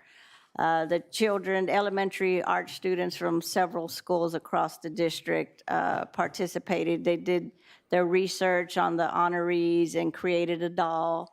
A little jealous of Dr. Molinar's doll, who the Kirkpatrick Elementary students hand knitted her sweater. So, but they did their research, and the dolls are beautiful. Trustee Martinez, President Martinez, myself, and Dr. Molinar are honored, along with some other employees, Jessica Becerra, and a few other, and then community leaders. Thank you. Trustee Bridges? Yeah, I want to share two things that I was just blown away. The event that we had at O.D. Wyatt, the literacy camp, and the picture on the right, that what really stood out is Dad. He was just so excited to be there, and the daughter was being able to pick up some books and all this good stuff. But the smile on her face and his face was just priceless. And I have a habit when I see a dad going, especially a dad with his kids by himself, I intentionally go to celebrate him and just let him know, man, just keep doing what you do. And the other piece is the Read to Win training. I'm shouting that out everywhere I go, as you know, for if it's your church group, it's your fraternity, what have you. Sign up, sign up, sign up, sign up. And if you've got some naysayers around the house complaining, get them to sign up. Because here's an opportunity that they can really directly impact the lives of many of our students. And I think you said a training's coming up. When, Karen? There's a training coming up on it. Thursday, April 24th. Thursday, April 24th. Come on down in the words about, I'm sorry? 6 o'clock at Teaching and Learning Center. Thank you, ma'am. Come on down. Thank you, guys. Trustee Dar? Yes, thank you. There's a lot of good stuff to celebrate this past month. I want to reiterate the Family Literacy Conference. That was absolutely amazing. And that conference was put on with absolutely no additional budget. The electricity and security was about all that we paid for, and that team pulled that together, and it was exciting. There were families leaving with armfuls of books. There were just books everywhere. It was, and there were also families that were enrolling and that were getting assistance with enrollment, and there were breakout sessions, and it was really exciting, and thank you to the team that put that together. It was great. I'd like to give a shout out to our adaptive PE department for the United Dance that happened on April the 11th. The joy in that event is palpable. If you need to feel happy, attend a United Dance. It is an amazing experience. I want to thank South Hills High School for welcoming me last week to their Fine Arts Fair. It was for the entire pyramid, and it was a lot of fun getting to interact with the families there. I want to give a shout out to Southwest Effect, who is the show choir at Southwest High School. They have been ranked #2 in the state of Texas, which is amazing. Also, the South Hills High School media program, and I think there's some pictures that are available for this. Students in the advanced media program placed first in 2 contests and brought home 15 medals from the Skills USA State Leadership and Skills Contest in Corpus Christi. First place was the video news production team. First place in career pathways for arts and AV cluster. The broadcast news technical test, they got a gold and a silver medal in that. The camera operator test was a bronze medal, and the 2 first place teams will compete at the national competition this summer in Atlanta, Georgia. The video news team is going for 3 straight national titles, and Career Pathways hopes to be back-to-back national champions. This program is amazing. I'd also like to congratulate all of the Teacher of the Year and the administrators of the finalists, the Administrators of the Year finalists. Look forward to celebrating you on May 8th. And take a look at social media. The artists, the thespians, the athletes, the scholars, the musicians, the educators and leaders, and so much more. That these are kids that need to be celebrated because they're doing hard work and they're doing good work, and they're faculty and staff that are sponsoring and coaching and all the things that are pouring into these kids. We need to be celebrating them. And finally, I would like to say thank you to our volunteers, because this is Volunteer Appreciation Month, and whether it's through a PTA or through a classroom or through a school or through a private-public partnership, our schools run better because of volunteers, and we can't do that work without you. So thank you, volunteers, for being a part of our community and a part of our Fort Worth ISD family.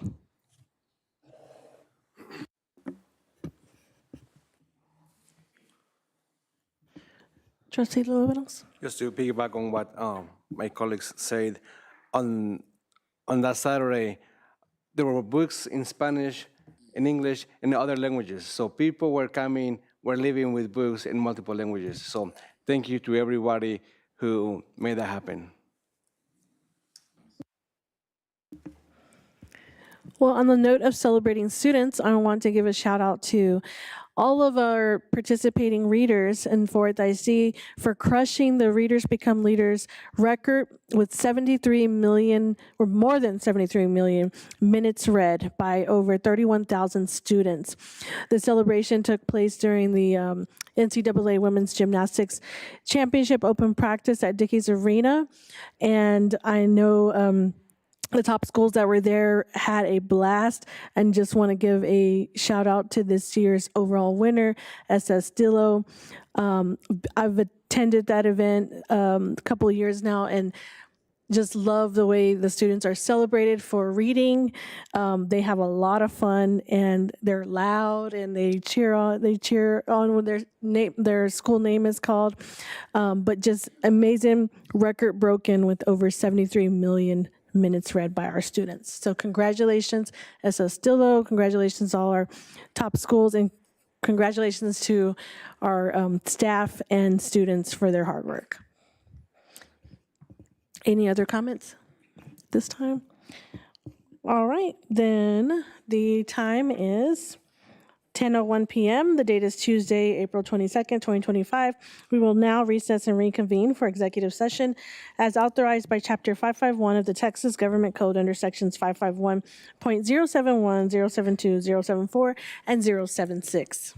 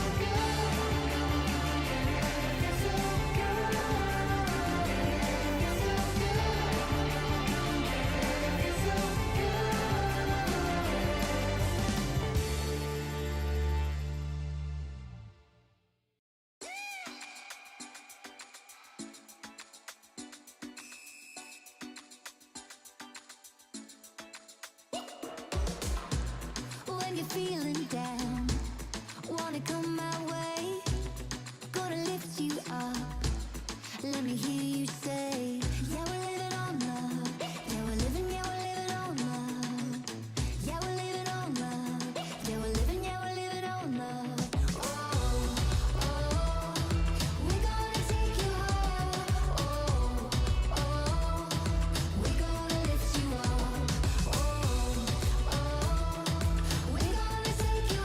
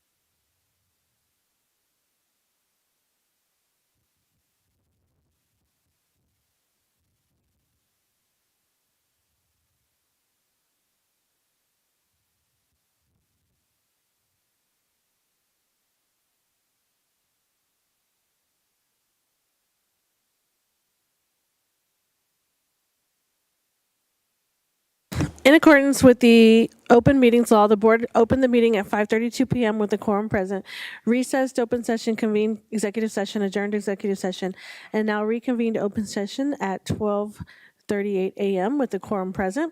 We are up to consent agenda items. As board president, I'm making the following statement in accordance with board policy BBA local.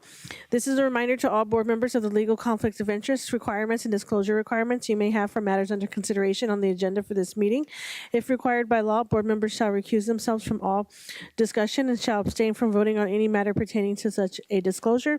Trustees, we've had an opportunity to, prior to tonight's meeting, to submit questions and receive responses concerning the consent agenda and action agenda items. Are there any questions or comments at this time specific to consent agenda items? Trustee Dar. Not a question, just a comment. I would just like to say thank you for identifying the strategic priorities on every agenda item in this agenda. That is very helpful. I appreciate that. All right. Do I have a motion accepting consent agenda? Trustee Phillips, do I have a second? Trustee Jackson? Any discussion? Any discussion? No. Discussion? None? All right, well, please move to voting.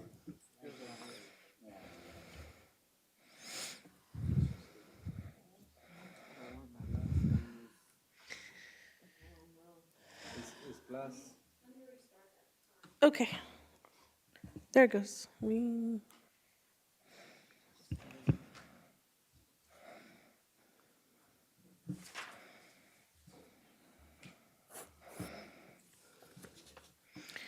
All right, please move to voting.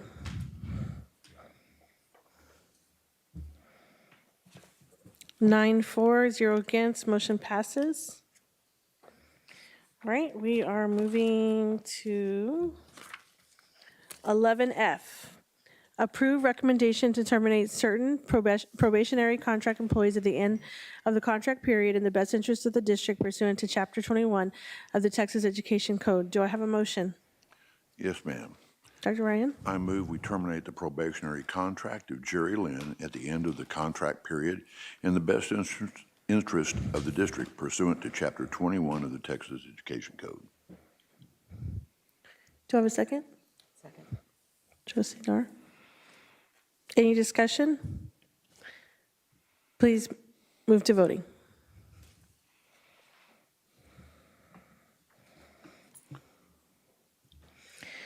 Nine, 4, 0 against, motion passes. Okay, I have another motion, ma'am. Yes, Dr. Ryan. I move to terminate the probationary contract of Cassandra Reyes at the end of the contract period in the best interest of the district pursuant to Chapter 21 of the Texas Education Code. Do I have a second? Second. Trustee Dar, any discussion? Please move to voting.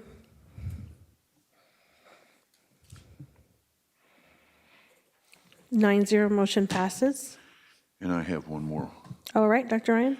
I move to terminate the probationary contract of Sabrina Taylor at the end of the contract period in the best interest of the district pursuant to Chapter 21 of the Texas Education Code. Do I have a second? Second. Trustee Dar. Any discussion? Please move to voting.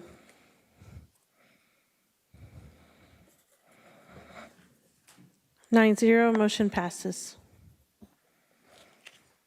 All right, moving on to, next item is 11H, consideration and possible action on local district policies, AEA, CH, and CV. Do I have a motion? Yes, Madam President.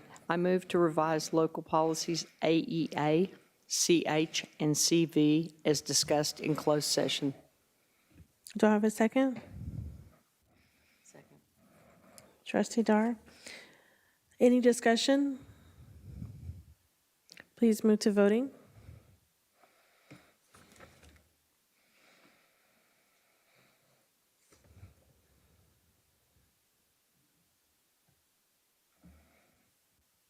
Nine zero, motion passes.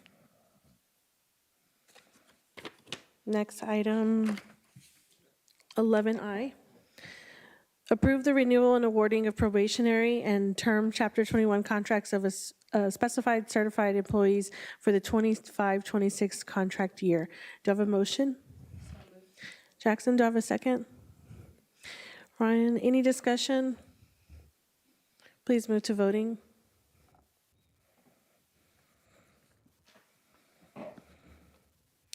Nine zero, motion passes. We are at 11J, approve 2024-2025 turnaround plans. Do I have a motion? Trustee Luébanos, do I have a second? Jackson, any discussion? Please move to voting.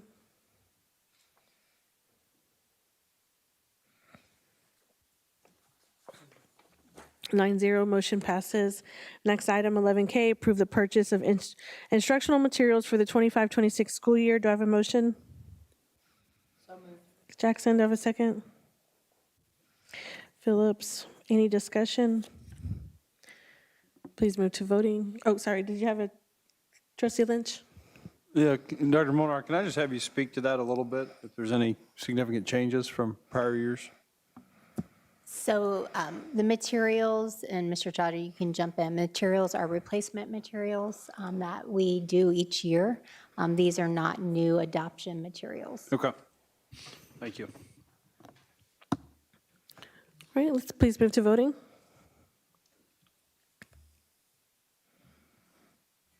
Nine zero, motion passes.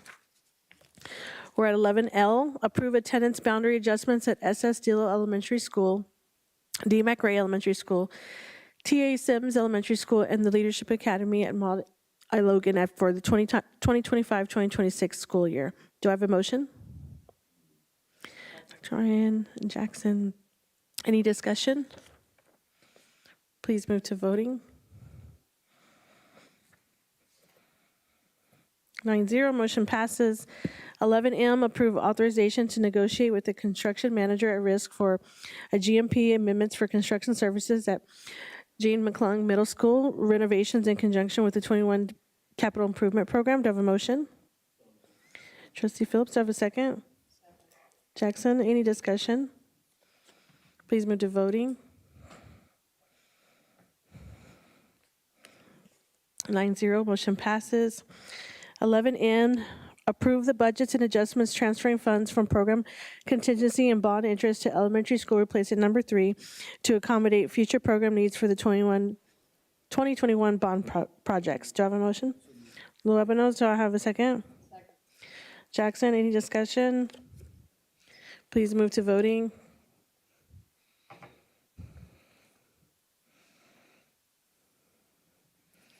Nine zero, motion passes. We're at 11O, approve authorization to negotiate with the construction manager at risk for GMP Amendment Number 2 for construction services for information technology scope of work at Wedgwood Middle School in conjunction with the 2021 capital improvement program. Do I have a motion? Dar, do I have a second? Luébanos, any discussion? Please move to voting. 9-0, motion passes. 11P, approve authorization to negotiate with the construction manager at risk for GMP amendments for construction services for Marjorie Walton Elementary School replacement in conjunction with the 2021 capital improvement program. Do I have a motion? Trustee Phillips and Jackson, any discussion? Please move to voting. 9-0, motion passes. 11Q, approve authorization to negotiate and enter into a contract with contractors for turnkey FF&E services for Applied Learning Academy, Forest Oak Middle School, and Riverside Middle School in conjunction with the 2021 Capital Improvement Program. Do I have a motion? Trustee Dart, do I have a second? Trustee Phillips, any discussion? Please move to voting.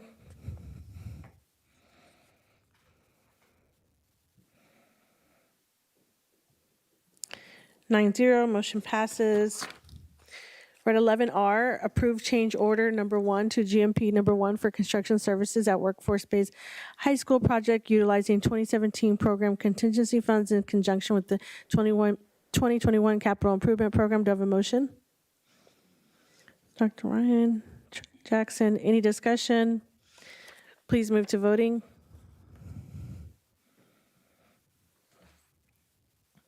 Nine zero, motion passes. 11S, approve water line easement agreement with PMB I-20L and LP at RM 2871 property. Do I have a motion? Ryan Jackson. Any discussion? Please move to voting. 9-0, motion passes. 11T, approve additional purchase of trash and recycle dumpster services. Do I have a motion?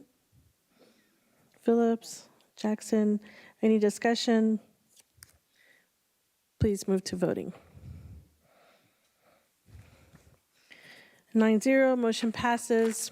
11U, approve purchase of HVAC system and energy management controls for Dolores Huerta Elementary. Do I have a motion? Dar, do I have a second? Rodriguez, any discussion? Please move to voting. 9-0, motion passes. 11V, approve purchase of supplemental student devices. Do I have a motion? Phillips? Jackson, any discussion? Please move to voting.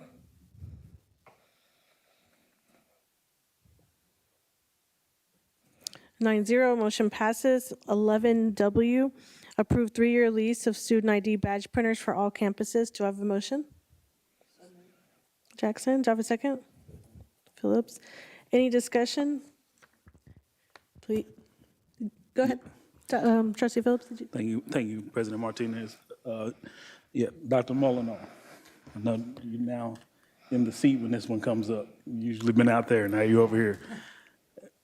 How in the world are we going to actually make these badges work? I say that because I feel like every so often it comes up that we're going to do badges and for safety reasons, and we want all of our campus, all of our students to be able to have these badges, and it's back up again. And of course, I think it's a good thing, and we want to be able to have our campuses equipped to be able to make these badges. But it legitimately is a safety concern about people on our campuses being able to be identified by the badges. So now, saying this gets approved, campuses will have the equipment to be able to make these badges and everything, but what are we really going to do about ensuring that we have district-wide what it really looks like and means to be able to have a Fort Worth ISD badge as a student so we can identify who our people are? So one of the things is making the badges part of being a student, and that means they utilize them to check out books, when they're working with their laptops, checking out equipment, for the cafeteria and some other. When you make it a part of their daily routine that they have to have it, it changes, of course, their behaviors as well. Also just modeling that and being able to also explain the importance of it to our students. I'm maybe glass half full, but I believe when we set those expectations for our students, they follow them. But then it's also the adult consistency of the implementation, the importance of it. One thing that's been a game changer even here in this building is how dependent we are on our badges. And it was not like that at our other central administration building. And it's changed my behavior. I'll just do a I statement of wearing my badge and having it. So we are incorporating that. And then we're eventually also putting it onto our school buses. So when you ride the bus, you'll have your badge. So there's some safety aspects there as well. We are very aware that our elementary students will be a little different challenge in addition to that, especially our young ones, but our teachers are the best source to be able to work through the implementation stages of that. We've also done some focus groups on the badges as well. Mr. Chowdhury and his team did our student advisory around the badges and looking at our code of conduct, so you'll see that also updated. And it's the badges for safety, not as a discipline tool. So it's managing that on our campuses as well. And recent events that's happened to our neighboring district and some of the things that have happened, safety has always been and continues to be one of our priorities, but the more layers we can put in place for the safety of our students, it's on us and it's our responsibility. All right. Thank you so much for that, Dr. Molnar. All right, no other discussion or questions. Please move to voting.